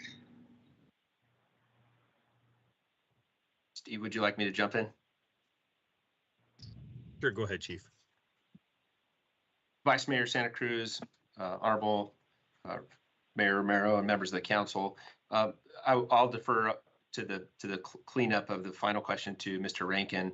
But what I would propose is that we give the applicants the opportunity to both clean up their pending criminal charges or criminal matters before reviewing any additional request reference this establishment. But I'll defer to Mr. Rankin for final comment. Hold on just a second, Mike. Today we have to do a recommendation, correct? Or can we wait to make a recommendation? Mayor, members of the council, I think yes, we did need the mayor and council does need to act on the pending application in terms of a recommendation. With respect to, I think the chief got it right. In terms of, first of all, we should see if the applicant is available and wants to address the issues that's been raised so that the mayor and council can hear from the applicant before coming to your decision on this application. But beyond that, in the event that the council is not comfortable moving forward with a recommendation for approval at this time, given the facts that the detective has described, the applicant can reapply at a later time after addressing and resolving the criminal charges that have been described to the mayor and council. The applicant should be advised that if ultimately they choose to proceed with a license application through the state, even after a recommendation for denial from the mayor and council, if that is in fact what occurs, then there will be a mandatory period of time when the applicant cannot reapply for a license. So with that, I think I would suggest hearing from the applicant if he is on the line. Yeah, I do believe the applicant and his attorney are on the line. So I don't know exactly who the attorney is, but if the applicant and his attorney want to say a couple of things. Thank you, Your Honor. My name is Mark Williman. I am an attorney and I represent Bumsteads. And I'd like to thank the mayor and the city council giving me an opportunity to address the chief's concerns, if I might. Go ahead. Thank you, Mayor. It's really not fair to Mr. Schuman that the city has not made any attempt whatsoever that I know of to ever go the mile and a half, from City Hall to Bumstead's restaurant, to ever talk to Mr. Bumstead about his pending charges. It's been since just before Thanksgiving, 2020, almost 16 months since the matter happened, and there's been nothing. So it is only because of this inability to appreciate that the charges are even still available that Mr. Bumstead finds himself flat-footed and not dealing with the issues that the chief found so troubling. Number two, the fact is that Bumstead's has had a long history of having a liquor license and has been very responsible, not so much with themselves, but with their patrons as well. I've looked it up. I don't find any dram shop charges that have been brought against Bumstead's over the history of them being in doing business in Tucson. So I agree with the board's worry about Mr. Schuman now that it's been brought to his attention that there are charges, and I promise the board that we are going to get on it and to address it. And as the board is well aware, he's innocent until proven guilty. But the other part of this is the notice requirement. It's not fair to ding somebody when you don't take the time and effort to give notice to somebody that charges are still pending against you.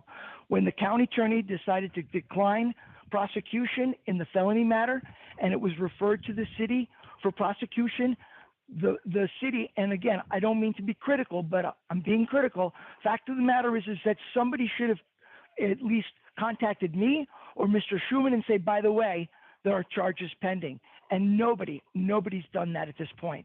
So I don't think it's fair. You don't hit somebody when they don't know. And that's all I can say at this point, Your Honor. Thank you. It's not fair. Alrighty, thank you. Vice Mayor, would you like to continue with this conversation? If you have any more questions, I do see some hands up. Mr. Rankin and then Councilmember Cunningham. Thank you, Mayor. Just in comment to what was just provided to the Mayor and Council, a couple of things. To be clear, it is Mr. Schuman that is applying for a license, and the burden is on the applicant to show qualifications, capability, and reliability, as opposed to the burden being on the city to reach out to an applicant and raise issues with them with respect to issues that might be a problem with their application. And just to be blunt and frank, the notion that someone who's applying for a liquor license somehow isn't aware that they have a pending criminal DUI charge against them, whether it be in city court versus superior court, particularly involving an incident where that person's spouse is also facing a DUI criminal charge arising out of the same series of events, is somewhat hard to believe.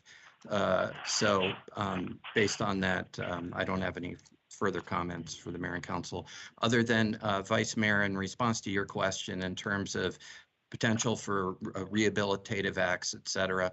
I do want to note that in criminal prosecutions in city court, including for DUI, to the extent that persons ultimately are found guilty, responsible for their actions, it does include treatment and other components of the sentence that are meant to rehabilitate versus punish. Thank you. Thank you, Mr. Rankin. Councilmember Cunningham?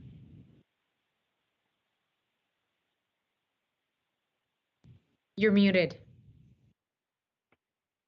If I'm not mistaken, the Bumstead's on Stone, it's been open for a minute, no? How long's it been open?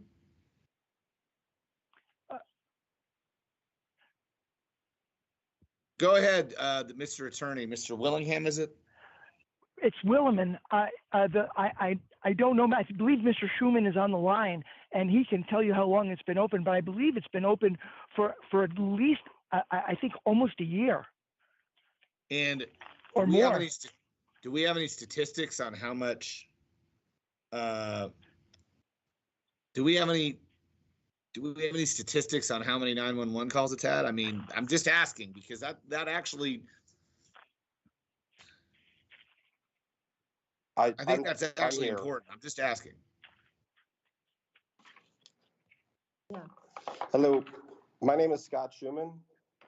Can you hear me? Yep, just fine. Yes. Okay. We've been open at this location since July 23rd, 2020. We've never had any at this location or even on the 4th Avenue location. We were there for 13 years. We never had any 911 calls related to that either. I basically My first liquor license was in 1993 at Kontiki. So I've been doing this for basically 29 years, and I had a horrible lapse in judgment on one night. Scott, it's okay. I just wanted to make sure we had some statistics because I know you've got a track record in this town, man. And when it comes to momentary lapse of judgments, we've all been there. So I get that part. My biggest question is I'm trying to just figure out an avenue in which we can try to we can try to make this right. But what's our time limitation, Madam Clerk? Do we have to get to the state this week?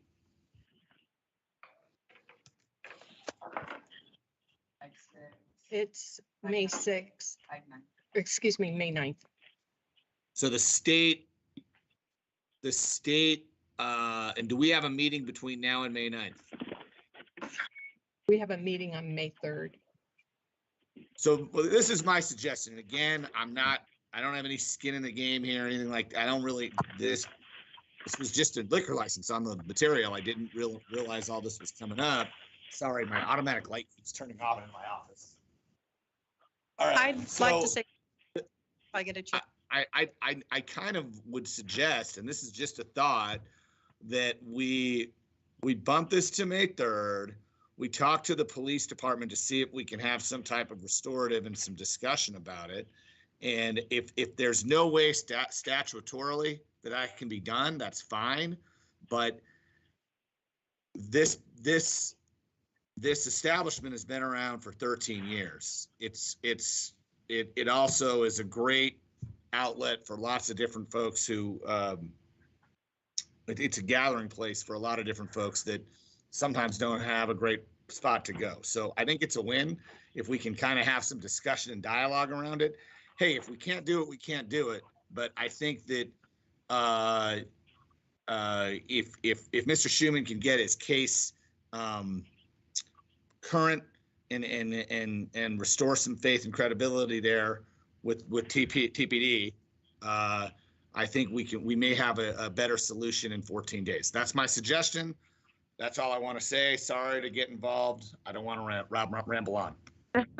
No, not at all. Thank you, council member. I think that TPD has a recommended denial. I think we should move in that direction and try and figure out the restorative piece later. But again, this is up to Vice Mayor Santa Cruz. This is in Ward 1. And I'd like to hear from you. And I know that Councilmember Kasajik has his hand up, but I'd like to hear a little bit more in terms of the direction that the Vice Mayor wants to take this in. I would like to say, hello? I'm sorry. I have no idea who's on the line. I really...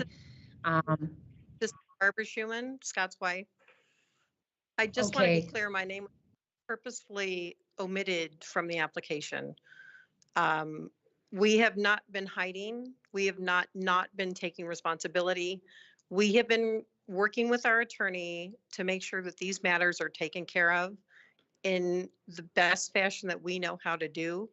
And the other thing is that I have been working with Mark regularly to follow this procedure through court and to take responsibility for my actions. We've not been hiding. We've not done anything maliciously or intent to shadow any of this from anyone. I think Mark Williman's comment regarding Scott was never informed, the last we heard on the incident was that they were going to dismiss, that it was dismissed. Scott would have never applied for the liquor license in his name or in mine if we had felt that there was any other change. Unfortunately, I do think that we are both victims of COVID and the fact that no one is in offices anymore. Scott was never subpoenaed. He was never served. We can be found so easily. It's not funny. We are at the restaurant basically 24/7 because we are so short-staffed during the remnants of this pandemic. It's not like we can't be found. We haven't been hiding. We are just trying to move forward with the business. We had an extremely bad night. This occurred during the middle of the pandemic when no one knew what was going on.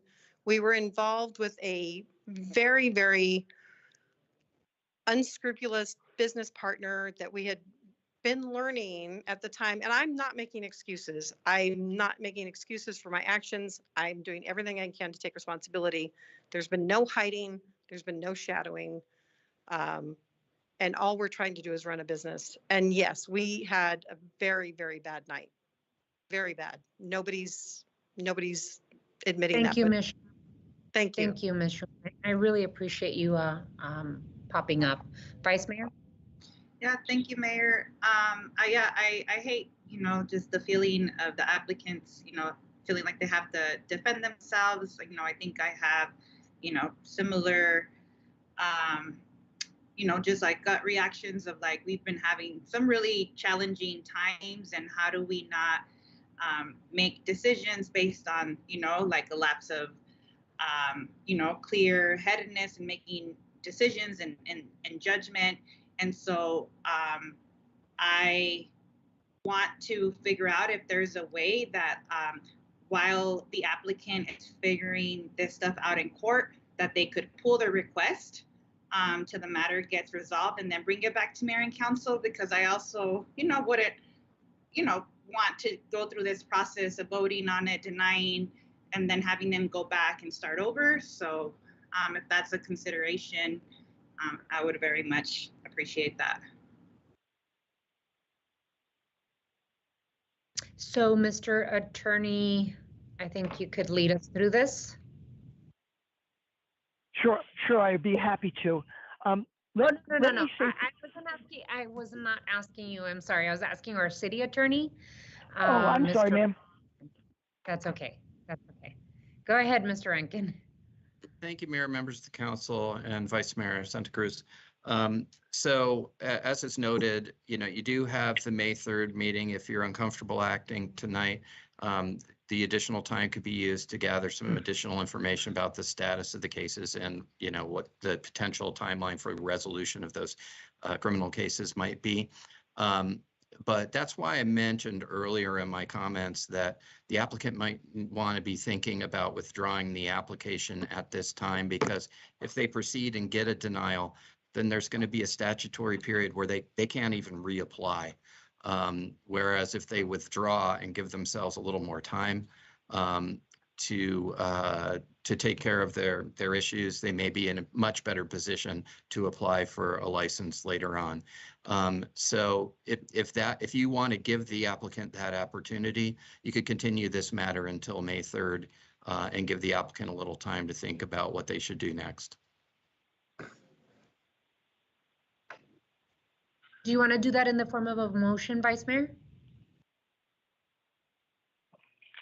Yes. So, I'll second that. So there's a motion and a second on the floor to delay this item to May 3rd so that we can give the applicant and the attorney and his attorney plenty of time to think about what they want to do for their possibility of getting a liquor license. So there's a motion, a second. Any further discussion? I was just going to say earlier that I'm really disappointed in the presentation by their attorney. Before Mike Rankin spoke up, I had written down the burden is not on the city of Tucson to seek out the applicant. I mean, that shoe's on the other foot. This is a hit and run after drinking in his own bar. Yeah, it was a bad night, but at some point you own your actions. And so I support Lane's motion. I would suggest you guys, come back, but kind of look inside to the attorney Wilhelm or whatever. I'm sorry, don't remember your name. It starts with a W. This is not about location. This is not about how many 911 calls, or this is not about saturation. This is about person. And kind of rethink that presentation you made, because it's not us that has to chase down applicants. I think you misunderstood. Your Honor, may I respond? Mr. Willem, no, you cannot respond. You have the ability to talk to your client And we have a motion and a second on the floor to give your client the opportunity to think about what he wants to do before there's a bigger penalty attached to his actions. So with that, we are going to vote. Is this a roll call vote or voice vote, Ms. Clerk? A voice vote would be fine, Your Honor.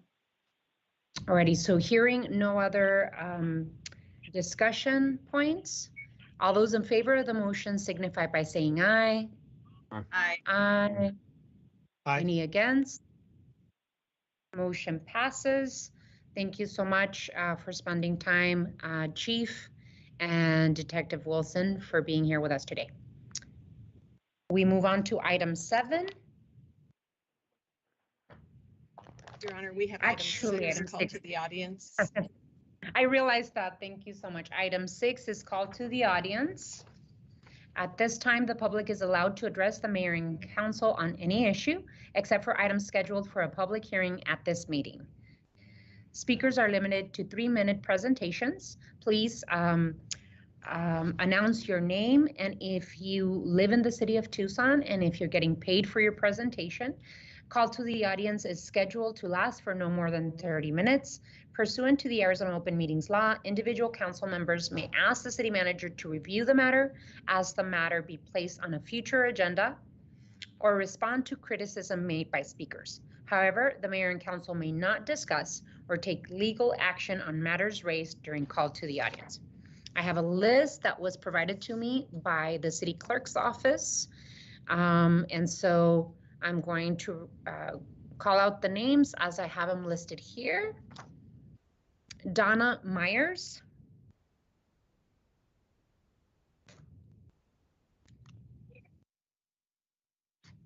She's on, Your Honor. She'll need to unmute.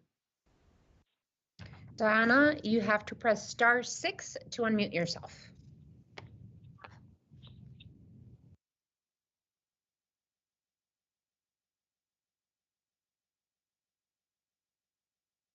Still muted.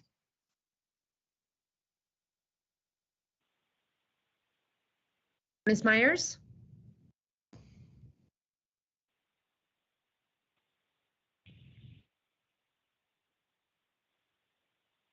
She's unmuted now. I'm sorry. Ms. I couldn't get my phone That's to okay. respond to my pushing the buttons. I apologize for delaying you. Thank you, Your Honor. My name is Donna Myers. I live in Ward 4, and I am not being paid for this delivery.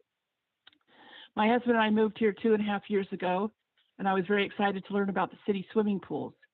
I have been enjoying the Clements Pool year-round, except during the summer when I could go to Purple Heart Pool, which is much, much closer to my home. The lifeguards at Clements are amazing people and are doing a fantastic job. Caitlin, the pool supervisor, is doing a great job trying to keep the pool open, considering the lack of lifeguards that are available. Like all other industries, finding people to work has become difficult. I know that this is the same for the staff at all the other pools. They're doing all they can to hire more lifeguards and to keep the pools open. It is disappointing for people and sometimes whole families to arrive at Clements Pool and be told they have to wait until someone.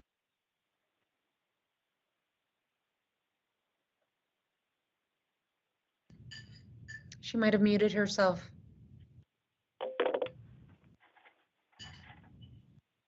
She's still on the line, Your Honor. I think, Ms. Myers, I think you muted yourself. You wanted to finish your thought?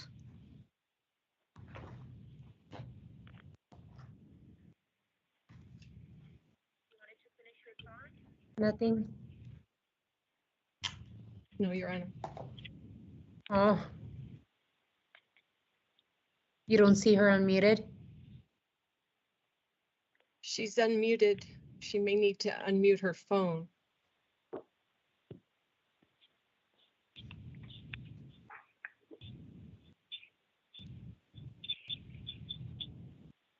Ms. Meyer, did you want to try and unmute your phone? Just press the unmute button on your phone.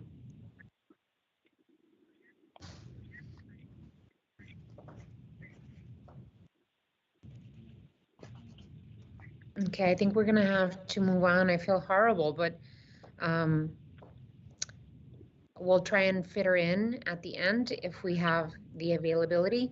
Mr. Alex Stein. Mr. Alex Stein. I don't see him on, Your Honor. Mr. Peter Villaescusa. He's on. He's muted. There he goes.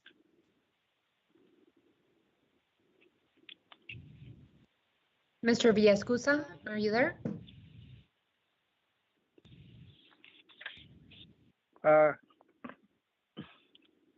Can you hear me now? Yes, we can. Go ahead. You have 3 minutes. Okay, thank you. So I am a owner of a shopping center next to the proposed U-Haul rezoning. It's on Broadway at Camino Seco. It's a public hearing. Mr. Villaescusa, that is yes. a public hearing for later tonight. Okay, we can speak then. Yes, I'm sorry, you're going to have to wait. The item 6, which is called to the audience, is supposed to be for items not listed as public hearings, but I'll add your name to that public hearing later tonight. Okay, thank you. Okay. Your Honor, this is Donna Myers again. Whenever you have another opening, I would like to finish my remarks if I could. My phone went wacko. Go ahead. I had to borrow my husband's. I'm on a different line. You only have a minute left, so please come to your conclusion. Okay. It's disappointing for people who sometimes hold families to arrive and be told they have to wait until someone leaves. If there are only 2 lifeguards on duty and one has to be in the office, that means only 25 people can be in the pool area, and that includes spectators.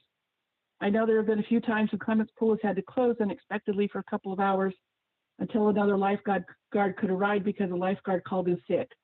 I watched Caitlin work for over an hour while I was there to find someone to come in so they could keep the pool open. As it ended up, they had to close for a couple of hours.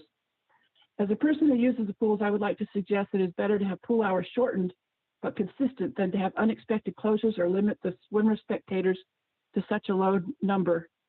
Lifeguards could then be used at multiple pools for the hours they are opened. At least that way the residents know when each pool will be open, and they probably won't have to wait for someone to exit the pool before they can enter. I hope you will consider this possible solution as you work to keep our pools available to all residents. Thank you for your time. Thank you, Ms. Myers, and I'm so sorry that happened to you. Ms. Monica Austin.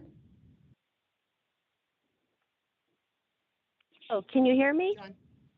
Yes, Ms. Austin. Yes, hello. Can you hear me? Yes, we can. Go ahead. You have 3 minutes. Okay, great. Yes, yeah, I live in the city of Tucson, and I'm not getting paid for this. And I would like to talk to you about this mass proliferation of 5G cell towers in the city of Tucson. I found out last week a 5G tower was planned for a location near Campbell and Adelaide, which is very close to my residence. I was alarmed. I had no notification that it was going in. Also, I was not notified about the 5G tower that went in on Glen and Campbell either. And I just found out yet another tower is planned for Glen Street near me as well. This makes 3 5G cell towers going in around me in less than a 1,000-foot radius. This is not acceptable. Shouldn't I be notified of when these cell towers are going in since they have an adverse effect on our lives? These 5G towers are such an awful eyesore, and I have thus learned they reduce our property values. Do we, the people, not have any say in this development? Or does the city council just go ahead and do what they want, irregardless of what their constituents' wishes are? What kind of government are we living under? What's the purpose of being elected to an office when you ignore the will of the people? It's a new day in America, and elected officials will be held accountable for their actions. I'm a disabled person with electrosensitivity, and I've been affected by the 5G tower on Glen and Campbell. Now you're planning 2 more 5G towers in the immediate area. This has to stop immediately. I demand you to stop putting in these 5G towers in and around Glen, Adelaide, and Campbell area in a 1-mile radius. I am adversely affected by these harmful frequencies coming from these 5G towers and many others living in Tucson as well. Every cell in the body is affected by microwave energy in a negative fashion, but people like me who are electrosensitive are being harmed immediately and suffering because of these towers.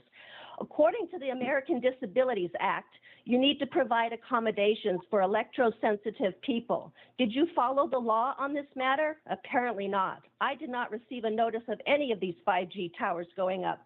I've been reading the notices going to your offices about the deployment of 5G cell towers, and I have signed every one of them. You have the explicit responsibility to protect the people who elected you to office as agents representing the people. It's been demonstrated that the mayor and city council of Tucson have within their purview that which is required to immediately cease and desist from approving permit applications for new so-called small wireless telecommunication facilities. It's also within your purview to immediately institute a moratorium on placement, construction, and modification operation of these facilities. So you are in violation of both federal and Arizona state American with Disability Act requirements. And I would like to put this in the record and please confirm it. And all of you are accountable for your own actions on this.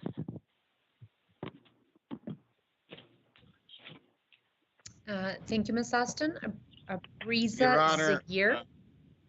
Your Yes, Honor, go is the ahead, city attorney available? I thought that the 5G towers are covered by state law. We've tried to, can he at least respond a little bit to Ms. Austin about the issues that we have with the cell towers per state statute? Thank you, Mr. Cunningham. Mayor, members of the council, I can't respond to her during call the audience, but I will say that I'm happy to provide follow-up information, including a response to the speaker that again reiterates the limitations and quite frankly, the preemptions that apply to the city of Tucson with respect to regulating in that area of the law. Well, there's laws here that need to be, the people need to be protected. Ms. Austin, you had your 3 minutes, and someone in the city attorney's office will send you information if you provided your email and number to clarify what mayor and council are allowed to do, or as the city attorney said, are preempted by state law to do.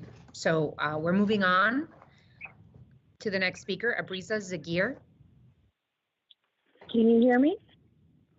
Yes, we can. Go ahead, Ms. Zaguier. Honorable Mayor and Council, I'm Abriza Zaguier, citizen of Tucson and the Sonoran Desert. Water, in my opinion, is one of the most critical issues facing the city of Tucson. And I know Tucson's leaders, after listening to the Tucson Water Report on PFAS, know that too. I grew up in Phoenix. This was prior to CAP water delivery. And at that time, developers had to guarantee a 100-year supply of groundwater. And subsidence caused by overpumping of groundwater was a big problem in the area. It is time for the city of Tucson to be more proactive. I did a little research. So my research indicates that our residential water rates are higher than California, Nevada, Utah, and New Mexico, but they are lower than Phoenix. Interesting to find out that the commercial water rates are higher than residential rates in California and Utah, and equal to that of residential rates in Nevada and New Mexico. And they all have tiers of usage. You use more, you get charged more. The average household in Tucson uses 10 CFF per month. I use 1. The rates charged to commercial properties are at 3.36 per CFF, regardless of how much they use. This needs to change. Right now, there is no incentive for commercial properties to reduce their water consumption. Leaders, after listening to the Tucson Water Report on PFAS, I'm getting a feedback, excuse me. These monies, extra monies collected from commercial properties could help clean up some of our groundwater problems. We have to guarantee that we have at least 100 years of groundwater to provide to the current 725 Tucson water users. We can't just wait until it's a real emergency and put in place mandatory rotating water shut-off times. This is probably too long in the future to affect me. I don't think I'll be around for another 100 years, but I will try. Anyway, thank you for your consideration, and please consider changing the rates on commercial water rates so they reflect that of residential rates. Residents are currently paying 75% of the water bills, whereas commercial properties are only paying 6%, but they're using between 25 and 27% of the water. Thank you for your attention. Thank you, Ms. Aguirre. Cindy Hogan.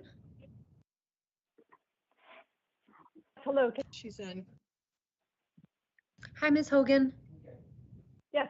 Hello, everyone. My name is Cindy Hogan. I live in Ward 1. I am an AmeriCorps member serving with Literacy Connects this year as their digital equity ambassador. I have been working on digital equity efforts for the last year and a half with local, state, and national organizations. Literacy Connects and our partners are working to increase public awareness about the digital divide that exists right here in Tucson and Pima County. Current research indicates that more than 20% of homes in the US do not have in-home broadband internet service.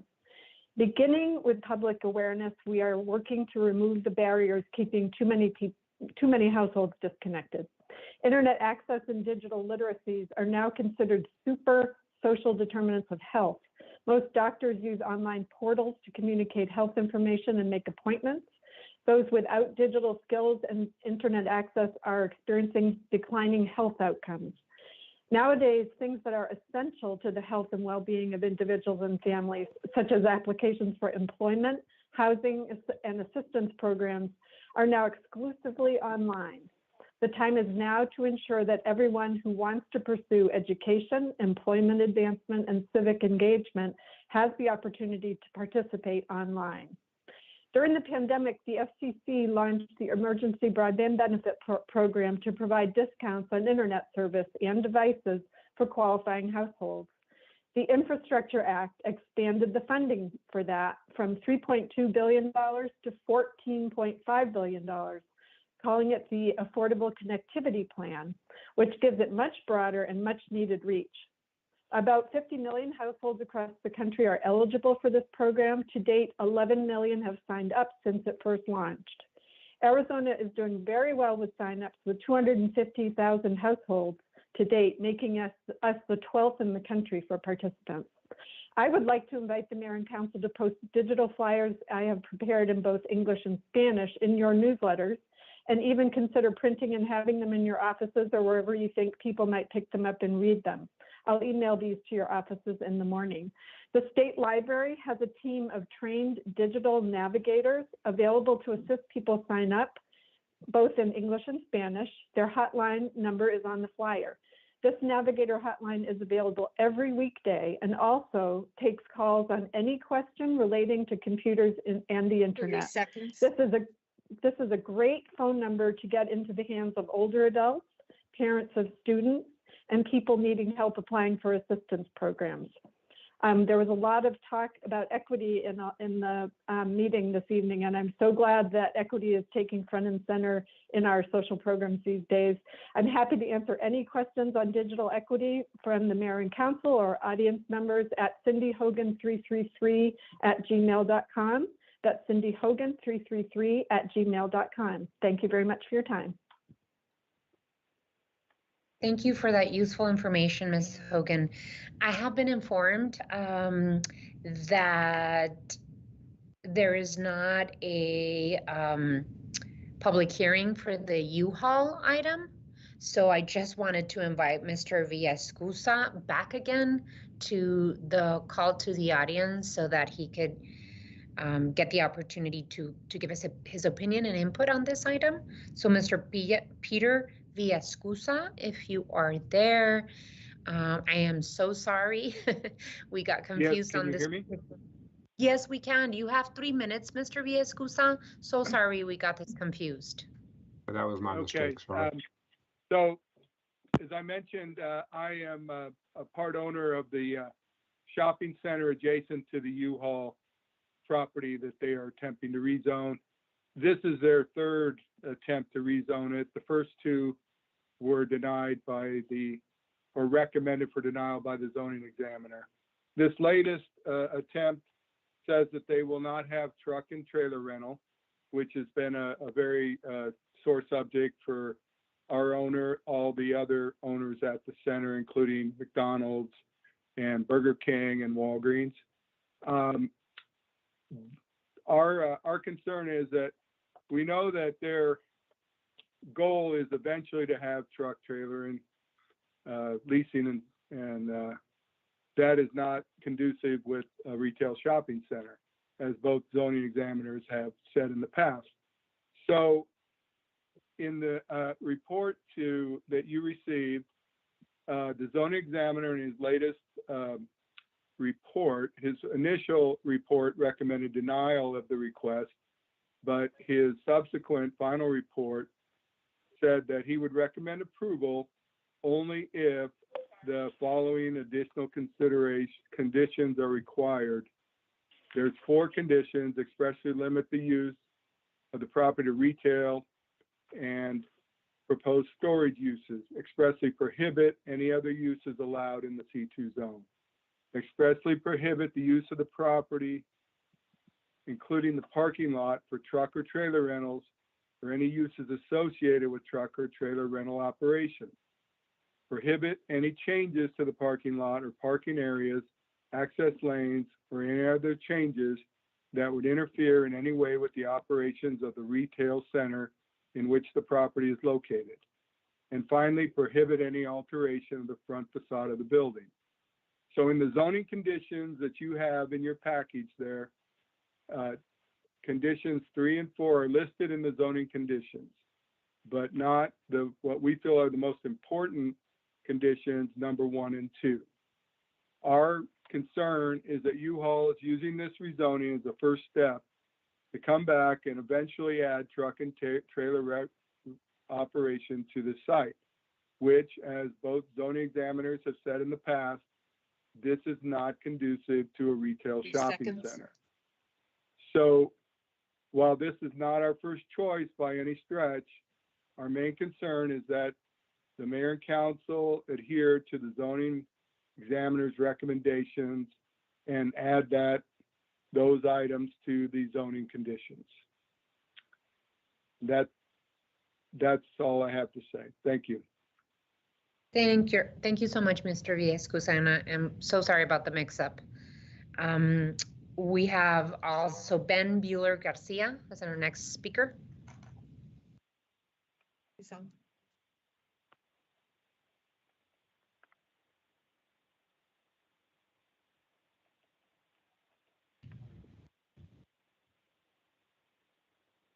Mr. Bueller Garcia.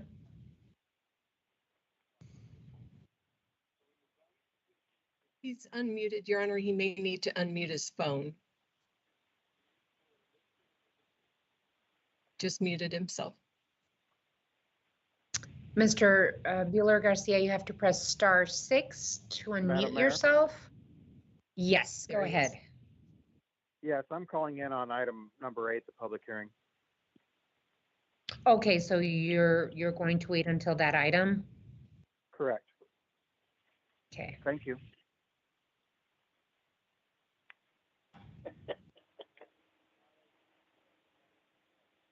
Alrighty, so Rick Volk.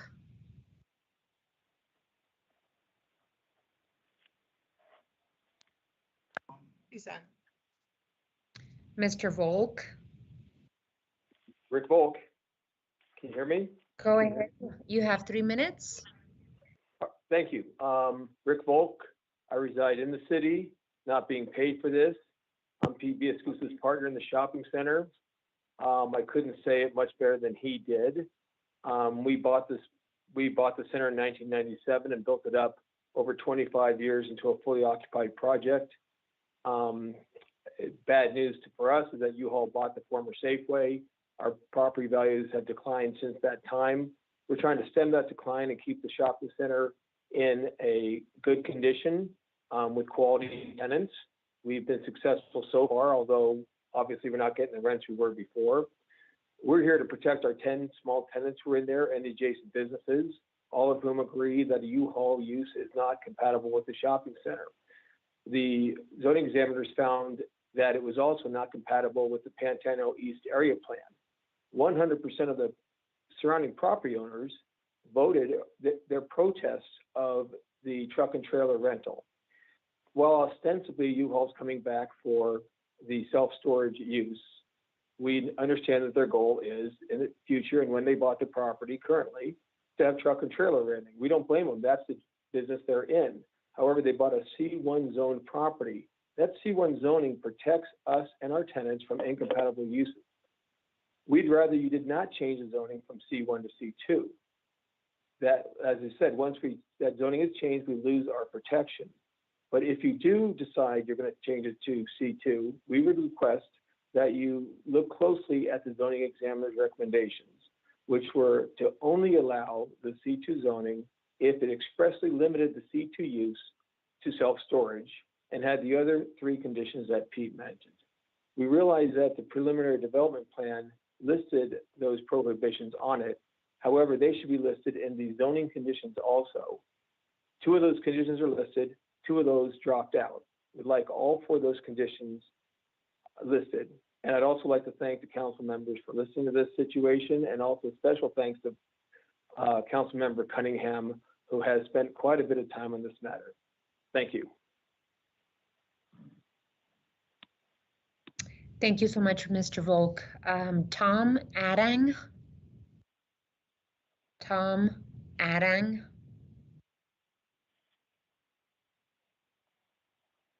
He's on, Your Honor.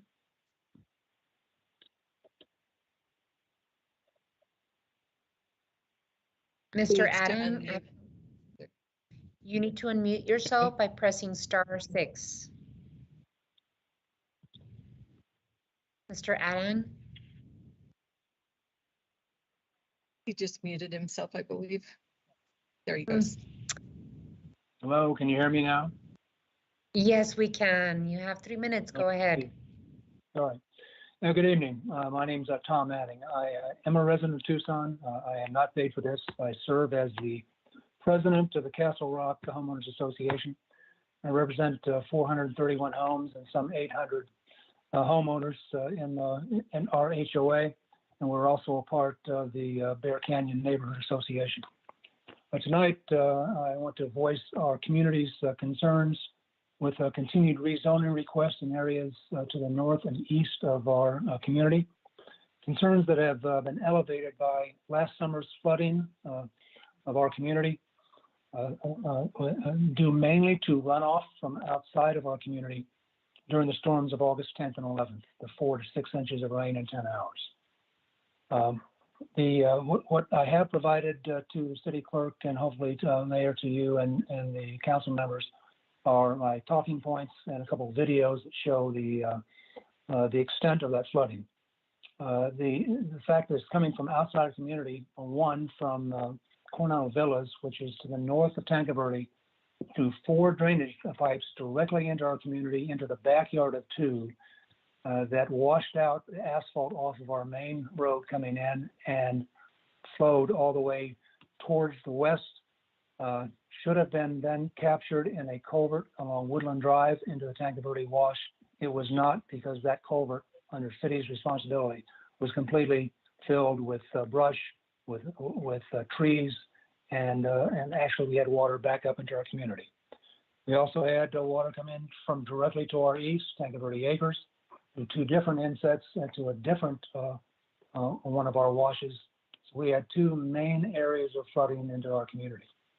And so we're quite concerned about any building to our east, especially the now continued CASITA along MARIPOSA, that would add 132 CASITAs, a whole lot of concrete, that would, and then additional building into Agua Caliente and Tanque Verde washes.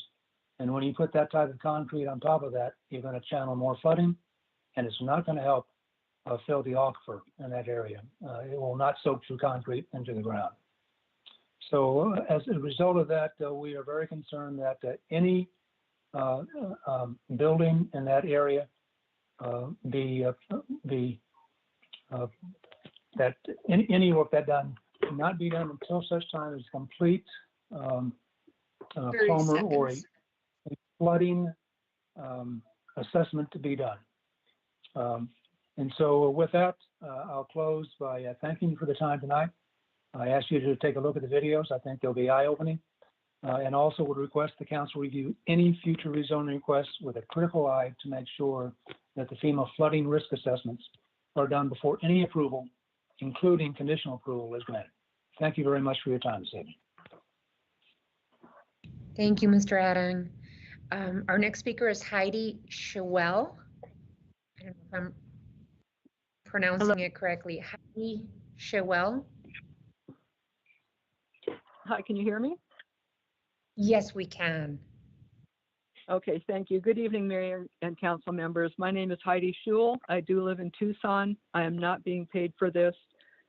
I serve as the interagency liaison also in the same homeowners association that Mr. Ading just talked about, and I'm addressing the same rezoning that's been continued for the CASITAs at La Mariposa, CASITA Village at La Mariposa, and future rezoning requests. And the concerns I'm talking about have to do in part with the ecological significance of Tanque Verde Wash. Tanque Verde Wash and surrounding areas contain ecologically significant wildlife habitat. These lands are included in the Tucson Audubon Society's Tanque Verde Wash / Sabino Canyon Important Bird Area to benefit Tucson's and Arizona's bird populations of greatest conservation concern and other native biodiversity. Tanque Verde Wash has been improved with bank stabilization in some areas, but remains relatively natural. It has not been channelized and is lined with native vegetation.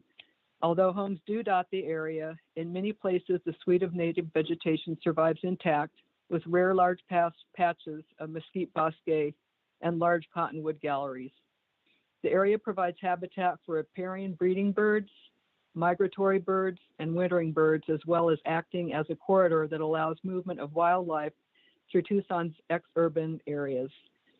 Within 103 surveys from January 2009 through May 2011, the Important Bird Area survey teams found 131 species of birds in Tanque Verde Wash, and of those, 20 are special conservation status species, some of which breed and nest within Tanque Verde Wash in very dense numbers. The biggest threat to Tanque Verde Wash and all of that habitat is groundwater pumping to support the growing urban population near the wash. Another major threat that this concern addresses is the urban encroachment resulting in habitat fragmentation and loss. Additional concerns in this respect include off-road vehicles, recreational activities like paintballing, bonfires, illegal shooting of birds, ATV use with erosion, and so forth. The other area that we have some concerns with are relative to the cultural significance of Tanque Verde Wash. Archaeological surveys done by the City of Tucson and private consultants investigated HOUGHTON sites in the Tanque Verde Valley. The Tanque Verde Wash site is in the general vicinity of the property 30 seconds. With the rezoning proposal. The area was also used by Apache Indians throughout the 1800s, and we feel that prehistoric and historic use by Native Americans should be further investigated before rezonings for higher density developments are approved. Thank you very much for your consideration. Thank you so much, Ms. Schewel. Mr. Ken Scoville.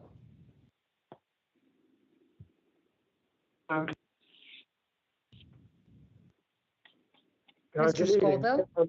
And members of the council. My name is Ken Scoville. I live in Pima County. And for the past 37 years of doing this, I've never been a paid speaker. I'm here tonight to update you about the pump house. I'm sure you remember this at Stone Avenue Underpass. The work that was ongoing to try and have work with a developer has fallen apart. So now the demolition permit is active on it. I've been told by transportation that it's going to happen sometime in May. I've not got a specific date yet. And I'm here indirectly representing the commission, as I'm a member of the Transportation Subcommittee. The whole body of the commission, Tucson Pima County Historical Commission, did send a letter of support to mayor and council on this. And what we're asking for is the minute you move an historic structure, it triggers or becomes a demolition. And we'd like to find out what the actual bid is for demolition, which I'm assuming is just sort of a smash and haul away, and to try and do a more creative demolition. The best would be to move it intact, but given those costs, I would hope that we could cut the pump house into cut up the 4 walls and then the roof, so that it could be stored on site close by on a fragmented piece of land for later use, or that it could be stored in a location fairly close by. Other preservation alternatives would obviously be welcome, but it would be nice to have it be close to the actual site for the interpretation. So I would hope to have a little bit more communication and work with transportation so that we could come to a positive resolution about the pump house. Be a lot of adaptive reuses for it. It could be part of a pedestrian shelter. It could be part of a bicycle rental station, an art project. But the first thing we need to do, and time is of the essence, to actually get a plan for how the demolition would be conducted. So I wanted to update the council on this, and hopefully we can work more closely with the transportation department on this. So thank you very much. Thank you, Mr. Scoville. Steve Dolan. Steve Dolan. Can you hear me? Yes, we can, Mr. Dolan. Go ahead. Thanks to Mayor and Council for this opportunity to speak about positive and unfortunately negative things in the city of Tucson. I am Steve Dolan, a 47-year Tucson resident and board member of the Tucson Mountains Association. Last year, I thanked Sarah Launius, previously at Ward 3, for helping TMA. First positive. During your March 22nd regular meeting, I spoke about the Silverville Road widening project. On behalf of TMA, I thanked Ward 3 Council member Kevin Dahl and Katie Bolger, his Chief of Staff, for a March 15th meeting at their office attended by other agencies. City Transportation and the project team agreed to design changes that are better for wildlife corridors across Silverville Road. Second positive. Yesterday, I sent a welcome letter from the Tucson Mountains Association to Sam Credio, new director of the Department of Transportation and Mobility. A letter attachment was a grant opportunity by the Wildlife Crossings Pilot Program established under the Infrastructure Investment and Jobs Act. The federal program is $350 million over 5 years that communities can apply for. I hope the City of Tucson has a grant writing expert who can help Mr. Credio and DTM apply for the WCPP grant at Silverville Road. Positive things can happen if you work together. -1. Also, during your March 27 regular meeting, I was shocked to hear about the TEP substation variance request to reduce the erosion hazard setback. I was also shocked there were no mayor and council questions about the erosion hazard distance at the Santa Cruz River, our major watercourse, and the floodplain regulation purpose. Everywhere in the United States, floodplain variances are very rare because approving them puts the proposed use in harm's way by flooding, erosion, and other hazards. Granting a variance could negate FEMA disaster assistance at this location. Vice Mayor Santa Cruz, this substation variance site north of Baja Way is in Ward 1. Please ride the bike loop along the riverbank that disappears and the loop dips to the riverbed elevation where erosion is inevitable at the site and occurred during the 1983 flood. TEP wants the variance so they do not have to pay for bank protection. Allowing this TEP substation without erosion protection will result in the city declaring an emergency at this site during a flood. -2. Also, TEP does not want to pay for undergrounding their utilities to meet existing code. At the April 6th public hearing for the TEP UDC text amendment, 24 residents spoke against TEP, but when 30 time seconds. to vote, there was no planning commission quorum. This is the 5th public hearing to address TEP not meeting city code by city commission where there was no quorum to vote. There is no trust in the city processes that seem like a TEP and PDSD scam. Thank you. Thank you, Mr. Dolan. Jamal Givens.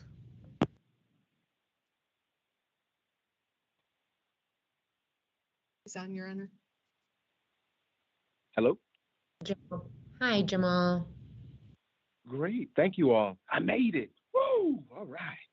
And you're the last speaker, by the way. Go ahead. Yes. All right.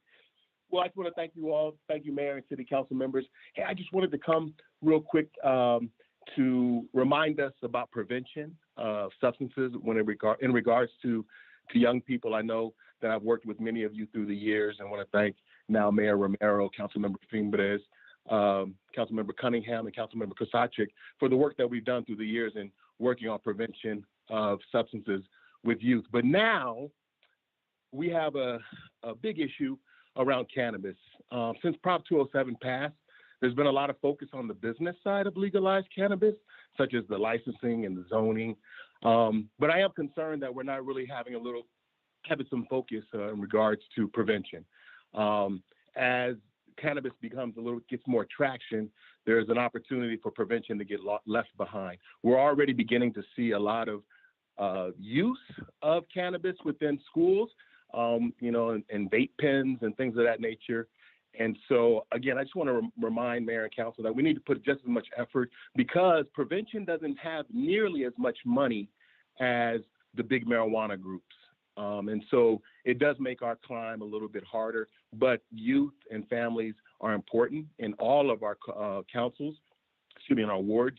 And we do have coalitions that exist within each of your wards that you can collaborate with. And so hopefully looking to work with you all and figure out how to make sure that prevention is on the forefront. And lastly, I'd like to share that one thing that we could work on together with the city is that we recognize that in parks that there are no signage up stating that, public use of marijuana as far as vaping and or just the leafy green substance itself is not legal.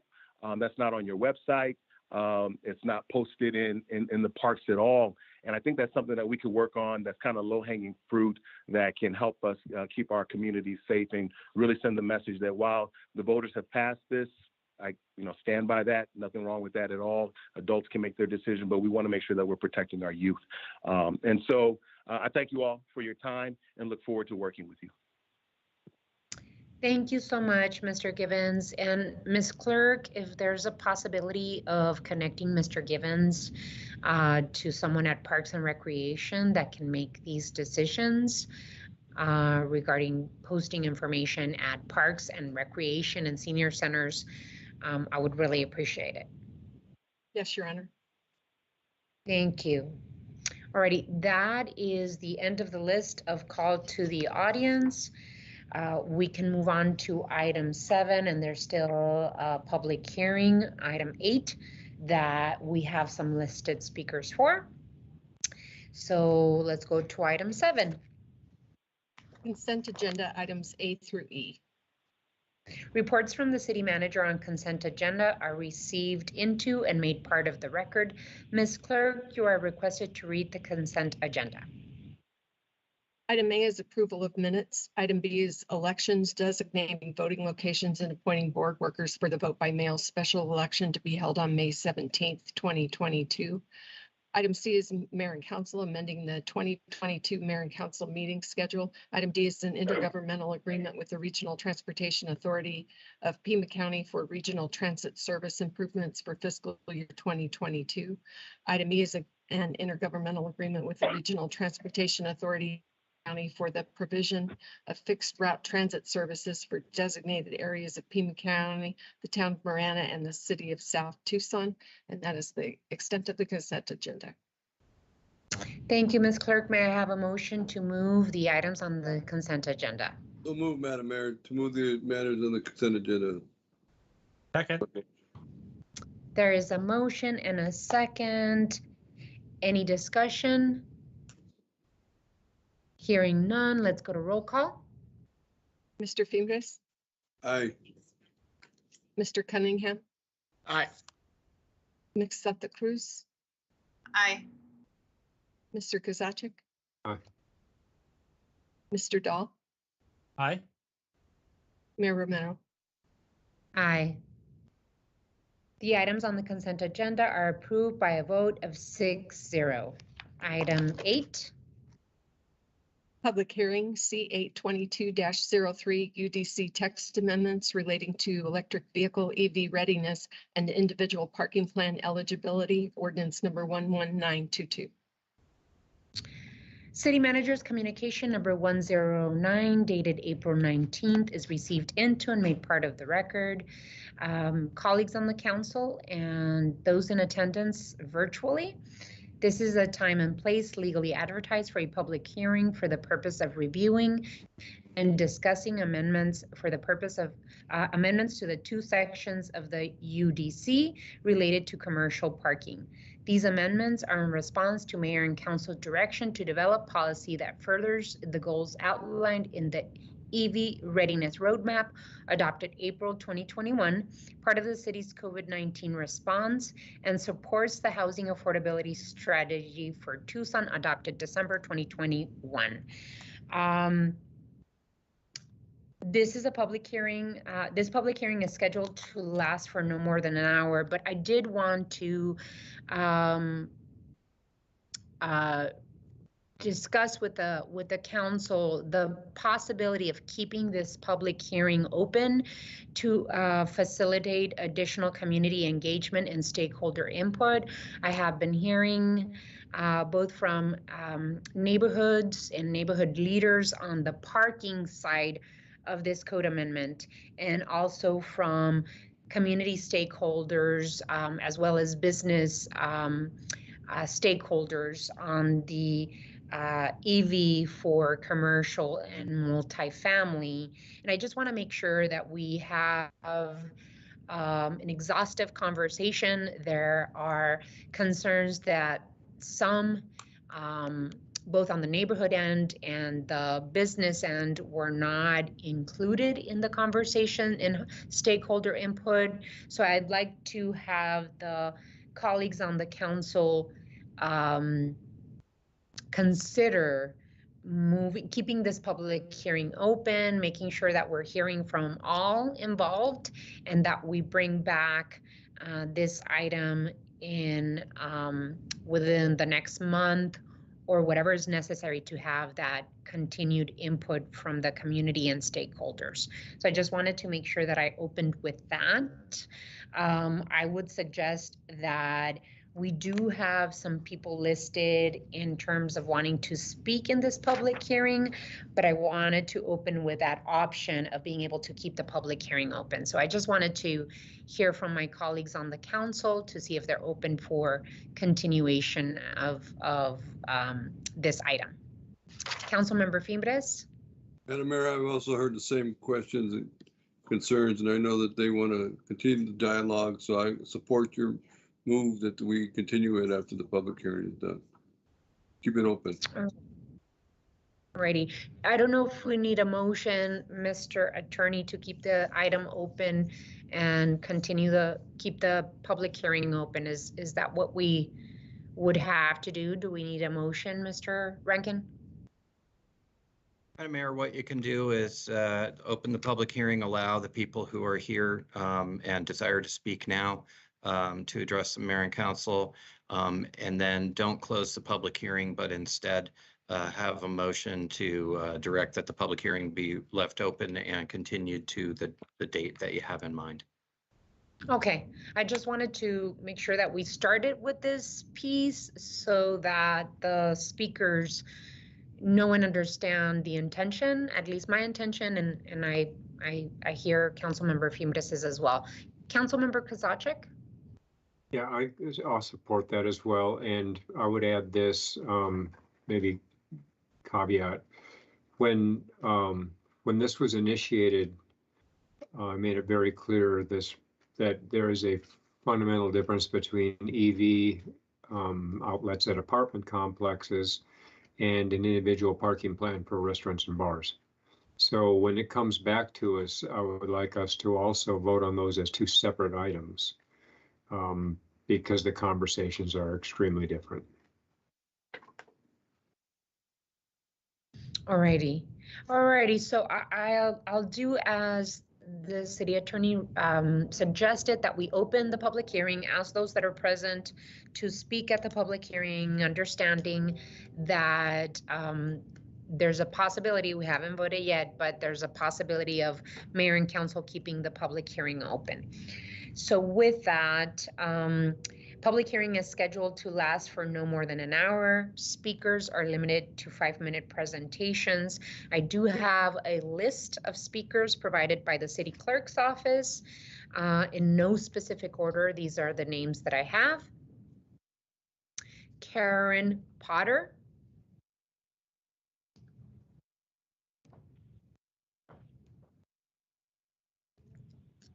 Good evening, Mayor Romero. Can you hear me? Yes, we can, Ms. Potter. Go ahead. Fantastic. Thank you so much. And again, good evening, Mayor Romero, council members, and City of Tucson staff. My name is Karen Potter, and I am the Utility Program Manager for the Southwest Energy Efficiency Project, otherwise known as SWEEP, a regional public interest organization focused on eliminating waste from the power generation and transportation systems in order to save all Arizonans money. SWEEP appreciates the opportunity to provide these comments in support of the proposed EV readiness provisions for multifamily, commercial, and retail developments. Increased use of EVs will spur economic development, improve air quality, and reduce greenhouse gases. To realize these benefits, the City of Tucson must invest in EV infrastructure so that charging is readily available to all residents. Approving the EV Ready Building Code is critical for ensuring the equitable and accessible deployment of EV charging equipment. It's also critical to include EV readiness in this code cycle to ensure that the city is adequately prepared to meet the growing need for EV charging. Arizona's current market share is over 4.35%, making it 12th in the nation and growing considerably every quarter.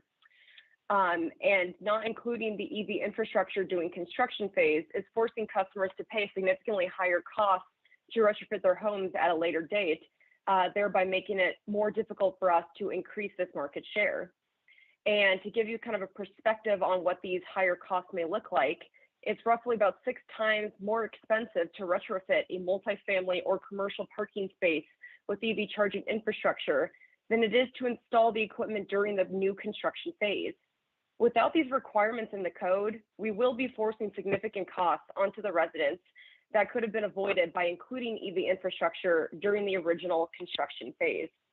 A small investment today during the new construction phase will help homeowners, businesses, tenants, landlords, and many others within these various types of buildings to save substantially on future costs. Given the market trends identified and the reasons stated above, it is not a question of whether homes will need EV charging, but when. In failing to adopt this proposal, will saddle future homeowners and others with substantially higher costs and burden renters who already have limited access to EV charging. And for all of these reasons, SWEEP urges council to move forward as soon as possible to approve the EV readiness requirements for new multifamily and commercial and retail development. Thank you so much for the opportunity to submit these comments and look forward to any questions you might have. Thank you so much, Ms. Potter. We move on to Alma Anitas.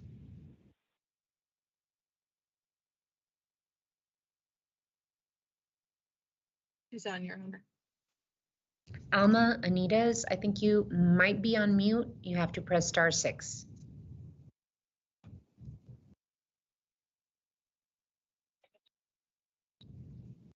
There she is.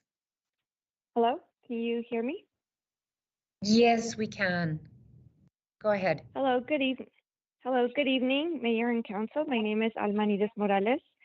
I am a commissioner on the Commission of Climate, Energy, and Sustainability. I am also a resident in the Dodge Flower neighborhood. I want to express my support for the city's efforts to develop EV-ready building codes for both multifamily and commercial buildings. I live in a condo complex that was built in 2006, yet I don't have access to an electric vehicle charging station in my complex. According to PlugShare, an app that allows users to find EV charging stations near their home, the closest EV charging station is 1.5 miles away from my home in a commercial parking lot. Now, I have a 6-month-old son, and charging from a restaurant parking lot is less than ideal. Yet I know how important it is to transition away from fossil fuels and support efforts for a cleaner air. In Pima County, about 50% of air pollution is caused by motor vehicle use. Having a city code to include EV charging infrastructure in new construction of residential, commercial, and multifamily buildings is most cost-effective over retrofitting later on. Installing EV chargers at construction is generally 1/4 of the cost of what it would cost to retrofit. I hope your vote is for the approval of the recommended codes for both multifamily homes and commercial buildings. Thank you for your time. Thank you, Ms. Anides. Ben Bueller Garcia.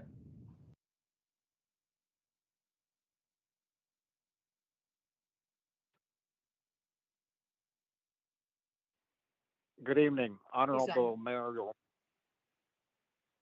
Go ahead, Mr. Garcia. Yeah, go ahead. I think we should pay, Verizon should pay us all a commission every time we say, can you hear me now? Honorable Mayor Romero and members of the Tucson City Council, my name is Ben Bueller Garcia. I'm a City of Tucson resident and a retained advocate for the Arizona Multi-Housing Association.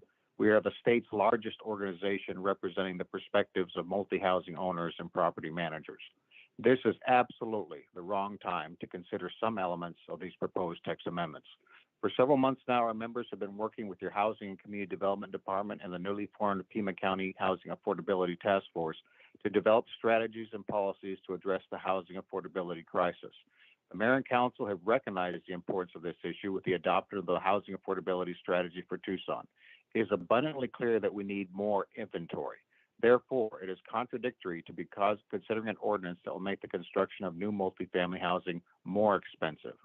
At the most recent Pima County Task Force meeting, they discussed how the huge increase in building materials due to supply chain and inflationary pressures are making it increasingly difficult to build. You can add components of EV charging infrastructure to that list. We can't control supply chains and inflation issues locally. However, development regulatory costs is something that you can control. Let me distinguish between affordable housing and housing affordability. Affordable housing initiatives impact a certain segment of our neighbors. Housing affordability impacts all Tucsonans. Recently, you had staff do an audit of the gray water ordinance enacted in 2013. The ordinance required an installation of gray water recycling infrastructure in all single-family residential construction. The average additional cost per home to install a gray water stub-out is $600 to $800 per home. Data shows that for every $1,000 increase in price, 515 families are priced out of home ownership. The results of the gray water survey were sobering. Over the course of 9 years, only 212 gray water rebates were issued. Of the survey respondents, only 6% were taking advantage of gray water harvesting at any level. There are only approximately 1,000 electric vehicles registered within the city limits. Mandating EV infrastructure on new projects will force all Tucsonans who wish to lease in these complexes to pay the price, whether they drive an EV or not. In a survey to multifamily operators, responses indicated that market penetration for EV and more specifically renters requesting EV charging capabilities remains low. The EV industry is undergoing dynamic and rapid technological change. It's quite possible that innovations such as solar charging cells embedded in the vehicles themselves may render these costly infrastructure investments moot. The Multi-Housing Association supports EVs and the progression of this emerging technology. EV charging infrastructure may not be appropriate for every project. Our members are incentivized to respond rapidly and effectively to market demand. We respectfully request that you forego taking any action today that will negatively impact housing affordability. Allow the free market to address the needs of Tucsonans as they arise. Thank you for your time and consideration. Thank you, Mr. Bueller. And just for information, I don't know if you heard this, there's a possibility that we're going to leave this public hearing open for further input and community engagement opportunities. Abriza Zagir.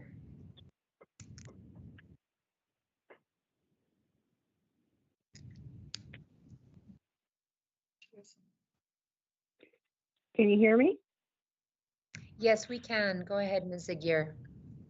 Honorable Mayor and Council, I'm Abriza Zagir, citizen of Tucson and the Sonoran Desert. I am not against EV parking. I'm actually for it. I have a few comments about the UDC amendment and the addition that come up short. It left consideration for the neighborhoods. It's non-inclusive for all new developments and has no violation clause for timely execution if a variance is granted with the parking. The first thing not addressed is the central business district, the area that includes downtown and the university area, where parking shortages and problems with overflow and parking into surrounding neighborhoods already exist. Secondly, there is no requirement for EV to be put in new single-family homes, at least assuring that there's enough power going there to support, say, an additional electricity that will be required. Thirdly, there is no charge or requirement in the UDC for EVSEs for downtown parking district, which is a different parking area. That would be 7.4.5B. So how many EVSEs have been installed in new parking structures during the surge of development downtown? How many of the city's metered street parking spots have been converted to EVSEs? How many EVSEs are in the city's parking garages or the county's parking garages? Finally, there is no change or requirement in UDC 7.4.5A, the violation reference, and it references also the 10.4.1. How long after a business asks for a parking reduction variance does the business have to comply to the EVSE? Can they keep applying for extensions? This EV readiness and individual parking plan availability, CA 2203, does not consider our popular central core problems with parking and overflowing into surrounding neighborhood, ignores EV requirements for the downtown parking district, does not require new single-family homes to be EV ready, and the violation clauses have no teeth to ensure timely action. Thank you for your attention tonight. Thank you, Ms. Zagir.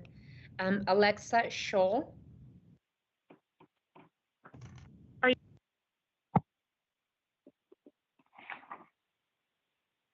Can you hear me? Yes, we can. Good evening, Honorable Mayor and Council. My name is Alexa Scholl, and I'm the Director of Government Affairs for the Tucson Metro Chamber, and I'm also a resident of Ward 1. As a representative of businesses who will be primarily responsible for implementing the proposed EV parking code amendments, the Tucson Metro Chamber is requesting a 30-day postponement of a decision on these code amendments. A number of questions, concerns, and recommendations came out of a March 29th meeting with city staff and stakeholders not included in the city's initial outreach efforts.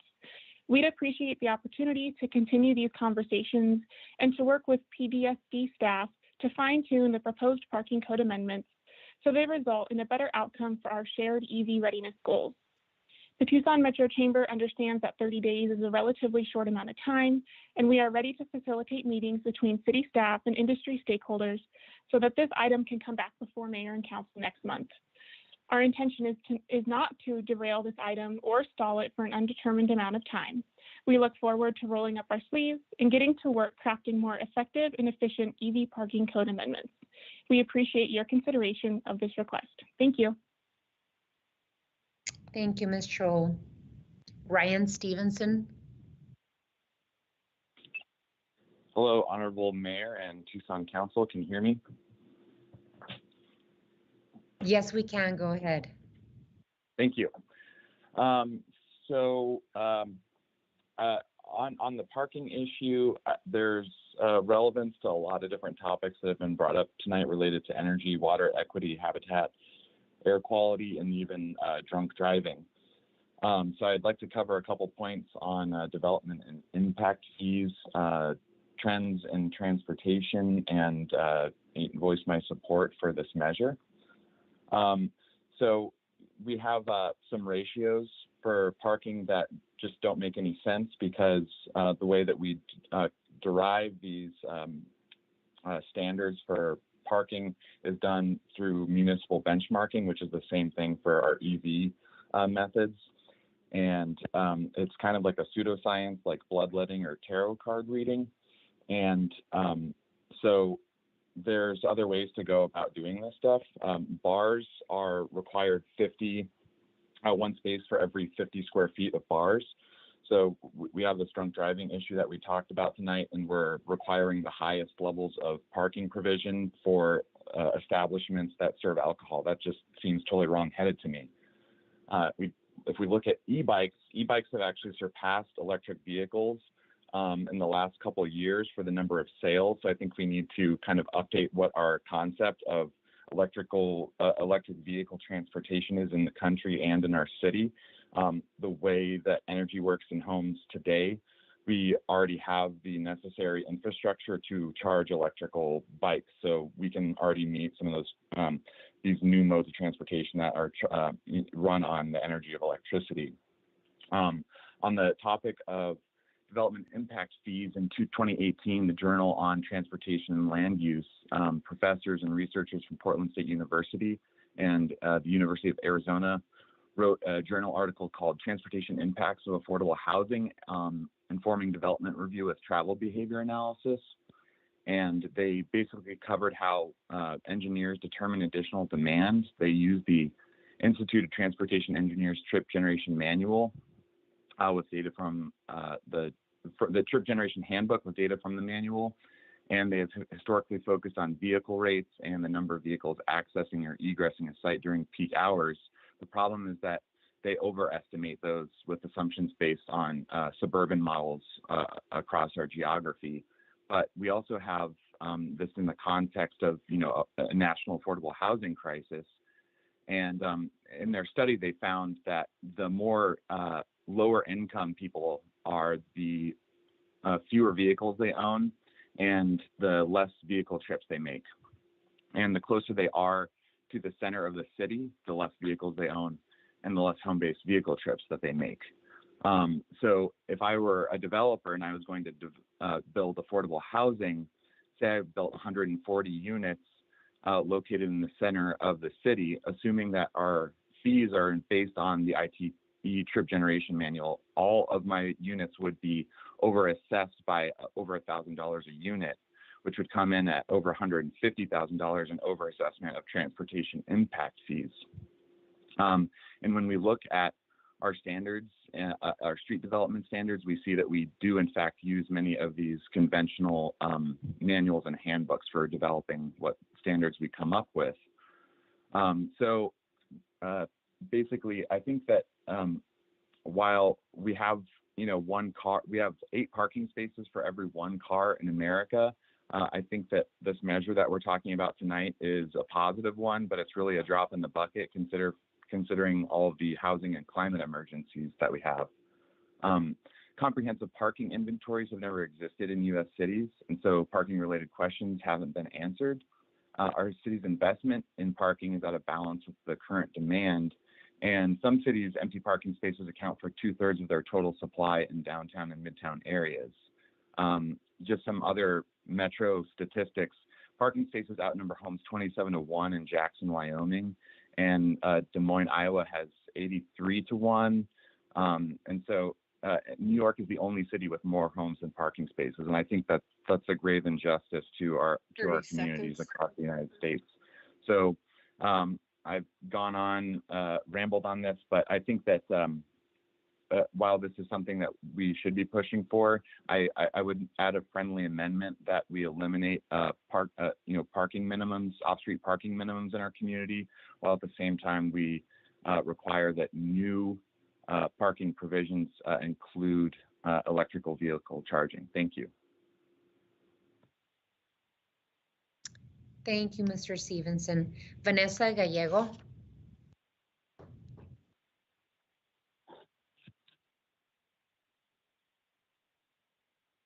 She just muted herself, Your Honor.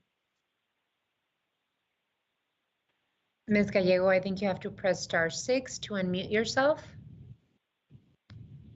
Hello, can you hear me? Yes, we can. Go ahead, Ms. Gallego.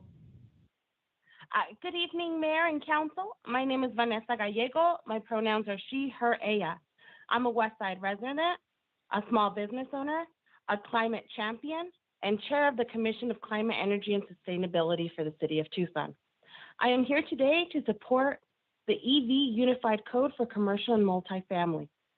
In order for communities to be resilient, they must need access, and this code provides access to EV ready in homes and commercial units. In order for communities to make the change to EV, we need to remove barriers. Communities need to see that EV is accessible and obtainable, or else the only thing they see is that EV is not for them. EV charging should not leave communities behind, but close the gap with access and opportunities at all levels. Communities that are most impacted by vehicle emissions deserve to have clean air and healthy communities, and an investment early is shown to be sustainable and better than waiting for later. As the city of Tucson is considered the third climate resilient city in the nation, let's continue to support that by taking bold actions and taking a stand and really supporting EV as an accessible platform for our community. Thank you for your time.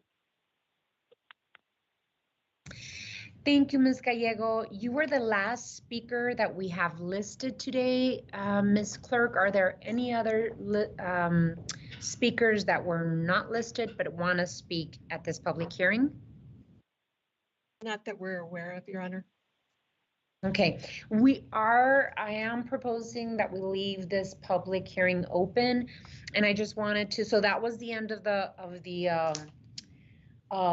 people listed that wanted to speak at the public hearing. So instead of offering a motion to close the public hearing, is there any appetite from my colleagues on the council, one, for discussion, and then for a motion to keep the public hearing open? Councilmember Fimbres. Madam Mayor, I'll move that we keep the public hearing open and we push it back for another 30 days like they are requesting. For more dialogue to be continued. Second. There is a motion and a second, and I do see my colleague Steve Kasachik, Councilmember Kasachik's hand up. Go ahead, Councilmember. Yeah, I'm just looking at our calendar. So May 19th is, we've got the 17th crossed out. I guess we just approved the new calendar. So May 19th. The next one after that is June 7th. So we're exactly 30 days on the dot to the next two meetings out. I guess my question is maybe for staff, if we are, and I'm going to support it, but if we are pushing back the public hearing to whichever of those dates we land on, are you, Scott, you just jumped on, are you intending to do any more public outreach on this in the interim, or are we simply standing down on the vote and we're just going to continue to hear the public input next time we meet? Honorable Mayor and Council, there were specific groups that said they were not offered an opportunity to participate in this, so I'd like to reach out to them directly and have that input. And based on that and the compressed timeline of turning materials into the clerk, I would like it if you could extend this into June to give us all the time to get this taken care of. So Mayor, that would be the 7th, I guess, would be the first meeting in June. And that's it's the only meeting in June. Yeah, I would prefer Councilmember Kasachik and Councilmember Fimbres, if you are up for a friendly amendment, just to remove 30-day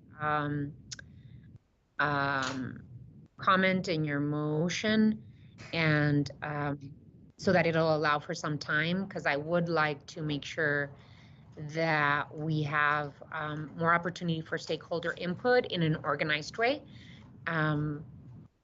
So, Mr. Ortega, I know that you have your hand up.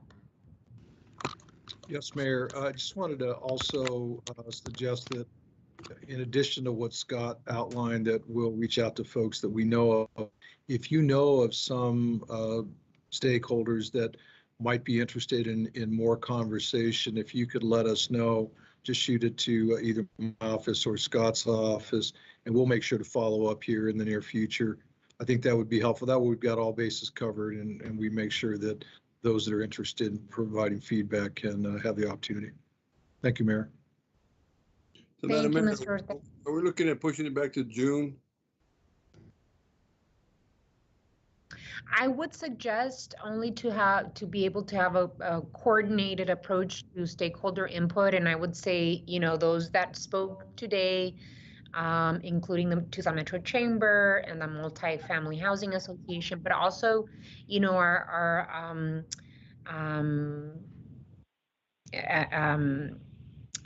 what is it, the Residents.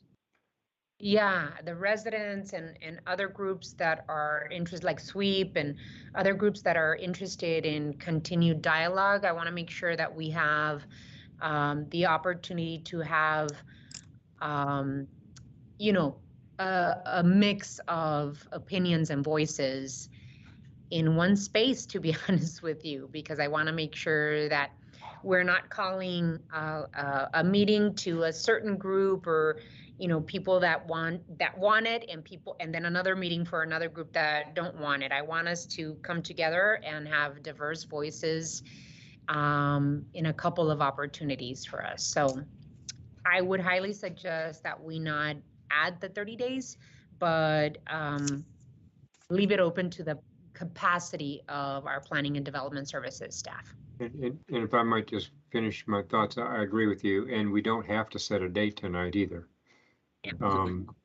So that, and my final comment. So Scott, when you do the outreach, I'm just going to say, I would request the staff do the outreach, not from a perspective of advocacy one way or another, but just standing back, listening and taking the input, and then making adjustments where necessary, if at all. But I hear way too often that the public and or businesses and or, you know, pick your group, feel as though staff goes out advocating for outcomes. And I don't know how else to phrase it than that, but that's, you know, just get the input and roll with it. I do see Councilmember Cunningham's hand up, so let's go to Councilmember Cunningham and then back to the city manager. I just got a few things, Your Honor, really easy. Look, this is as each speaker came up, we brought up more and more long-term planning issues. And let's face it, if we're honestly talking about what our city's going to look like in 5 decades, we actually don't know. We try our best to guess and plan for it. But things happen in the interim that changes the discussion. Right now, if you're a betting person, it's a very easy conclusion to say, hey, look, we've got to add EV stations, especially at apartment complexes and residential sites. And we also probably can relax parking codes long term a little bit, because we built this whole car culture infrastructure from the 50s, 60s, and 70s, where you've got a lot of institutions now that are overparked. And there are issues where it seems like this is just kind of how it always goes. When you don't need to be overparked, you're overparked, and when you need to be overparked, you're underparked. I mean, it just goes like that. So I think they're two different discussions. I think trying to get an EV ordinance on the books, so we've got some more EV spots in and around Tucson, is one goal, and then kind of amending how we do density and how we do parking and how we do transit and people moving is another discussion. So I've got a feeling that regardless of what we pass, which we should do in the next 45 days, we should do it by June. If we don't get it done by June 7th, we won't get it done until probably August or September of next year. And so I worry about that. But if we can get this done by June 7th, let's just keep the door open, because obviously we've got a lot of folks that are very interested in how we plan long term. in how we shape our parking ordinance, especially when it comes to apartment complexes and bars. And Steve made a great point tonight. You know, there's a huge difference between what you're doing in an apartment complex and what, especially a new construction one, and what you're doing in an existing restaurant. So I think there are big differences and big parts to this. And, you know, what type of businesses are there where they're going to have overflow parking 3 times a year, and how do we accommodate that? And that's the stuff we should be looking at. So I think this was a great discussion. I'm definitely in favor of all the elements in. We're really kind of slicing and dicing the way to go about it. But what I don't want to do is kick the can and not make a decision on June 7th. That's my biggest worry. All right. Yeah, Councilmember Cunningham, I will attach myself to your comments 100%. I agree that we shouldn't delay after June 7th. But I think that the conversation needs to continue, and I don't necessarily agree that parking UDC amendments is a different conversation in a way from our EV wants for multifamily and commercial. Only because before we have done planning and provided incentives, like for example, let's just talk about the downtown infill incentive district. We have connected less parking requirements to transit-oriented development. And so I just want to call attention to that parking planning should be part of the conversation. And if we have offered parking incentives before with our downtown infill incentive district, does it make sense to offer parking incentives to commercial development and multifamily development, especially affordable housing multifamily development with our EV requirements and parking requirements? Anyway, just want to make sure that we're exploring that as we continue having these discussions regarding parking and EV requirements. So I do see Councilmember Kazachek's hand up, and then I wanted to offer Mr. Ortega or Mr. Rankin. I saw you popping up, so I just wanted to make sure that you have the opportunity to speak as well. Just real quickly then, just to make clear the distinction I'm drawing, one piece of what we're looking at is requiring for new construction for multifamily and commercial outlets and or stubbing out conduit. That's totally fine. That's one conversation. The other conversation I'm saying is a different one, is eliminating the certain parking requirements for bars and restaurants. That's the different one that I'm talking about. But we are tying together 3 requirements for outlets and or stubbing out for multifamily and 2 kinds of commercial. And that's totally fine to have that conversation again. That's just to clarify. Thank you, Councilmember. Mr. Ortega? Thank you, Mayor. So, and I understand the June 7th date, if that's your interest.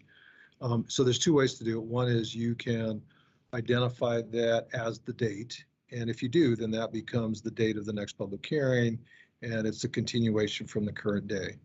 If you decide to leave it open, then what we would do is re-advertise the public hearing either for the 7th or for whenever we're ready to bring it back. I just wanted to let you know that if you do it tonight and you designate a time frame, then that becomes a continuation. If you leave it open, which is fine, we will then, based on our preparedness, advertise it for whatever that date is. And just to remind you, because of the change in schedule, if it's not June 7th, it would be July 12th. So that's the other piece that's out there, is there's no second meeting in June this time. That's all, Mayor. Thank you. Okay. Alrighty. I generally like to give a little bit of flexibility to staff to make sure that the stakeholder meetings do happen. And so I would suggest, Councilmember Fimres, that we leave it open and then push in terms of community and stakeholder input, and then bring it back either June or in the meeting of July. There's one meeting in June, one meeting of July, and get it done before August. I'm open to that, Madam Mayor. Okay, Councilmember Cunningham, are you open to that? No, Your Honor, I think that's the motion on the table. Is the 30-day the motion on the table, or is it the about approximately 30 remove days? the 30 days, Paul. Say again?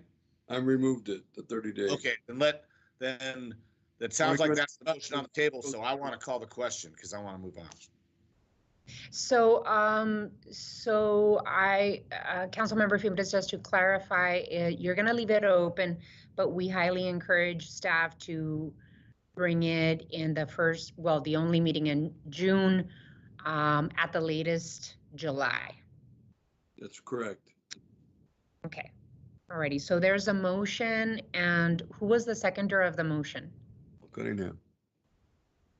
Okay, Paul, do you want to second that motion still? Do you accept the friendly amendment? Absolutely. That's why I called the Okay. question.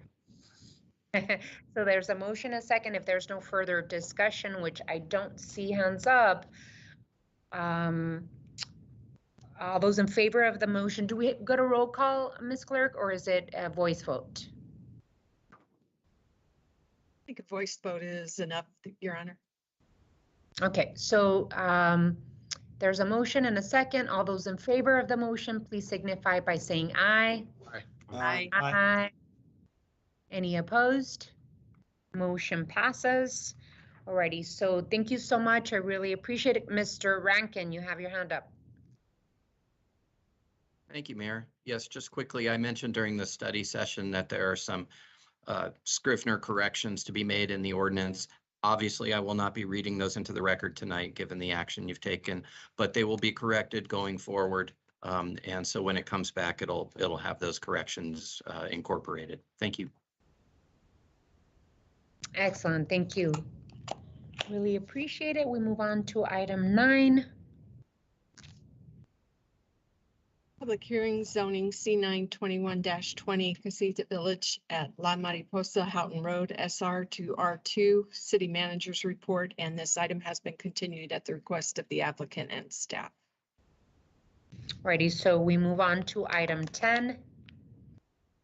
Zoning C9 21-18 U-Haul Broadway Boulevard, C1 to C2, City Manager's Report. City Manager's communication number 104 dated April 19th is received into and made part of the record. This is a request to rezone approximately 4.1 acres from C1 to C2 zoning located at the southeast corner of East Broadway Boulevard and South Camino Seco. The preliminary development plan proposes to convert a former grocery store into a self-storage facility. Staff recommends authorization of C1 to C2 zoning subject to certain conditions.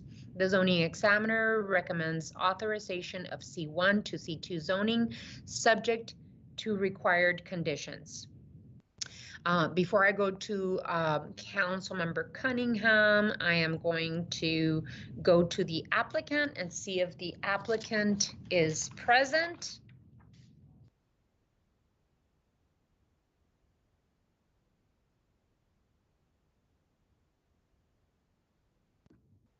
Is the applicant present Your for this Honor, item? Billy Longenbaugh has his hand raised right now. Okay, is this the applicant? Because I don't know who this Billy person is. Honorable Mayor and Council, that is the applicant. Billy, you need to unmute yourself and say hello. Yeah, my name is Billy Longenbaugh. I'm the president of U-Haul of Southern Arizona. Okay, Mr. Longenbaum, I just have a question for you. Are you agreeable to the proposed requirements? Yes, I am. Alrighty, thank you so much.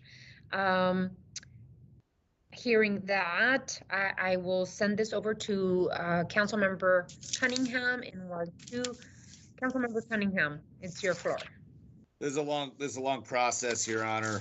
Currently, the conditions listed, this goes from C1 to C2. It's an old empty Safeway, expressly limits the property for proposed storage uses, expressly prohibits other uses outside allowed in the C2 zone. There's the trailer and truck rental. It's explicitly prohibited, and it prohibits any changes to the parking lot and the access lanes. So here's what's going on. So you've got McDonald's, Burger King, you've got Wings Over Broadway, you've got Great Clips, you've got Cricket, you've got the plumbing store. I've actually talked to all the tenants over the last 5 years and gotten to know this particular area pretty well, including the shopping center. As a matter of fact, Your Honor, when we met with the T-Mobile folks, we were there in that place. So it's an area I'm familiar with. What happened in sometime about 10 years ago was we had some vacant big boxes. We have a vacant big box at Colburn Broadway. So U-Haul went in and took it on auction and activated the space. By activating the space, some of the problems that you have when spaces aren't activated went away. So that was kind of a plus. But at the same time, the businesses in the shopping center had some concerns about the traffic it generates. Well, our issue is we've gone to U-Haul multiple times, and I think they've represented themselves well and faithfully as far as they've said straight up, this is where they want to be. They're not going away. This is what they like. They're going to work within the conditions of what the law says, and if that requires them to only be at a storage, that's what they're going to do. I have no doubts. I think Mr. Biascua makes a great point. I think Pete and Rick are right to be worried that they're going to come back and try to park trucks there. But I think there might be a deal to be made with the stakeholders if that goes on. The way the parcel is divided is pretty interesting. It's divided into multiple parcels. There's slivers of it that can, there's a give and take that can exist there if it can be set up. Part of me says, hey, look, if they can rent trailers, they may be able to increase some of the traffic. But at the same time, I don't want to risk emptying the space and not being able to get it filled. If you really look at the area, you've got within 1 mile, every direction, including right across the street, there's another grocery store. Down the street at Pantano and Broadway, there's a Natural Grocers, a Sprouts, and Dickman's, which are locally, one of them, Dickman's, is a locally owned grocer, one of the few left. So I really have concerns about saying, hey, U-Haul, tough luck, you're out, if the property's actually activated. So that was kind of the dilemma we went through in Ward 2. I think that right now the compromise we have is good. I think we can probably facilitate or help facilitate meeting the minds between the stakeholders long term to try to get the optimal result with all people's concerns in. So that's why I'm going to recommend the zoning examiners. That means I'm going to move the zoning examiner's recommendation with the conditions that have been laid out, the 4 conditions that were outlined both in the comments by Mr. Voke and Mr. Biascua, and with those conditions in mind that have been agreed to by U-Haul. Second.